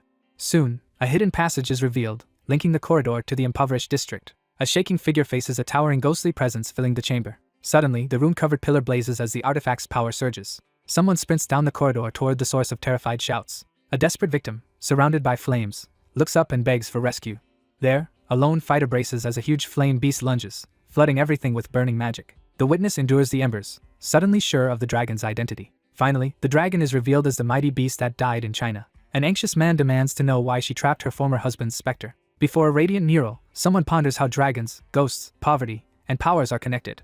One person realizes the elevator is critically important. An investigator runs down the corridor, escaping with evidence. Now the elevator opens on floor 830, revealing a new area. A desperate man rushes into the elevator with 2 scientists. The elevator arrives at floor 85 but its doors stay shut. 3 people exit the elevator and freeze at an unexpected sight. Then 3 newcomers enter as guards immediately raise their weapons. A confident speaker confronts the other side with a cutting remark. A huge attacker raises a severed head, sending everyone into panic. A tall leader confronts a wounded intruder, demanding to know if he's the spy. There, an older orc woman boldly challenges the crowd to doubt her. The elder hints at hidden secrets, implying a deeper plan. Afterward, a stern leader steps from the shadows and announces 2 strict rules. A negotiator formally promises not to assemble any troops. The elder admits controlling information, suggesting a manipulative scheme. Suddenly, a ghostly orc appears before a stunned man on the floor. A determined youth steps forward and declares he will participate. The orc woman suspects she was summoned simply to lure her out. A mysterious observer calmly admits knowing beforehand, revealing an advantage. Meanwhile, a nervous man lifts a glowing device to call for help. 2 researchers hurry toward the uneasy crowd while a lone watcher observes. The elf-haired leader forbids unsanctioned magical contact with the outside. A confident woman snaps her fingers, warning her suited team someone has noticed. A startled man suddenly spots something threatening ahead in the shadows. A wounded patient in a gown is marched down the corridor at gunpoint. The observer realizes the target is currently struggling. Now, a breached cliff barrier shows the safe house compromised. Two allies search wreckage, noting someone was taken by something unknown. A lone figure waits motionless in the rain beneath an umbrella. An investigator questions a nervous man about his early morning departure. A severed orc head on the floor confirms a traitor's death. An elderly orc issues orders while guards restrain the red-haired captive. Meanwhile, the matriarch suggests a private talk while her escorts aim weapons. A blunt man demands to know if the newcomer is foreign. Then, a focused fighter surveys the scene, considering his next move. Dark energy swirls across the floor beneath the young man's boot. A lone figure releases powerful purple energy at the explosion's center. Eventually, the matriarch grudgingly accepts the demand, shocking the suited group. With red eyes, the determined figure challenges the unseen enemy. The central figure releases purple energy, leaving the onlookers tense and startled. An elderly woman taunts stunned foes while dark power erupts around them. An aggressive observer confronts another, exposing hidden abilities. Suddenly, one fighter unleashes ominous energy, and a wary onlooker orders restraint. A determined figure unleashes swirling dark energy over the area. A glowing chain lock floats in a star-filled void, symbolizing a secret that not even captives can reveal. A lone figure unleashes a surge of dark energy while a tense group stands ready with weapons drawn. The wary figure confronts the unseen presence, demanding to know how this knowledge was obtained as dark energy swirls menacingly around him. The assertive outsider reveals his secret advantage to the tense group, declaring he possesses an assistant who informs him about the world beyond Earth. With suspicion confirmed, the sharp-eyed observer locks onto the truth. A pointed-eared newcomer enters and sees unconscious people in tubes. A colossal dragon stays sealed in a tank as someone watches. The chain beast struggles violently against the binding seal. A determined woman steps in, announcing her arrival. A menacing fighter stands ready while his wary ally tenses beside him.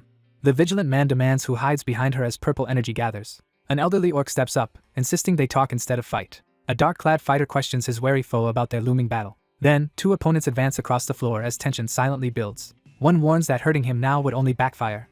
He adds that injuring the captive would make the agent a council target. The fighter gathers dark energy, preparing to. Bathed in sinister purple energy, the watchful figure stands tense as the woman strides away toward the elevator, leaving an unresolved threat in the air. The calm figure steps forward near the door and formally voices a request. The resolute man stands firm as swirling dark energy gathers around him, invoking a mysterious force. The elevator descends in silence toward the ominous lower level. The two men stand in awkward silence as the elevator hums on its way down. The assertive man outlines a proposal that appeals to the amused orc, making clear that conflict between them is unnecessary without outside influence. The resolute youth steps forward and exposes the other's actions with unwavering certainty. The taller man dismisses the other's revelation with a defiant shrug as they stand tensely together in the elevator. The young man warns that trouble is brewing on level 30, aware the agent cannot ignore it. The calculating figure pauses in the shadows, hinting at a crucial revelation that will shift the course of events. The woman standing at the end of the hallway demands to speak to the figure's hidden persona as tension rises between them. The uneasy young man looks up, questioning why anyone would want to speak with a prisoner like him. The persuasive figure steps forward in the dim corridor, promising something the rival cannot provide. The pair enters the lab, seeing rows of humanoids in cylinders. Dozens of unconscious figures hang inside glowing suspension pods. Meanwhile, he asks about goblin DNA, and the orc calmly reassures him. The elder insists on adding another condition to the request. Later, he finds a mission needing DNA from extinct demonic goblins.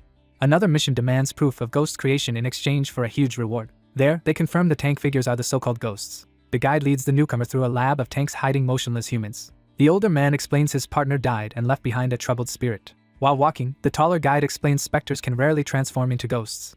He jokes on the phone about chatting even after becoming a ghost. The orc states he has been waiting for years. He declares he will intervene personally as his wary companion listens. The elder firmly promises to restore the fallen companion. The older man finally reveals his true, underlying desire.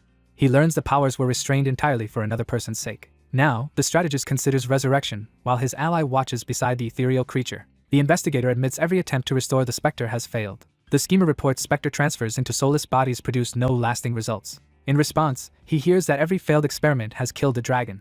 The schemer announces they will change tactics regarding the ghost experiments. A caster unleashes a spell that forcibly transforms the specter into a ghost. Afterward, the researcher predicts imminent breakthroughs in understanding ghosts using these experimental tanks. The elder offers to share every secret learned from years of research. The sly planner proposes informing the council about this in exchange for payment. He extends a hand, demanding acceptance of his proposal. He pleads for an alliance to resurrect their comrade and abandon loyalties. He offers his talents as reward, hinting the deal is risky. The schemer offers a handshake, proposing they join forces in crime. An old orc points at the tank, urging the outsider closer. Two figures reach toward each other, hesitating before sealing the agreement. The aggressor's glare pressures his target into unwilling cooperation. The dominant foe raises a glowing hand, clearly threatening the rogue opponent. A young man glares defiantly, openly challenging the other's judgment. Two observers face a massive tank containing a restrained shadowy creature. An authority figure confronts the other, demanding an immediate answer. Meanwhile, an analyst warns his companion that the experiment might fail. A strategist admits fears of losing power and harming a crucial alliance. However, a cautious man refuses the proposal, rejecting the risky alliance. The brooding man looks down, silently reconsidering his position. Two silent watchers observe the containment tank holding a monstrous entity. An irritated ally dismisses the other's worries and turns away. A confident scientist insists the experiment cannot fail as another watches the chamber. The strategist reports that all preparations are complete. Next, a persuasive planner asks for help with the final preparations. A guarded man hesitates while the other demands acceptance before sharing details. The cautious man withholds support for the plan as his Orcish companion watches. Elsewhere, a captive clutches a glowing orb while another secretly searches for escape. The same strategist frantically seeks any method to guarantee the experiment's success. Finally, a reluctant mediator accepts the demand, and his companion follows. The ex-convict explains beings who surpass space beside the pillar. The outsider recoils upon learning of soul manipulators. Later, the outsider asks the advisor for guidance on a secret experiment. The youth demands to know if the council backs them. The orc pauses, ready to clarify her earlier comment. The elf reveals a strong alliance with the council. The man admits the shadowy beings previously helped him. The strategist realizes why his opponent remains so confident. Meanwhile, the orc urges him to accept the crucial job. The protagonist falls silent, lost in serious thought. The superior warns his subordinate against any betrayal. The sly man offers a polite handshake. Then, they shake hands, sealing their new alliance. The newcomer walks through the facility toward the waiting woman. The young man presses the elder about restoring the specter. The authority declares a plan to extract souls from captives. Extracted soul fragments condense into one bright particle. A radiant spirit hovers above the entranced subject in demonstration. Next, the mystic outlines channeling energy directly into the specter. In the lab, one man questions the other's technique. The watcher silently scans the area for threats. However, one defiant figure insists saving one may cost thousands. The ceremonial orc sneers, dismissing the others as insignificant. The robed leader asserts complete control over the captives. Finally, the elder reveals himself as a confident elder dragon. A subdued crowd confronts the overwhelming control of one conglomerate. One captive boasts he's worth more than the others as another listens. The older orc coldly claims some lives are more valuable. A critic confronts the experimenter for sacrificing unproven young dragons. The skeptic argues that logic should also condemn another participant. Suddenly, an agitated man lunges forward, shouting as his companion recoils. A commanding leader declares they alone control who gets selected. Nearby, a possessive observer insists one companion's life is especially important. An irritable leader complains about useless subordinates while an ally follows through the corridor. The sly elder reveals he knows about the other's secret necromancy. The cautious man recoils, struggling to accept the mention of forbidden magic. In the lab, an ally questions why only living souls must be used. The scheming elder justifies using dead souls, gesturing toward the containment pods. Then the schemer leans in, signaling it's time to repay support. An analyst questions the method, and a guide confirms necromancy powers the floating bodies. A massive crowd of glowing ghosts gathers in the central square. A determined fighter braces as ghostly specters are about to be released. A confident challenger leans forward, daring the other to act. Alone in a dim room, a figure pauses in silent thought. The young man finally exhales, letting his body relax. In the lab, an assertive man admits only he can complete the task. Meanwhile, a calculating man quietly plans to exploit an owed favor. A resolute outsider asks the elder for a favor, prompting cautious clarification. Heavy boots echo as a determined newcomer strides into the tense scene. Finally, a resolute figure selects a powerful artifact from the glowing pillar. A convict stands before the glowing pillar, fixated on talents. The determined man meets his target's gaze and declares his desire. Alone, he steels himself to risk everything at the ruined pillar. Two people face the shining pillar, one reaching out as the other watches. The smug man agrees to demonstrate his abilities. A restrained subject floats in a tube as they prepare to dismantle the orc soul. A wary newcomer questions the runes, and the guide confirms talents are active. Suspicious, the man confronts his companion about hidden motives for bringing the newcomer. Meanwhile, an anxious prisoner waits in her cell as guards discuss her soul-absorbing talents. A confident ally reassures him that everything ultimately worked out well. A wounded figure sits on the bed, protectively guarding something important. An elder challenges the crowd and orders the glowing rune pillar brought in. An elevator reaches the 830th floor, and its doors slide open. A red-haired prisoner is escorted down a corridor by guards while scientists observe. The escorted group moves through a lab lined with glass pods holding unconscious captives. A wounded woman surrounded by guards freezes when someone urgently calls to her. A panicked man forces himself to calm down and refocus. A cautious woman looks back as two men enter the dim hall. A nervous patient between two escorts suddenly receives a covert telepathic message. In the dark hall, a resolute leader declares the start of their campaign. Someone types furiously at a keyboard, sending critical commands. From hiding, three observers watch a group gather around the glowing rune pillar. A schemer explains that another person's strange ability lets him control talents more easily. A green-skinned supervisor authorizes the scientists to begin the critical procedure. An anxious onlooker tenses as the procedure finally begins.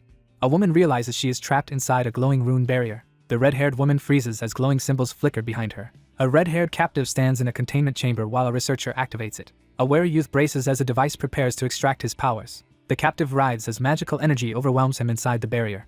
Clutching their chest, the figure releases a burst of golden energy. Then golden symbols flare as an onlooker sees powers activating. A defiant mage unleashes radiant magic rather than surrender her abilities. A golden beam fires from the rune-covered device as it activates. Nearby, machinery is ready to extract energy from commoners and ghosts. A protest crowd gathers in Gwangwoman Square with candles and signs. The red-haired fighter rushes forward to stop the planned extraction. Meanwhile, a resolute figure stands as a grave warning is given. The red-haired woman orders the possessed person to break free from control. Soon, the red-haired caster releases a surge of golden power.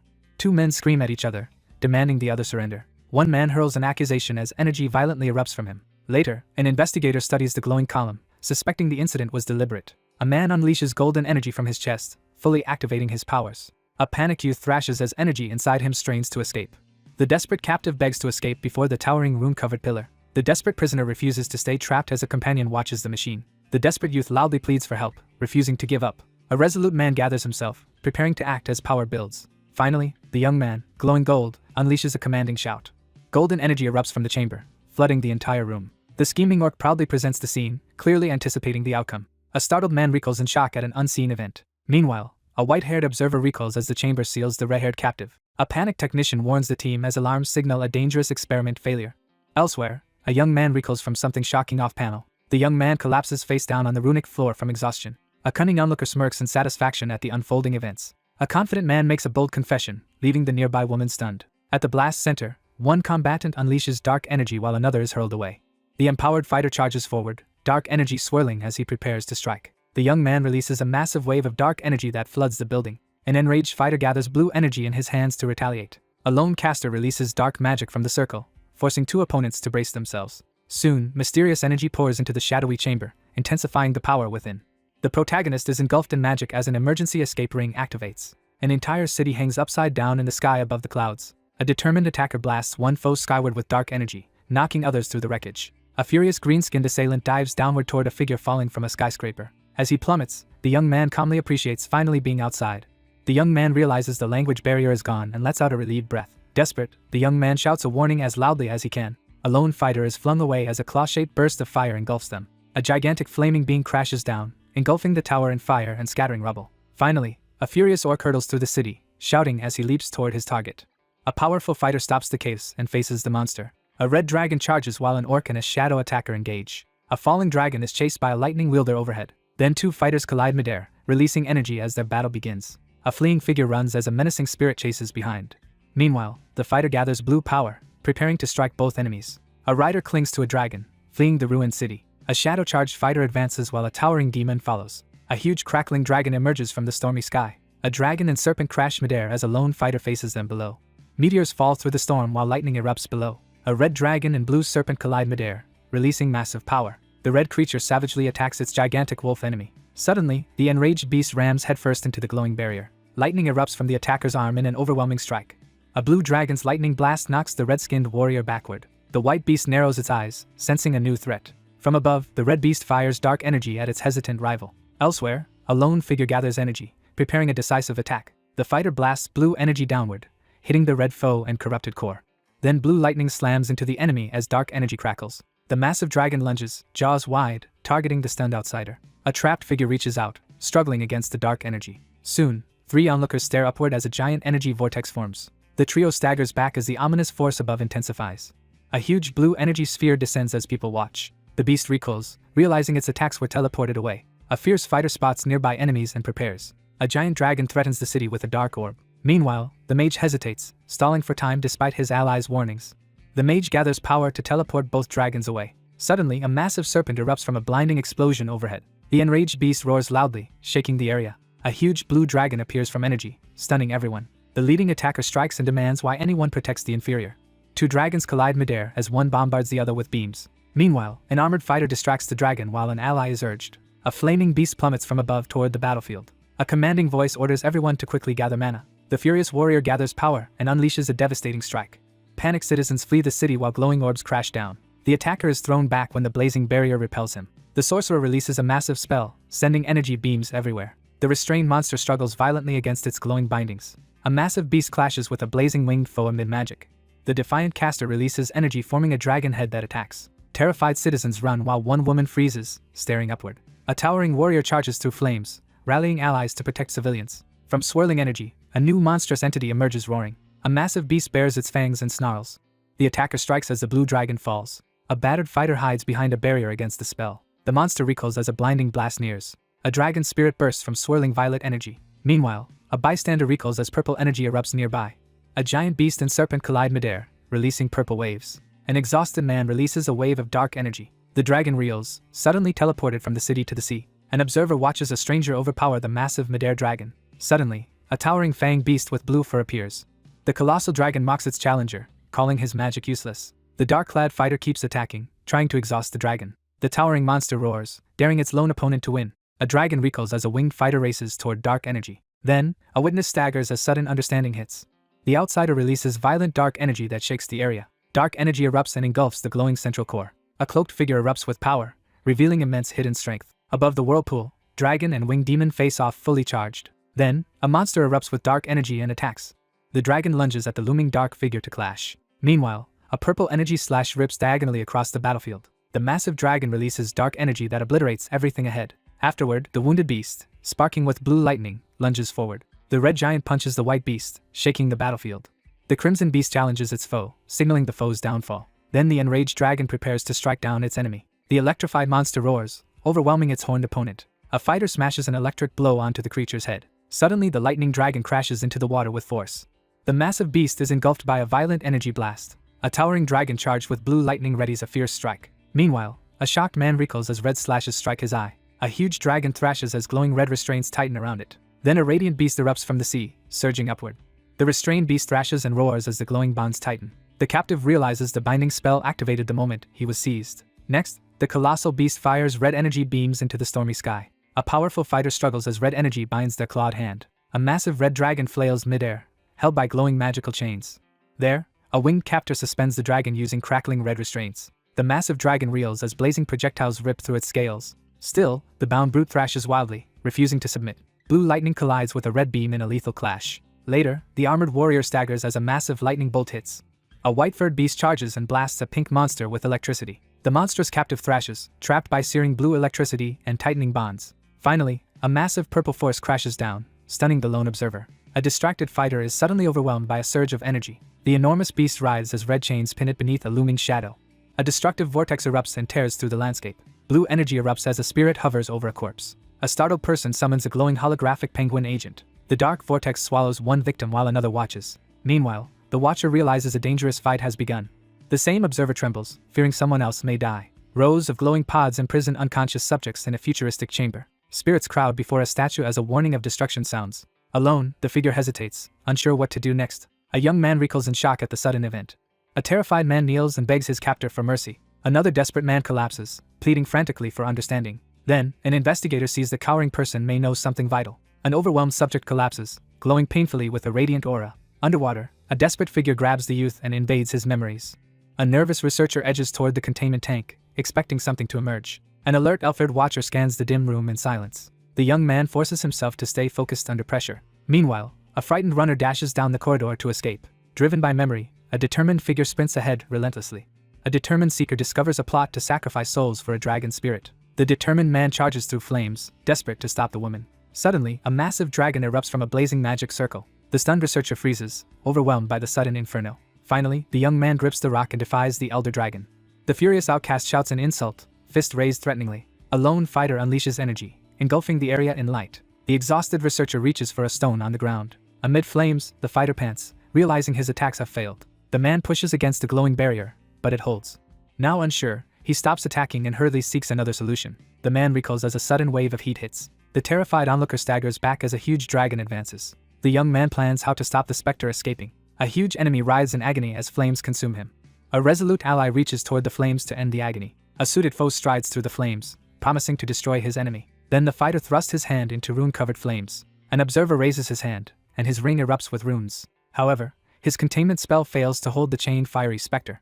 The young man studies his hand, doubting his will has any power. Elsewhere, a wary woman starts a confrontation with an alert man. A mysterious figure reveals that two beings share one soul. During an inner struggle, a tormented host unleashes power that shatters a soul. An elf-haired schemer considers forcing the dragon specter into a body. He hesitates, judging the risk of putting the specter into an elf. The chained captive strains for more power as a distant observer watches. Suddenly, a supporter recoils as a massive magical explosion erupts. A determined fighter charges deeper into the industrial maze, proclaiming newfound strength. Finally, a weary wanderer stops in the shadows to catch his breath. The scientist silently studies the restrained creature through the thick glass of the containment tank. A massive clash erupts as a fierce body, split between fire and ice, prepares to withstand the force of a spectral dragon. The mage clasps his hands and summons a glowing, spectral figure beside him. The defender conjures a glowing blue shield to intercept a devastating blow, sending sparks of energy flying. Inside a glowing chamber, the strategist prepares to possess the dragon's body and confront the specter. The resolute figure recognizes that a dragon possesses enough strength to shatter the barrier. The bewildered onlooker freezes as a radiant creature hovers before an enormous spectral dragon. The frustrated figure attempts to seize control of the translucent creature but fails, left surrounded by a pulsing, ominous energy. The observer realizes the massive dragon remains unaffected by spiritual powers. The resolute figure summons a surge of golden energy, activating a hidden power. The desperate figure frantically tries to activate their power as golden light floods their face. The transformed figure erupts with a blinding surge of golden energy, overwhelming everything nearby. The fierce figure unleashes a powerful command, eyes glowing with determination. A scientist lies unconscious on the cold, dimly lit floor. The elf reclines on the ground, fast asleep and completely oblivious to his surroundings. A massive beast crashes out of the containment chamber while the lone observer staggers back in shock. A colossal beast erupts into view, its arrival shaking the scene with overwhelming force. A violent bolt of lightning smashes through the barrier, sending fragments flying. A monstrous figure plummets toward the screaming man as he tumbles helplessly through the air. A towering brute smashes through the building, sending shards of glass flying in every direction. The transformed figure strains to move, clearly frustrated by the unfamiliar weight and awkwardness of a dragon's body. The battered beast struggles to rise, refusing to give in despite its injuries. The wounded beast presses itself up from the ground, forcing movement despite exhaustion and pain. A towering, horned force crashes down as an urgent command is issued to attack the specter. A colossal structure slams into the ground, scattering debris and sending shockwaves through the chaos. Broken glass and tools show the room was destroyed. The shattered containment unit suggests the human subject has escaped. A violent blast collapses the tunnel entrance in dust. Inside a fiery barrier, a dragon thrashes while a distant watcher observes. A weary fighter braces himself, readying to continue the struggle. The dragon charges forward, intent on smashing through the barrier. The giant creature releases a blast of magic fire, exploding outward. Suddenly, the massive beast jolts up, sensing the weakened barrier. The dragon disappears from sight within a surge of flames. Meanwhile, a wary onlooker watches the barrier vanish as a dragon appears. An orc suddenly realizes a crucial secret about the hidden agent. Above the clouds, two dragons emerge after news of their leader's death. The two colossal dragons race over the mountains, dominating the sky. One colossal dragon stares ahead, its gaze filled with threat. The dragon dives in alarm toward an injured ally on the ground. From the ruins, a battered figure wreathed in darkness steps forward. The wounded man collapses as unconsciousness fully overtakes him. A towering creature reaches out as the man stands on a slain beast. The veteran fighter hesitates, shocked by his enemy's unexpected expression. Despite his injuries, the man stands firm, resolve hardening. Then the wounded man turns to the new threat, eyes defiant. The battered fighter fires a massive dragon-shaped blast of blue energy. The hulking opponent is hurled back by dark energy and lightning. In response, the enraged foe erupts with power, spraying blood and electricity. Finally, the monstrous attacker launches a brutal strike, ripping through everything nearby. A battered youth stands in blood as rain falls. He endures the overwhelming stench of blood around him. After silence, the bloodied youth lifts his head. Then the youth rises, suddenly restored and stronger. A colossal beast thrashes while magical restraints bind it. The wounded beast staggers back, clutching a bleeding wound. A red beast leaps up, blocking an airborne serpent. Meanwhile, the red dragon surges upward, chasing its prey. A massive white monster slams into the wounded dragon. An attacker blasts the beast's chest with purple energy. The bloodied youth, engulfed in purple aura, goes berserk. A predator grins, planning to prolong the deadly hunt. Suddenly a dark figure crashes in, stopping the predator. The savage beast lunges and unleashes a deadly barrage. Elsewhere, a seeker finds targets on a glowing map. 6 glowing mines appear, floating in a crimson void. A shadow wielder gathers dark power for a massive strike. A wounded monster roars furiously, making the ground shake. A shadowy beast is blasted midair, spraying blood. A dark assailant claws the dragon's back, deepening its wounds. The blood-soaked creature stands triumphant in monstrous form. The massive dragon looks ahead and gravely speaks a name. The crimson beast rises above clouds, gripping the defeated serpent. A huge reptile glares, its single eye burning menacingly. Above, a crimson dragon circles as a bloodied figure lies below. A lone figure dissolves into shadows beside a massive blade. The wounded outsider's face crumbles while someone desperately calls to him. The survivor stands on the carcass as a towering red figure reaches out. The large creature recoils in shock at what it sees. Meanwhile, the dragon studies the battered youth's defiant face during their standoff. The defiant fighter confronts a horned enemy atop a wounded airborne dragon. The wary man dismisses suspicion, hiding his unease behind a forced calm. Suddenly, the battered man freezes, struck by a critical realization. The young man stands over the beast and delivers a grave accusation. After secretly slaying the dragon, he weighs the risks of being exposed. The determined man accepts the task and leaps toward the red dragon. The wounded man turns away, struggling to keep a crucial secret. Still, the wounded man faces the towering red dragon without backing down. The wounded speaker explains the other cannot sense it without spiritual powers. A colossal spectral dragon emerges in the sky, pulsing with blue energy. Then a colossal energy dragon erupts onto the battlefield, surging forward. The red dragon explains the grieving woman keeps calling her late husband's name. The strategist extends his hand, using necromantic energy to extract the specter's memories. A spectral dragon surges forward and intercepts the attacking shadowy tendril. Meanwhile, the resolute caster struggles to control the swirling dragon energy. The pursuers see a figure shooting skyward and immediately give chase. The determined man races alongside his colossal dragon ally after their elusive target. A determined hunter unleashes a dragon spirit to quickly determine the enemy's destination. A crimson beast and glowing fighter plummet toward the violently churning sea. Finally, the bloodied fighter charges ahead with relentless speed. The wounded fighter pushes forward despite his injuries. A battered man collapses, overwhelmed by memories from drinking blood. A young hunter pauses, shocked by his sudden certainty about dragons. Meanwhile, he tumbles through the sky, questioning the source of his memories. Above, a massive dragon passes, heralding a new threat. The injured survivor grits his teeth and forces himself upright. Nearby, a nervous watcher swallows hard, visibly tense. A cautious scout and a red beast both tense at a sudden disturbance. A dismissive warrior ignores warnings and walks away, leaving a stunned companion. Two dragons slam together as surrounding flames surge higher. A stunned beast recoils as a shattered barrier vanishes with its ally. Anxious, the observer sizes up the agent, doubting he can win. A colossal firestorm engulfs a winged demon as a dragon-shaped blaze advances. Engulfed in flames, a pleading victim faces an unmoved executioner. A colossal flaming dragon looms over the devastated battlefield. The monstrous beast bellows helplessly while flames consume it. A horned monster recoils as a glowing beast releases a devastating strike. Elsewhere, a dragon-like foe staggers back from a sudden blazing attack. A panicked witness screams that two spectral forces colliding will be catastrophic. In response, a commander summons a colossal dragon of fire and energy. Soon, embers dimly reveal the cavern's deep, shadowy interior. A fiery dragon dives onto its shadowy foe as flames engulf the field. A fiery dragon and a mighty beast collide with their ultimate attacks. The massive beast recoils, realizing a stubborn spirit still meddles from beyond death. Finally, a brutal attacker pierces an enemy's chest with a flaming, explosive claw. An orc rushes to destroy the specter but halts. Meanwhile, another figure recoils, shocked by the sudden turn. A dragon shouts urgently as two agents approach. A young man steps forward to confront a hidden stranger. A dark tunnel entrance appears ahead. The challenger exposes the other's backup plan to kill the specter. The anxious creature reluctantly nods in agreement. Later, two allies reach the ruins and find a wounded dragon specter. The young man finally relaxes after the crisis. A lone fighter faces a massive flaming dragon head-on. A giant beast writhes as lethal flames consume its body. Then, their leader orders the dragonkin to stand down as another watches. The creature considers abandoning its form but ultimately refuses. A wary observer scans the area, sensing imminent conflict. The weakened dragon nears death, exposing a critical vulnerability. Suddenly, a fiery dragon specter engulfs a monster and seizes full control. A calm mediator warns the orc leaving now will kill the dragon. He orders the other to stay. The cautious visitor faces the massive dragon and presses for answers in the heated silence. Two men stride confidently into the ruined chamber as a massive dragon-like beast emerges from the shadows behind them. The dragon-like figure confronts the younger man, demanding to know if he is responsible for the broken object. The advisor estimates it will take about a month to repair the damaged facility as the others listen in concern. The anxious beast hesitates as the two figures calmly assure it that its living arrangements are not a concern. The armored figure assures the other of safer protection while standing guard outside the quiet bookstore at sunset. The calm figure urges the anxious beast to stay still, raising a hand to prevent any sudden moves. A stern leader warns them not to waste talents. The beast bows, accepting the order without question. A guide leads his two companions to new quarters. Meanwhile, a reptilian enemy advances while a lookout stays alert. The beast urges the young man to hurry alone. The creature silently steels itself for what lies ahead. The beast and two allies brace themselves to charge. Suddenly, a stone monolith rises from the rubble-filled chamber. A determined youth steps into the hall and calls out. A desperate woman blocks him, forbidding him from entering the battlefield.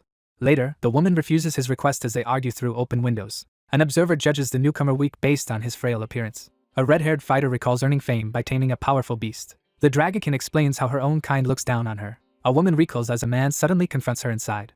Afterward, someone clenches a trembling fist and vows to grow stronger. She tells the bulky warrior she wants to study other dragons' fighting styles. A startled woman is grabbed by the shoulders during a confrontation. An earnest man grips her shoulders, admitting he wants to become worthy. The man freezes when a mysterious woman gently touches his face.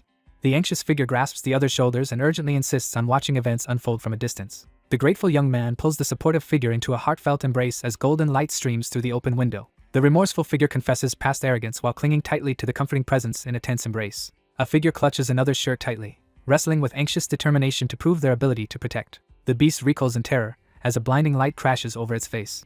A massive attack destroys the nuclear warehouse and city. Then an energy beam strikes, causing an explosion that engulfs everything. A giant beast charges through the chaos and attacks. The young man regrets bringing an ally onto this battlefield. Above, an explosion reveals a dragon-shaped shadow in the sky. Soon, a dark portal opens and releases a strange power. A lone fighter appears on the rocks amid lightning and rain. That same figure now stands on the dragon's head. Meanwhile, a woman admits she caused someone's death. A tormented person sobs and begs a monstrous eye for forgiveness.